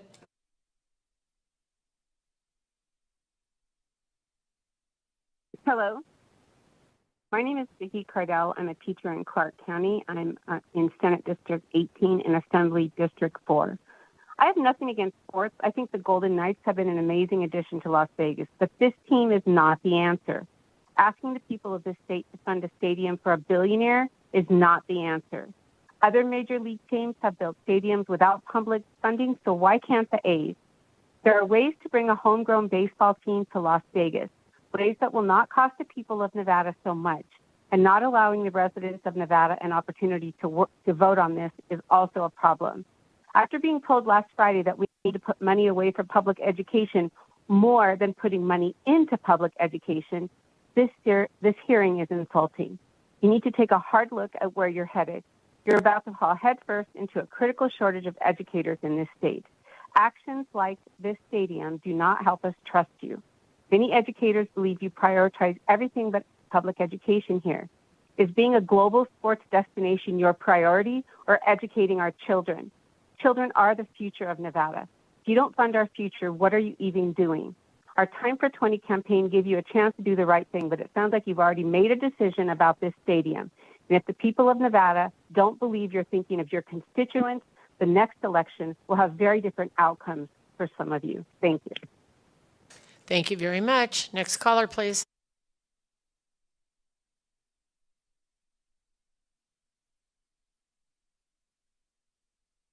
Good evening, chairwomen and members of the committee. My name is Maggie Babb, and I am a second grade teacher in the Washoe County School District. I am speaking in opposition of SB 509 and the sales pitch that we just heard. All through the session, educators have been telling their stories and painting a picture of the crisis that our education system is facing right now. I know that you've all heard us, and a special shout out to Senator Neal for showing just how deeply you have heard us. Our education system is in crisis now. Let me repeat that. We are in crisis now, and I acknowledge that this session we have seen more of a push towards funding for public education than years prior. We've also been told that upwards of $2 billion must be kept in a reserve fund. For the legislature to then turn around and negotiate hundreds of millions of dollars to a billionaire for a baseball stadium is irresponsible and detestable. There should be no public money going towards a stadium while our education system is facing the challenges we are and have been from being so deeply underfunded. Simply put, this action would be a betrayal of the public trust. This session, you have an opportunity to show your priorities to the state, and educators of Nevada are watching. Thank you for allowing the time for me to speak with you today. Thank you very much. Next caller, please. Am I unmuted? Hello, my name is Christina Quattrone. I was born and raised here. I'm listening to all of you talk. You're from here and you know what's going on from the ground up. And you do not, and you never have. We screwed up so bad with unemployment that Dieter is demanding money back from unemployed people. The state is broke, and we want to make money on this to benefit these men who will profit exponentially after exploiting our politics. $5 million to the homeless? I'm sorry, is that the true reason that billionaire welfare seeker John Fisher wants to leave Oakland is because he doesn't want to pay into housing for the homeless? Dina Titus, you are my representative, 89121. That man, Jeremy Aguero, lied to you earlier. He knows the exact number, and it's $0. He just wants it in paradise because it's an unincorporated city. That's all. That's all this is. So you guys can sit here also, and you can say that you tried, but it still went through. You're not of our interest at all. That's why he rejected that $1 offer from Red Rock. That was a joke offer. That was a come and get it. But of course he denied because he wants it on the strip. My pappy moved here from Italy and worked at Tropicana until the day he died. My mom and dad as well. And I know that's a joke to you, right, Assemblyman Howard Watts? Tropicana is the ace of the strip. You just belittled my family with that comment. Every Nevadan. And I resent our county officials if this goes through, and I beg every Nevadan to pay attention to who voted yes and vote against them next. That's the only way we have any voice. I am a student. These teachers were my teachers. You are ruining us. Thank you. Thank you very much. Next caller, please.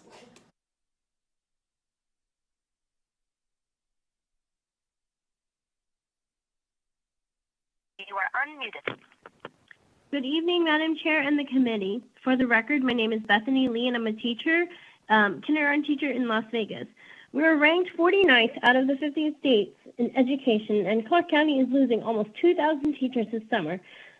All over the state have been protesting for more funding to help overcrowded classrooms and understaffed schools. We're trying to rush this bill to give over $395 million in tax credits to an out-of-state billionaire to build a stadium for a team no one wants. If this bill passed, it shows that we hold no value in our education system.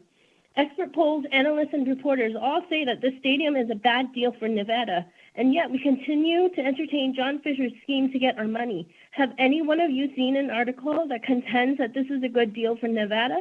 No, that's because it isn't a good deal. The owner hasn't been seen or tried to drum up support for this move at all. Why? Because he knows that no one supports it. Did you notice how none of the presenters showed the level of public support for this move? Shouldn't the most important thing be, do Nevadans want this? Polls all show massive opposition, even though its opinions are 79-21 against. If we pass this bill to give him over $395 million in tax credits and continue to deny Nevada education the funding it desperately needs, what sort of message are we sending to our teachers and children? Please vote no on SB 509. Thank you very much. Next caller, please. Thank you very much. Next.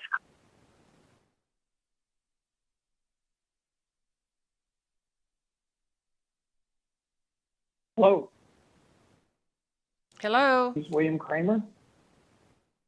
Hello, my name is William Kramer, and I'm speaking in opposition of SB 509, primarily because the A's do not have a good history of respecting their agreements with the cities that they've come from, as they've left Kansas City and now they want to leave Oakland. But basically, it's a no. And I do want to say, Madam Chairman, that you do seem to go with the, you can say Me Too's a lot easier with the opposition than you do for the pros. Thank you very much. Thank you very much, sir. Next caller, please.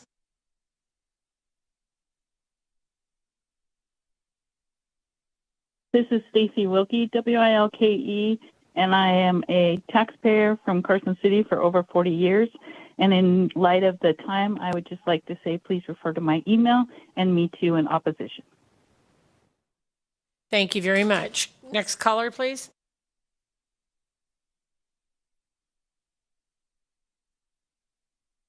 Good evening, Madam Chair and committee members. My name is Carrie Finn, and I'm president of the Carson Educational Support Association. I'm also the Education Support Professional of the Year for the state of Nevada. I'm calling in today in opposition of Senate Bill 509 and feel that it's fiscally irresponsible of the state to give away $380 million in public funds to build another stadium when you've heard on numerous occasions this legislative session from school district employees statewide about the hardships of working in education with low pay and increasingly stressful working conditions. We'll no doubt be told we can walk and chew gum at the same time, but as a Nevada educator, I'm not convinced. It may not be easy to hear, but where are our priorities? You, as the Nevada legislature, have the choice to adequately fund our public schools properly or give away tax dollars to California billionaires. We have heard how education funding was historic, but with increasing costs and inflation, we won't move the needle enough. We're still thousands below where we need to be per pupil. If Nevada put as much effort into funding public education as they are into funding the stadium, we would be in the top 10 of per pupil funding instead of 48th. In today's hearing, we heard a bit about relocation agreement with the A's that they will sign. Let's talk about relocation. Educators here in Northern Nevada are relocating and leaving to work in California. Educators down in Southern Nevada are relocating and leaving to work in New Mexico. Why? Because they're paying them a livable wage. Nevada needs to step up to be competitive. We've seen a mass exodus already, and this was one of the worst years ever. Our students, our school district employees, and our state will be left to suffer if you prioritize this stadium over public education. You may disagree with that assessment, but that's how we are viewing it. We'd like to see more put into public education, especially to fund Time for 20 at the state level to respect and retain our amazing school district employees. Last week, educators were essentially told that $300 million to fund Time for 20 was not the right thing to do, and that amount was put into rainy day reserves. Do you even understand what kind of message that sends to all of the hardworking, dedicated educators and support staff across the state? In closing, legislators will need to consider the ramifications to education across the state of Nevada if you make building the A's baseball stadium a priority over using the public money to properly fund education and get us as close to optimal as you can. I urge your opposition to this bill. Thank you. Thank you very much. Next caller, please.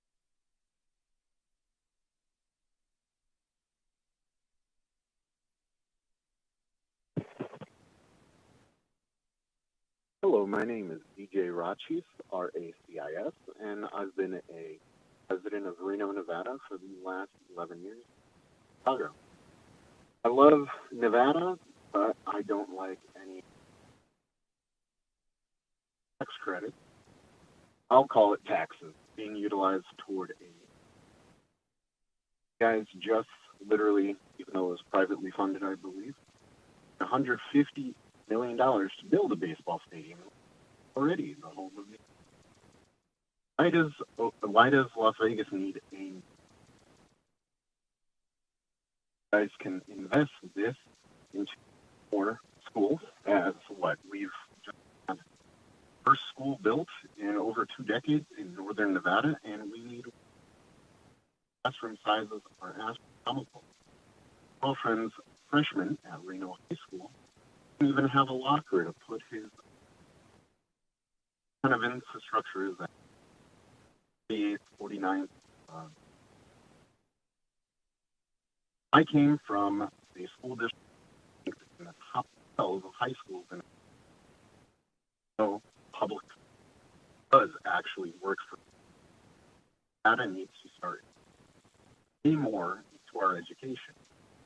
Let's stop there. What if we actually use tax credit, our infrastructure? Stone Bridge in Reno, tumbling, roads, potholes everywhere. Basically, are you guys going to reimburse me for paying for auto repairs? No. Me giving money.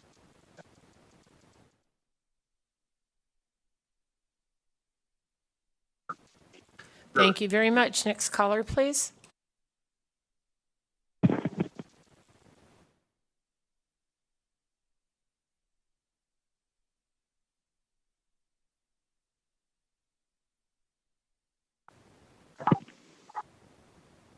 Hi, my name is Emily Abrego, for the record as a 4th grade student. As CCSD, I do not support this bill. I was in a classroom with 35 plus students, and it was hard for my teacher and myself to have a quality education. Please fund my classroom before you fund this stadium that I probably won't even be able to attend because of ticket prices. I am the future of Nevada. Thank you. And thank you for staying up and joining us this evening. Next caller, please.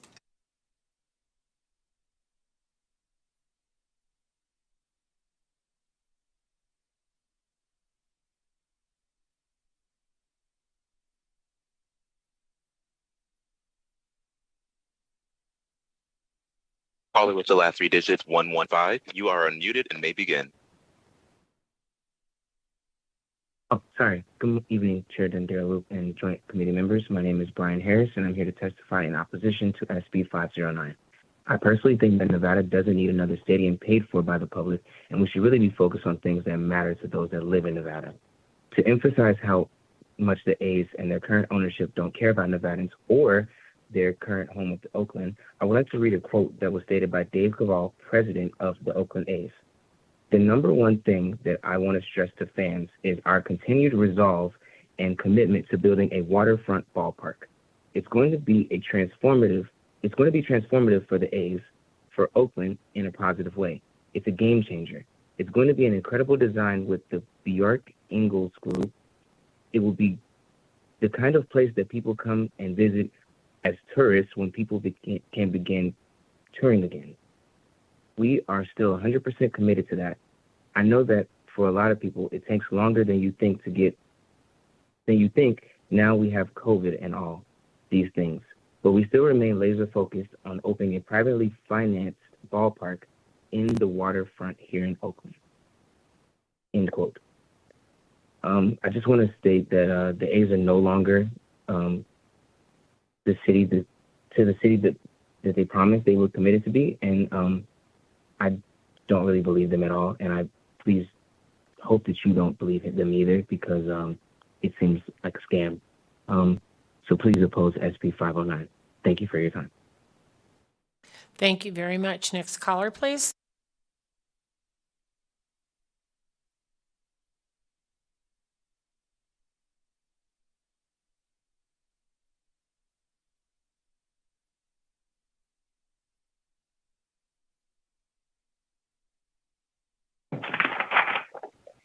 Hi, my name is Emma Abrego. I am 8 years old, and I am a second grader at CCSD. I do not support this bill. You are taking money from my classroom to fund a stadium that will not help me or my teachers. Thank you. Thank you for joining us. Next caller, please.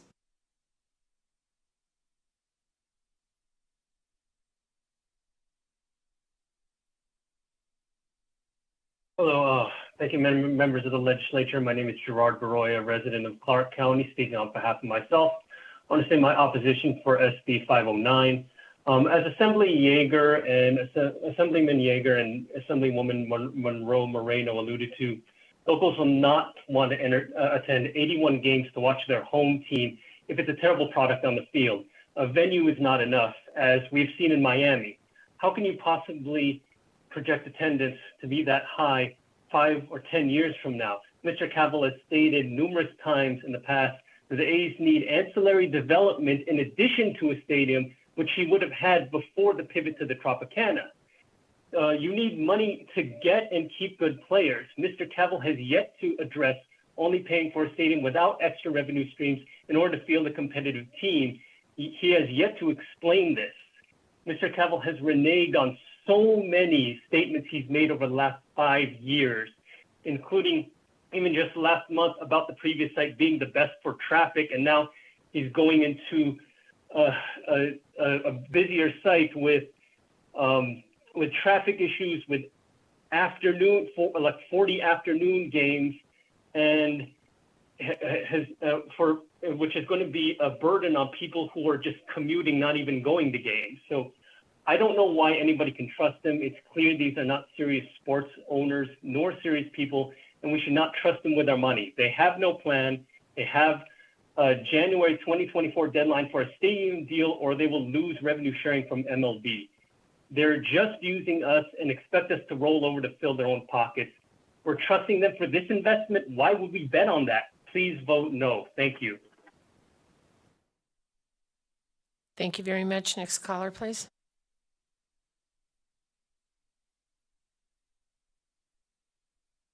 Good evening. My name is Andrew M. Gonzalez. I'm a local business owner in Las Vegas, and I'm calling in opposition of SB 509. Can you guys hear me okay? Yes, we can. Okay. I just want to start by basically saying that, no deal is better than a bad deal, right? And this is a bad deal for Las Vegas. The Oakland A's are a failing franchise, and we are a successful, growing city. So we don't need them. They need us. And any deal that we create should reflect that, right? So why would we loan them money to bring their failing business here? Like, if I asked you guys to buy my failing business, how much would you offer me? I got it $380 million, right? So this guy's worth billions, and we're going to loan him money to bring a failing franchise here? Look, if we don't do this deal, Vegas will be fine. Someone else will buy that property. Some other investor will move in who we don't have to give money to. We get to call the shots in this town, right? I mean, that's the advantage of having Vegas property on the Strip. So I would urge you guys to oppose it, or at least go back and renegotiate it. If anything, they should pay us $380 million to bring the team here, right? We should be like charging them a fee to bring their stuff over to here. And then we could use that money for the teachers, and then all the locals would probably be for this thing. So I appreciate your guys' time. Please reconsider the nature of this deal. Thank you. Goodbye. Thank you very much. Next caller, please.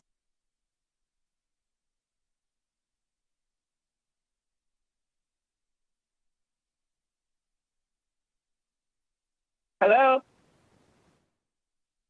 Yes, we're here. Okay, I'm sorry. There's a little bit of a delay. I apologize. I am calling in opposition. My name is Sky Nomalies, SKYNOMALIES. And I'm calling in opposition for pretty much all of the same reasons that all of the previous people in opposition have called in for. But additionally, I would also like to remind everyone that we are still in a state of emergency for a water shortage. And I think that it's very interesting that a state of emergency was declared, and there's been some caps put on construction, but I'm still seeing a lot of construction around. I don't have a problem with that. That's fine. My problem and my issue is we're pushing these bigger projects like this for these multi-billionaires who are more than capable of funding it all on their own. We don't need to invest in that. We don't. We have the choice. We don't have to invest in that. And from what I'm hearing, the team itself isn't really all that great. And that's another matter of opinion, and I don't want to get into that. But just want to reiterate that we're supposed to be in a state of emergency for a water shortage. And to expect us to invest into something like that when I'm seeing some of the effects of some of the projects that are being invested in the name to combat the climate crisis, we're investing, additional money into other projects and things that are manipulating and modifying our atmosphere, and projects that are ongoing that are being invested in because we're in a state of emergency. If it not were for the state of emergency being declared, we wouldn't have those funds to invest in those projects, which I oppose to those projects too, but that's a whole other issue. But opposing the stadium as far as tax funding, money being invested in, I think it's not good for Clark County. And I don't believe that, it really matters. Honestly, if I give my honest opinion here right now, it probably doesn't really matter too much of what I say or who I am. But additionally, before I end this, I want to say thank you to Ms. Titus. She was the only one that actually gave me a response and a reply to a letter that I sent concerning COVID, and I really appreciate you replying to me. I'm so thankful that you did. And additionally, I sent you a report on some unidentified anomalous phenomena here in Southern Nevada, and I would appreciate your attention to that too. Thank you so much for your time. I strongly oppose SB509. Thank you very much. Next caller, please.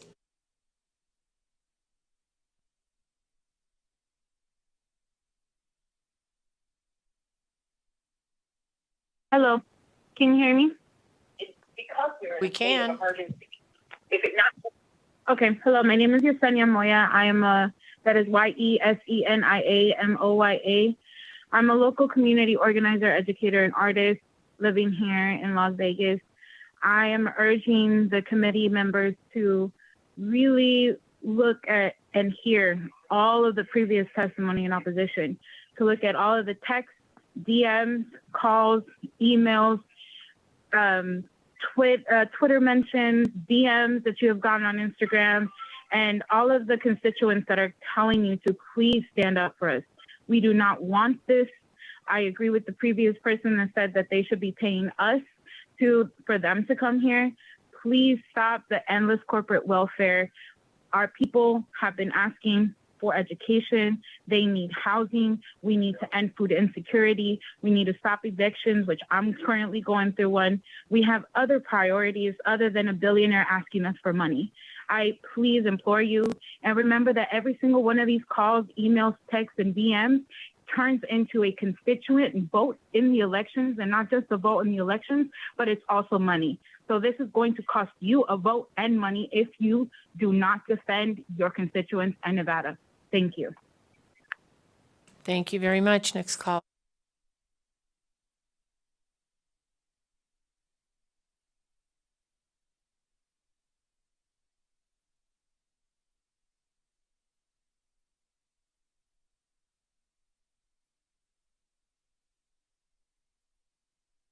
Caller with the last three digits, 600. Please press *6 to unmute yourself.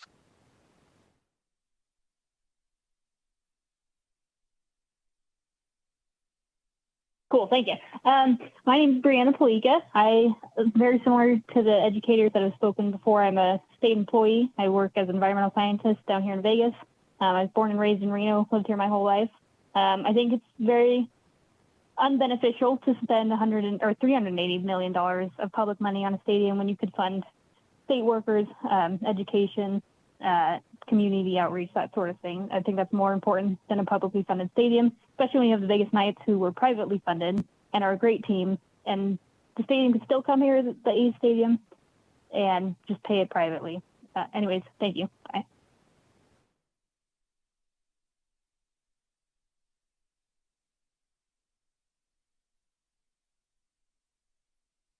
Thank you, Chair Dondero, members of the Finance and Ways and Means Committee. Erica Nungray for the record, ERICA-NUNGARAY. As a parent to 4 students and a Clark County School District support professional, I urge you to oppose SB 509. At a time when our school districts cannot fill classrooms with staff, Nevada's leaders' priority is a stadium. Some schools are being left without teachers to start the first day of school if we were to start tomorrow. I'll let you in on a secret. You have schools that, as of today, are left without a special education department from teachers to support staff. And Nevada's leaders' answers to this, if you build the stadium, the educators will come. Many educators work at Allegiant Stadium to supplement their income for contractors without any benefits. Is this your way of providing a solution to pay for educators adequately? Stop the madness. Charity starts at home. Fund education and let the billionaire get a loan from the bank, not Nevada's hardworking educators and taxpayers. Thank you. Thank you very much. Next caller.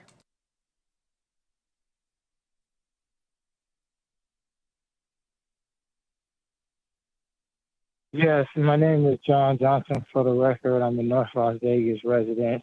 Good afternoon, committee chairwoman, and the rest of the committee members. I wanted to talk in opposition of Senate Bill, and kind of like the first presenter had said, I've done this before. I was there in Carson City in opposition of the stadium, and now I'm in opposition of this stadium. And one of the things that I wanted to ask or state is, I've heard a lot of people saying that the stadium was successful. Well, I work in the community. I am an advisor for Councilman Isaac Barone in the city of North Las Vegas, and we deal with nonprofits on a daily basis that don't have the resources to, do some of their missions. We have a nonprofit, that we're trying to raise money for to bring in an air conditioner. There's so many, resources. I know I was listening to a committee hearing where Senator, I was trying to take my time, but I'm sorry. She was asking for money for the snack board. So the snack board, she was the chair years ago. I was out here years ago when she was the chair, and it's supposed to help low income zip codes, but the problem is it's never funded.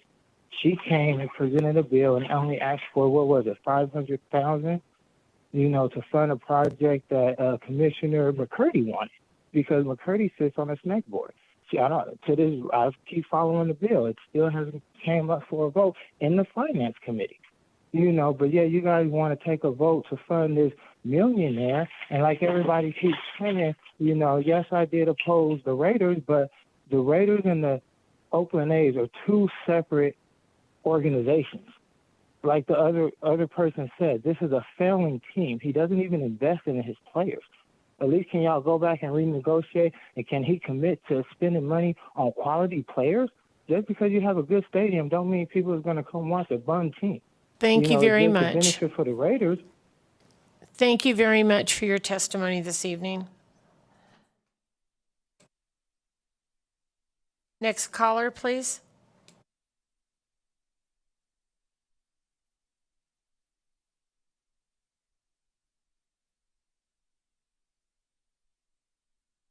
Good evening, Madam Chairs and members of the committee. For the record, my name is Cindy Martinez, CINDY-MARTINEZ, a United States Marine Corps veteran and honorably retired Nevada State Peace Officer and resident of AD 30 and SD 13. I am strongly opposed to SB 509. I am opposed to yet another sports stadium funded with taxpayer money. Good paying jobs should be created by private business owners and entrepreneurs with their own money and not subsidized by taxpayer money. Our concerns for Nevada's future should be focused on improving public safety and supporting our professional law enforcement officers, alleviating the economic conditions contributing to veterans and others' homelessness, treatment for drug addiction and mentally ill, fully funding teacher staffing and improving educational outcomes, expanding school choice, maintaining and improving statewide infrastructure, and more. This legislature's legacy should not be signing a Nevada mortgage in perpetuity for money given away to another out-of-state billionaire. We are still climbing out of the carnage of the 2020 pandemic restrictions and are in the beginning stages of recession despite the talking heads and funny papers trying to convince us otherwise. We are facing down an impending global systemic financial crash, and now is most assuredly not the time to further financially encumber the beleaguered taxpayers of Nevada. We are tapped out. Please vote no on SB 509. Thank you. Thank you very much. Next caller, please.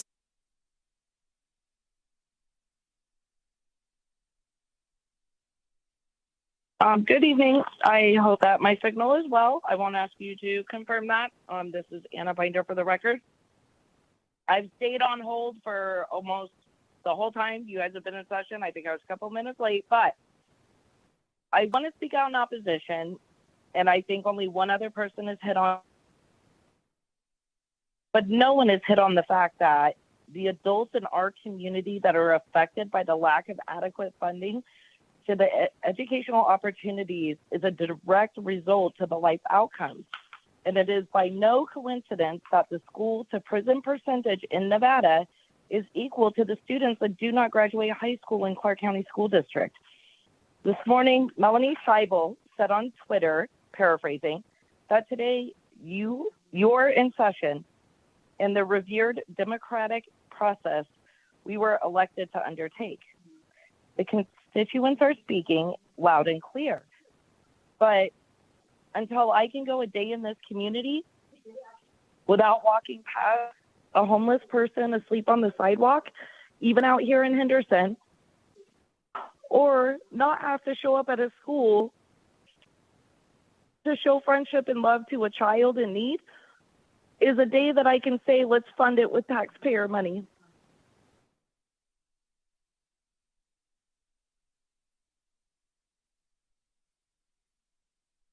Thank you very much. Next caller, please.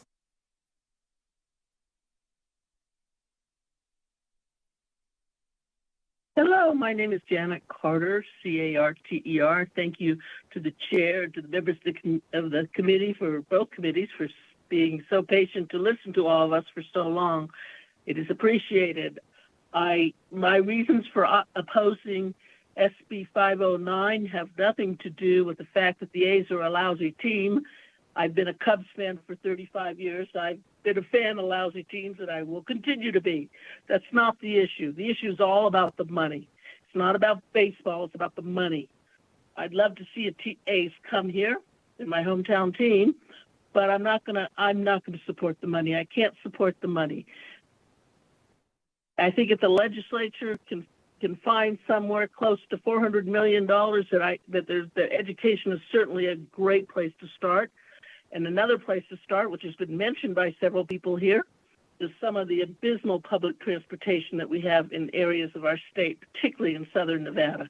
A little bit of money could help make that much more livable for folks to have better transportation. As it is, it's going to be even more of a nightmare when this stadium opens. So thank you very much for your time, and basically dittoed everything everybody has said. Thank you very much. Next caller, please.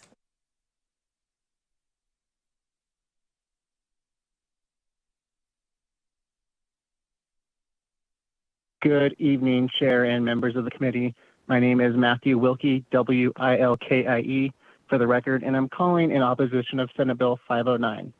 I understand that the arrival of a Major League sports team might bring economic benefit to the state, but we need to consider whether it is wise to use our tax dollars for this. There are countless other important issues in our state where our tax dollars could be better utilized. Nevada's public education system is one such issue that could benefit significantly from increased financial support. Even with historical funding this session, which I'm greatly thankful for, we need to focus on improving school infrastructure, hiring more experienced teachers, and investing in educational technology to provide a better learning environment for our children, as we are still grossly behind. Additionally, we have to address the ongoing housing and mental health crises in our state. We need to provide more affordable housing options for low-income families and offer better health care services for those struggling with mental health issues. Giving tax credits to this team might give us temporary economic benefits, but it will not tackle these critical issues that require immediate attention and funding. It's crucial to prioritize our spending on pressing matters that will have a long-term impact on the lives of all Nevadans. I strongly urge your opposition and focus on addressing on more important issues facing our state. Thank you so much for your time. Have a great evening. Thank you so much. Next caller.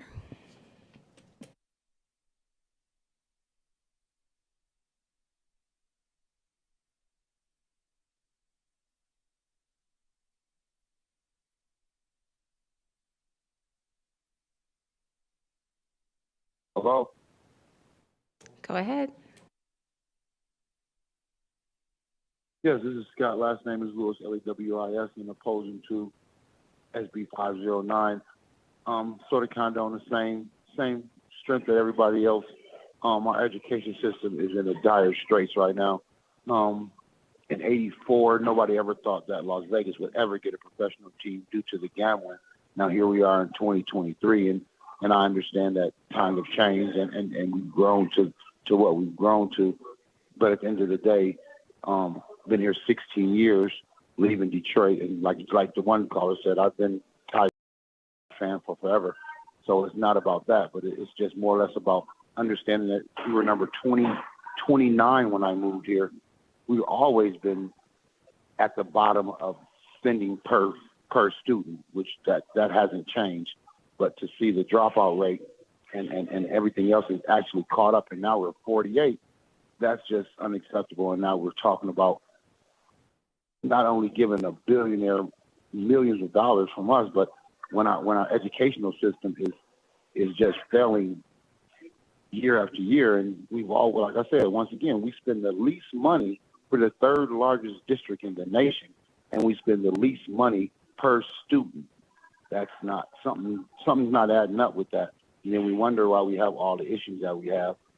It just doesn't make sense. SB 509 at this time right now, to me, just isn't proper. Thank you for listening, and I appreciate it. I've been here 5 hours just like you. Have a good evening. Thank you. Thank you so much. Next caller.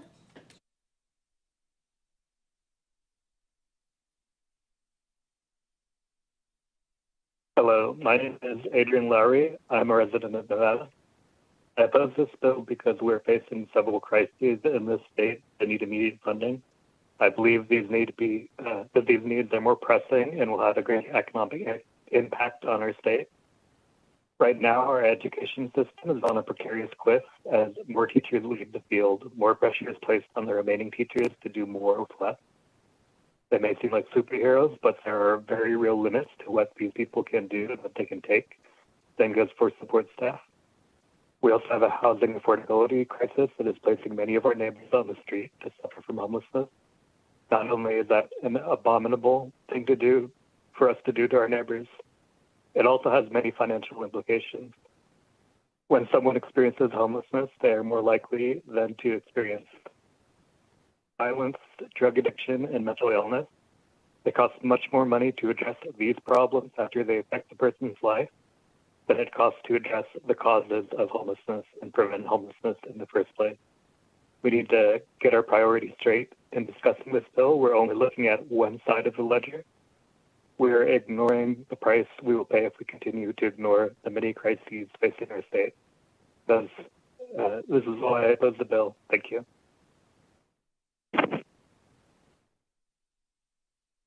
Next caller, please.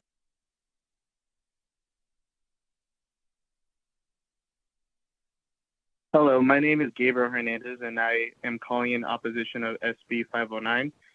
This is a bad deal for Nevada, and this deal was made within a month, and it's sloppy. This is all smoke and mirrors, and they don't have an actual plan because Oakland called their bluff. Nevada, you guys hold yourself to a high standard, and I appreciate that. Give this money to the future of Nevada. Focus on them. Your schools deserve this more than the stadium scam. Las Vegas deserves to have their own team with an ownership that cares for Nevada, and rather than people who are here because you're their plan B. Wait to be someone's plan A, and you'll get it. Trust me. Don't fall for this half-baked deal. You'll be stuck paying in the end. John Fisher walked away from a 90% deal in Oakland. These are not faithful people. They are greedy, and you've been warned, Nevada. Listen to your people. Thank you. Thank you very much. Next caller, please.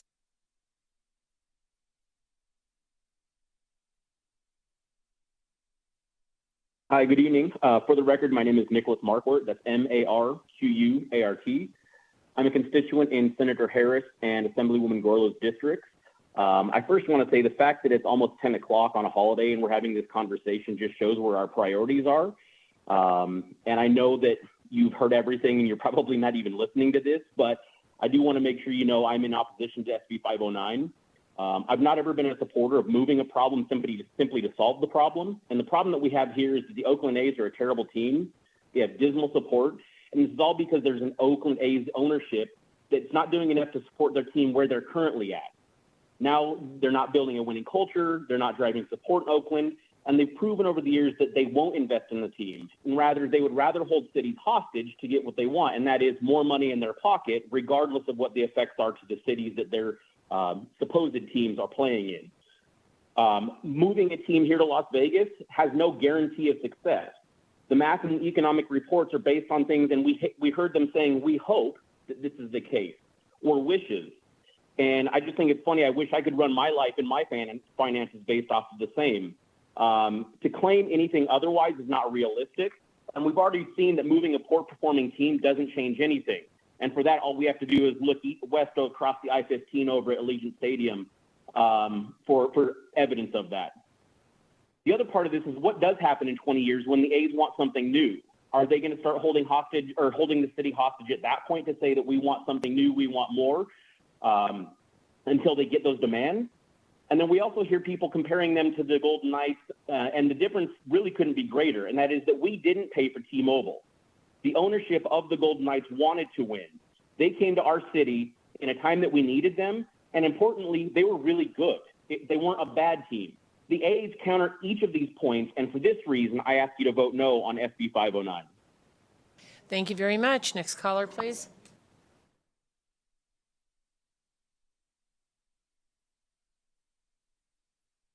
Hey, good evening. It's Doug Roberts from Las Vegas. I'm calling in strong opposition of this bill. I moved to this state because of the business-friendly environment coupled with the progressive social policies. That's what makes our state unique. Most other states either have one set of policies or the other, but not both. Those of us small businesses that have had to build our businesses ourselves are insulted by the prospect of giving away tax dollars to billionaire business people. If this was an equal, competitive process where all businesses had the option to compete for these funds, that's great. But this bill isn't that. I'm all for building businesses and bringing new businesses to our state as long as those businesses are built without artificial prop-up and anti-competitive funding from the state. Thank you. Thank you very much. Next caller, please.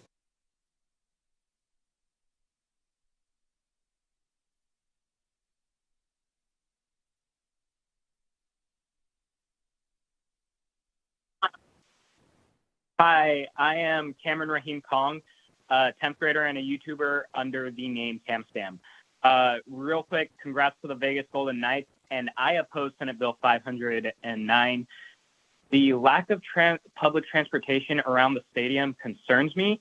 It looks to be a car-oriented facility with little to no regard for the public transportation. This money could be used for better opportunities. We could use this money, like many people said, for education, also for public transportation. I cannot stress enough, in Vegas, the public transportation is extremely terrible. I also don't want to let a toxic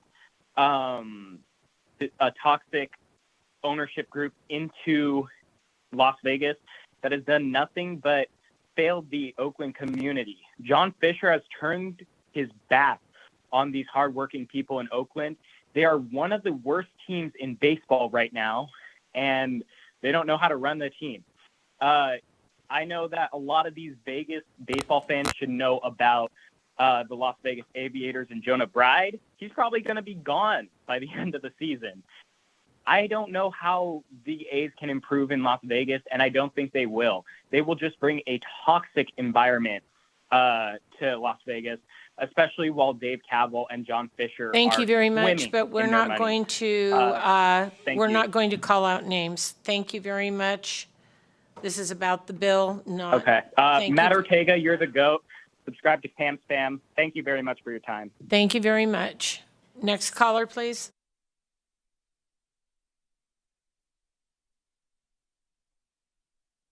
Hello, my name is Zach Barrios. I'm a Las Vegas resident, and I oppose SB 509. It's rushed, short-sighted, and irresponsible. First off, Clark County residents don't even get a say. It's being bundled into a state bill that they're just going to have to eat no matter what. If you talk to those people, they wanted a say. They don't get one.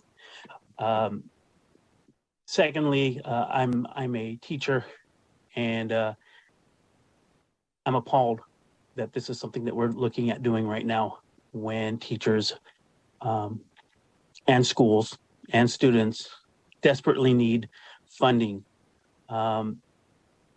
Teachers need raises, kids need books, they need computers, they need teachers. Furthermore, this is a team and a group that have shown that they can't get a job done. They don't appear to have any loyalty. They appear to be very dishonest. And I wouldn't want Nevada or Las Vegas to have to deal with the fallout from them not holding their word. And it seems to be something that they're very good at, which is backing out of a deal.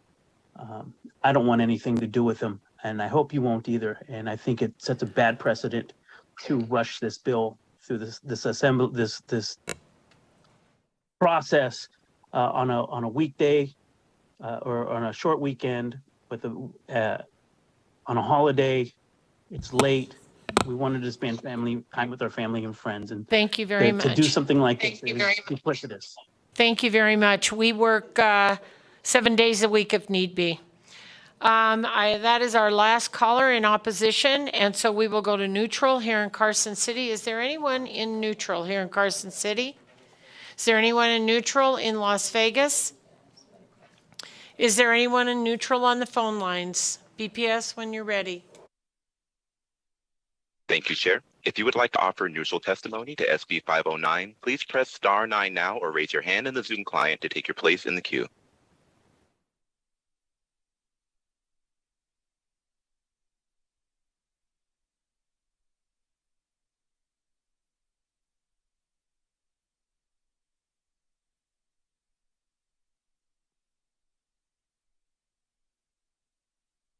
Good evening to the members of the committee and happy Memorial Day.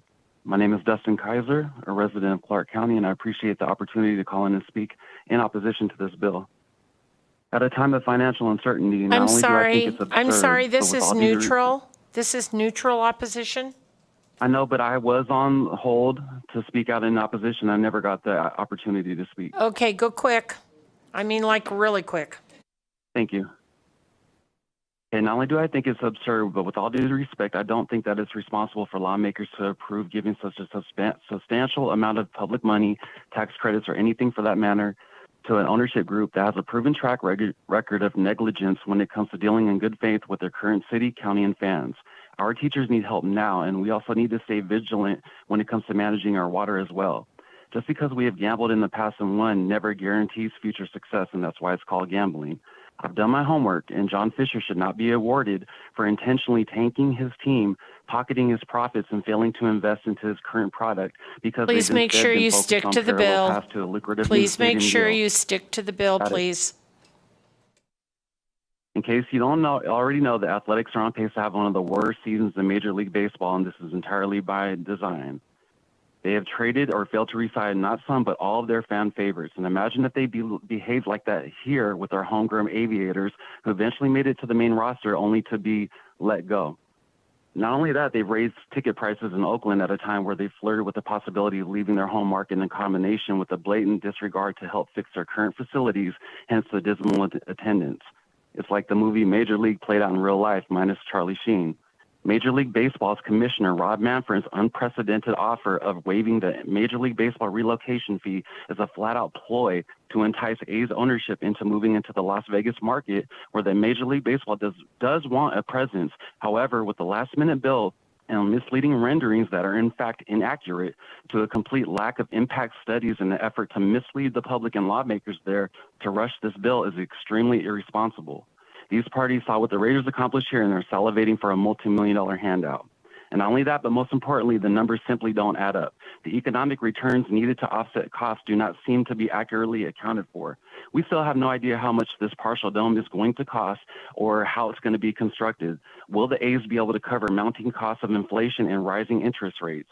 I seriously doubt, with how the A's have treated their diehard fans in the Bay Area, that any significant portion of that fan base will follow them here, leaving them to depend on tourism to fill seats. And this is the opposite of how we approach things as proud Golden Knights fans, right? So I would urge Nevada lawmakers to please be patient and do this the right way organically when the opportunity eventually does arise for Nevada and Las Vegas residents to get our very own expansion team in the near future. And we will be glad that we played our cards right when it does happen. A previous caller was right when he said no deal is better than a bad deal. And the majority of residents here have spoken, and we don't want or need the A's under these conditions. Thank you very much. Thank you guys for your time. I appreciate it. Thank you very much. Next caller, please. Bye-bye. In neutral.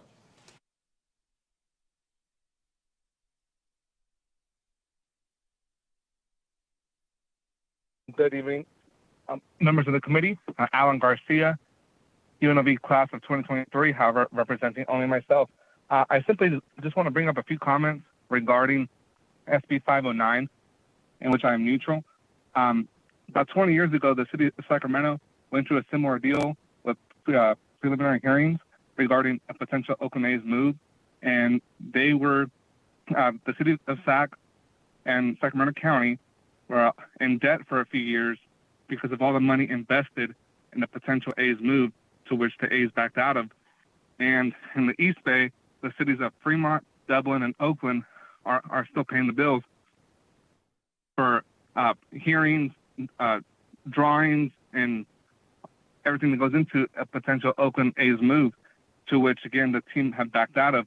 And now here we are again, 2023. They're considering them to Las Vegas. I would consider all you members to consider those cities, consider what happened in those cities at those times, and consider the financial impact of and how much it could possibly hurt Clark County and the state of Nevada. And again, at a time when the funds can be issued to a variety of other concerns, of which as a Vegas resident, I do have many, I would really consider giving the citizens of Clark County a vote and at least let them decide if they want the Oakland A's here or not. Thank you very much. Next caller, please.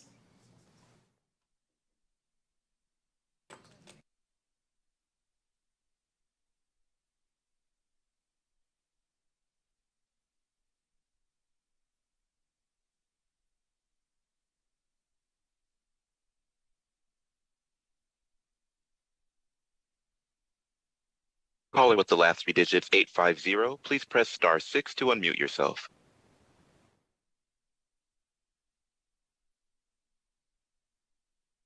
Hello, Lucas and Boden, INBODEN, North Las Vegas resident, calling.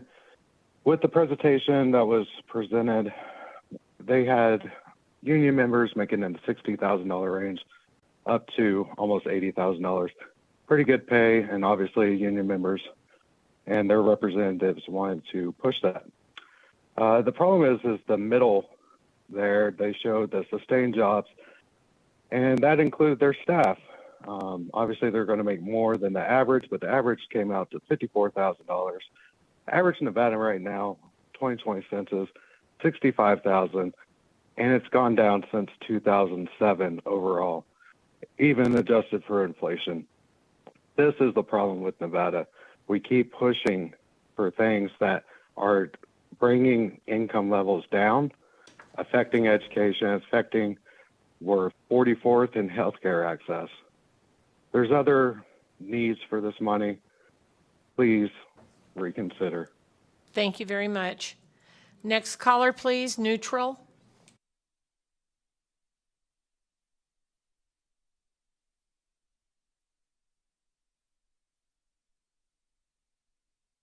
Hello, can you hear me? We can. You're neutral.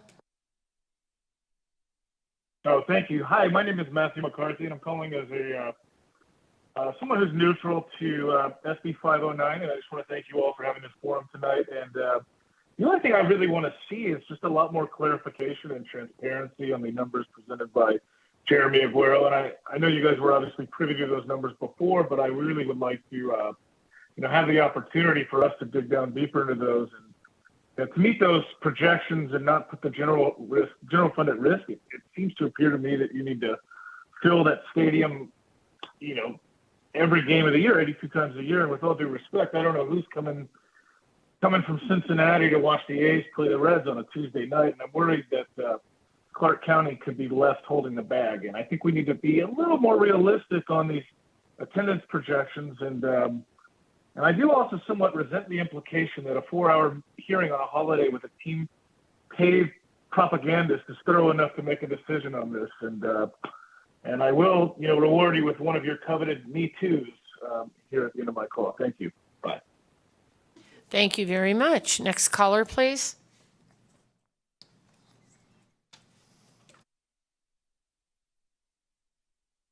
Hello, this is Paul Zeppa with a neutral comment. Please go ahead. Hello, this is Paul Zeppa in Las Vegas, Nevada, and I'm calling in with a neutral comment like a devil's advocate on the SB 509.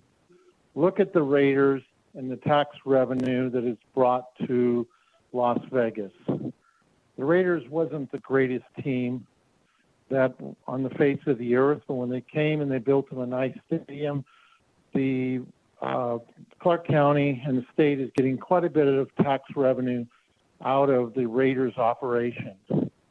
I am actually kind of against the location. It's a bad location. It's going to create a traffic nightmare.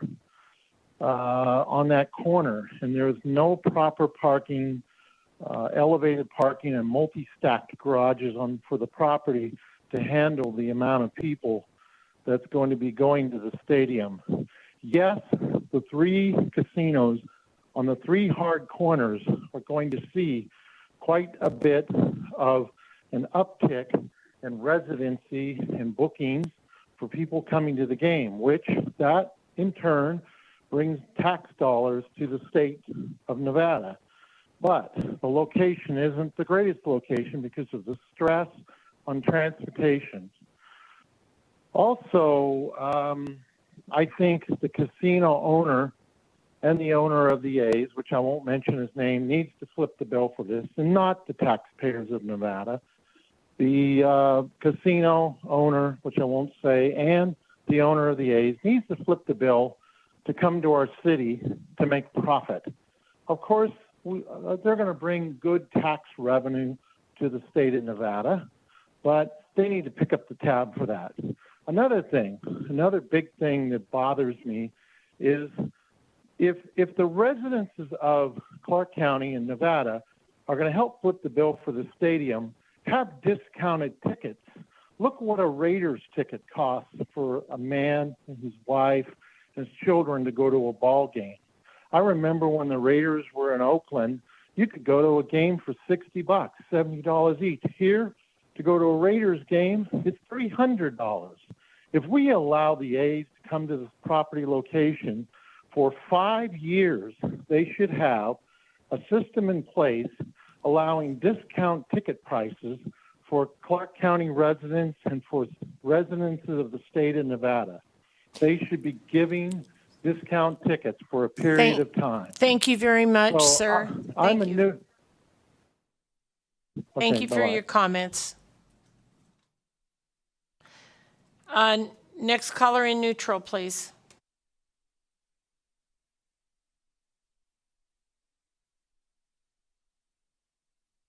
Hi, my name is Kalen Evans. I'm the president of the Washoe Education Association. We represent the certified professionals in the Washoe County School District. And I'll make this very quick. I was on hold, been on this hearing for the last 5 hours. Somehow didn't get a chance to speak in opposition, so I'll keep my testimony neutral. I would just say, it's clear that this bill is going to pass. But the Oakland A's need Las Vegas far more than Las Vegas needs the A's. So do whatever you can to leverage that position and make it so that we have additional funding to put towards other areas, in mind thinking education and the crisis that we're in. Thank you so much. Thank you very much. Are there any additional neutral callers? Hello. Go ahead, please. Yes, I'm neutral. I just want to say. State your name for the record, please. You should let the people. My name is Thomas Wilson, and I'm neutral, and I just feel you should let the people talk instead of cutting them off and just being a real bitch about it. Sorry, sir. You're done. Thank you very much. Next caller, please.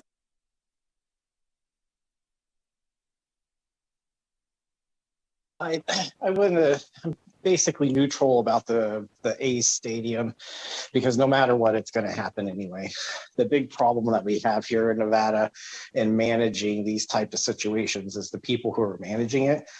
Most of the things people are complaining about right now with transportation don't seem to understand what's going on with transportation.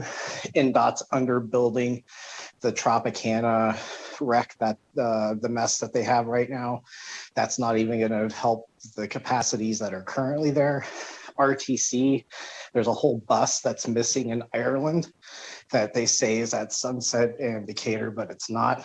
So if we don't have control of the resources that are going to be managing the stadium and its needs with transportation, it's going to be a mess. If we're not owners in the company and we don't get to say anything about what happens with the A's by having a board seat, then we're not receiving any revenue. Would you please state your name for the record? Would you please state your name for the record? I'm sorry, James Johnston. Thank you. So if we're not making any money off of it and we're just giving up tax money, then we have no say. If we don't have a board seat with the A's, we have no say. So that's a big problem because they're going to do whatever they want. And the bureaucrats here in town are just going to do whatever they're paid to say anyway, because, you know, that's how Las Vegas works. People get donations through political means in one way or another, and then they vote that way. I mean, Garlo's saying that her constituents are being heard, but I call her, I text her, I email her, and I don't hear anything from her. Okay, well, thank you very much, sir, but we're not going to have that conversation right now. We're talking about the bill. So I appreciate your comments tonight, and thank you very much. I'm a constituent. I understand that, and you may email your senator or your assembly person and have that conversation with them, but that is not what we are discussing tonight. We are discussing Senate Bill 509.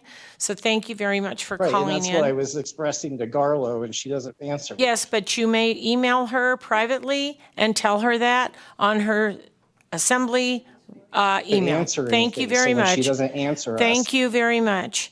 So just for the record, just so you know, those of you listening, we did about 45 minutes worth of support testimony in Carson City, in Las Vegas, and on the phone lines.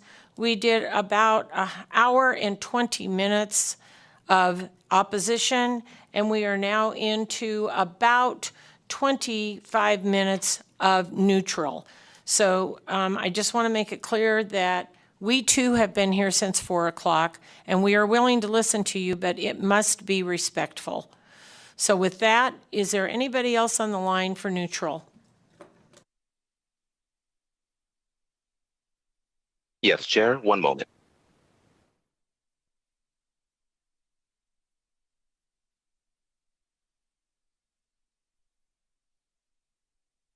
Never mind, Chair. That concludes all callers in neutral. Thank you very much. So with that, I'll ask our presenters if you have any closing remarks. And if you don't, thank you for staying here this evening. And with that, I will close the hearing on Senate Bill 509. And we will go to our last agenda item, which is public testimony or public comment. And we have about 20 minutes that we can do that, and then you will be able to submit your public comment in writing. Let's remember that the public comment is only things that we did not discuss tonight. So it is everything but Senate Bill 509. That is what public comment is about. Please go ahead, BP, here in Carson City, in Las Vegas. Is there somebody at the desk in Las Vegas? Go ahead, please, when you're ready. My name is David Gomez, president of Nevada Peace Alliance. Just going to name some other things. I'm also the Clark County School District inaugurated bridge commissioner. I was the former president of Wake Up Westside Action Alliance Corp with Marzette Lewis, the former Marzette Lewis. I was the former deputy director of education for LULAC when they were here.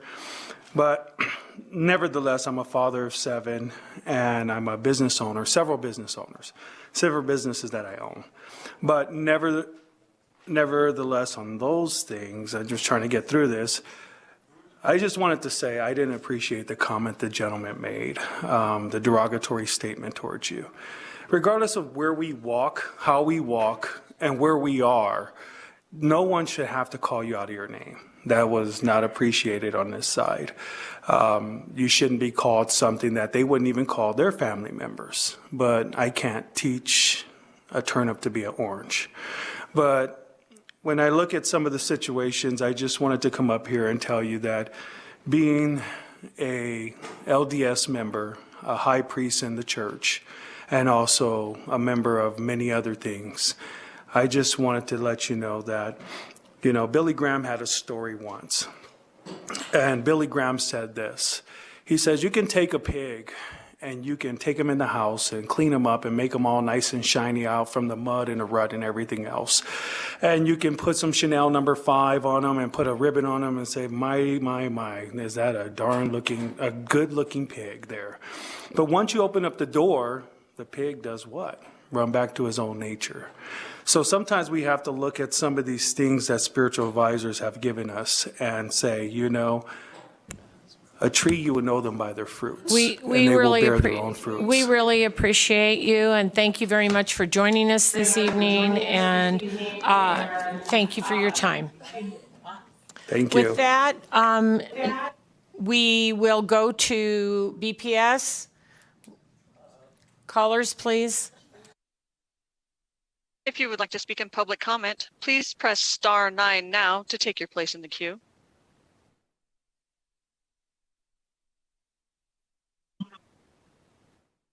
Good evening, Cyrus Hojati. Sorry to keep you out this late. I just don't feel that this meeting was done the way that it should be. Please, if you are more than welcome to explain why I was dumped in like that. I don't see how my comments were off topic. A lot of people talked about investing in mass transportation. This is very unique because many groups who are on my side normally are on the opposite end. It's a great opportunity for us to unite. And a lot of those groups, even in Twitter, said that I don't think things were done very well. I mean, we waited many hours. My gosh, if you don't mind, I want to. I'm so sorry you're disappointed. Thank you for calling in, and we'll talk to you another day. Thank you so much. Next caller, please.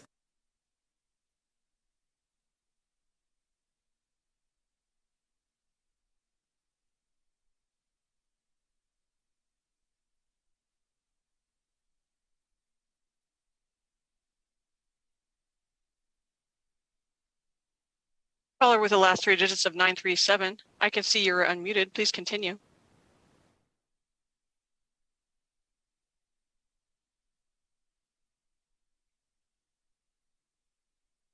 Caller with the last 3 digits of 937. We can see you're unmuted on our end. Can you see if you are unmuted on your end? Okay, I'm unmuted here. Can you hear me now? Yes, I can. Please continue. Okay, I apologize. Scott Lewis, representing Open Comment, Las Vegas, Nevada resident. I was wondering why we couldn't use the state-of-the-art facility that we built. Can you state your name for the record, please? Can you state your name for the record? First name Scott, last name Lewis, Lewis. Yeah, my reference was to the A's being the team that they are and the ownership that they have and that they've proven numerous times over the years of not putting money into their team, not even wanting their team to win, why they just can't use the Summerlin Stadium and taxpayers not have to pay anything. But once again, given this is giving a billionaire money to build a stadium for a team that just hasn't proven that they even want to win, that they even want to compete, that they even should be even. I mean, they're going to win 25 games this year in the Major League Baseball, and then we're gonna foot the bill for that. I don't think that's quite the way it's supposed to work. And thank you very much for your comments this evening. Thank you. Thank you very much. Next caller, please.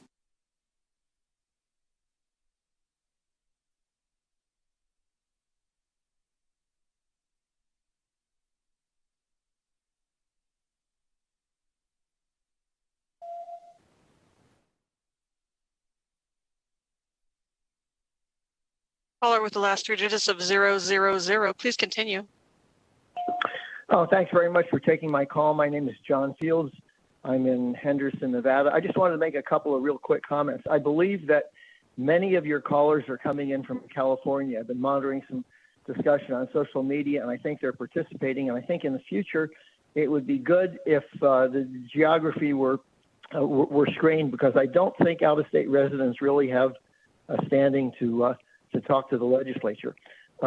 Second point, I believe that many of the people, especially the teachers and those who oppose it, are not familiar with the return on investment concept, when they talk about the problems with education. So I really believe that type of information should get put out there in the future. So because it seems like a lot of people, and unfortunately our teachers, are really not too conversant on something that they really should be understanding. Thank you very much, Thanks for sir. taking my call. I am a teacher, so thank you so much for your comments tonight.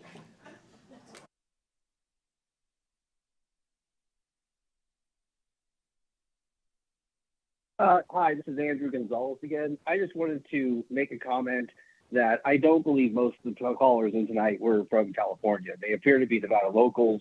If you speak to locals, the opinion seems to be the same everywhere. Thank you so much, but we don't check. Yes, thank you. We appreciate that comment. We just don't. You have a problem when someone, We just don't check him to say area his comment codes. that was for it. We don't check area codes on phone numbers, He was sir. allowed to say it. Correct, and you don't need to. My point is that he was allowed to make the comment that he thinks most people were from California. So I'm making the comment that I believe most of the callers are not from California. That's all. I'm refuting his comment. Fair enough. Fair enough. Thank you very much. Next caller, please.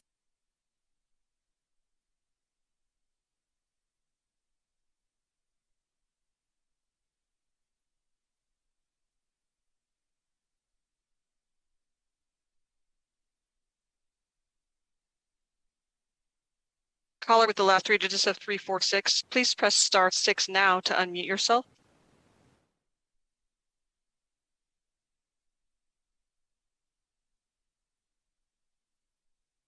Yes, this is Julie Crosby. Excuse me, my voice is hoarse. I've been waiting for 6 hours. I know you want us to talk about something else, and I will. Will there be another meeting, an opportunity for people in Las Vegas and Nevada to talk about these topics tonight, especially 509, because it just seems like it was pushed through, and there's clearly a lot of people are still waiting and will not get the opportunity to talk.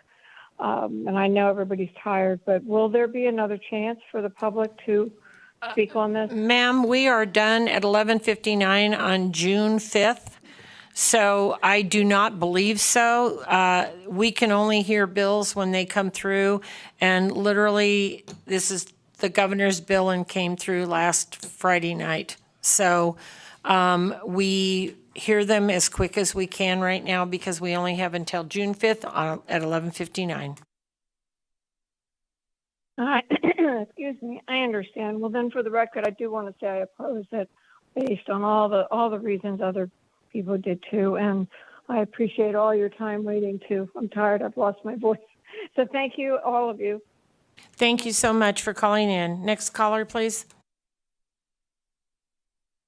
You have no more callers wishing to speak at this time. Okay. I think we have completed this joint meeting. Class is dismissed. We are adjourned. Thank you, Karen.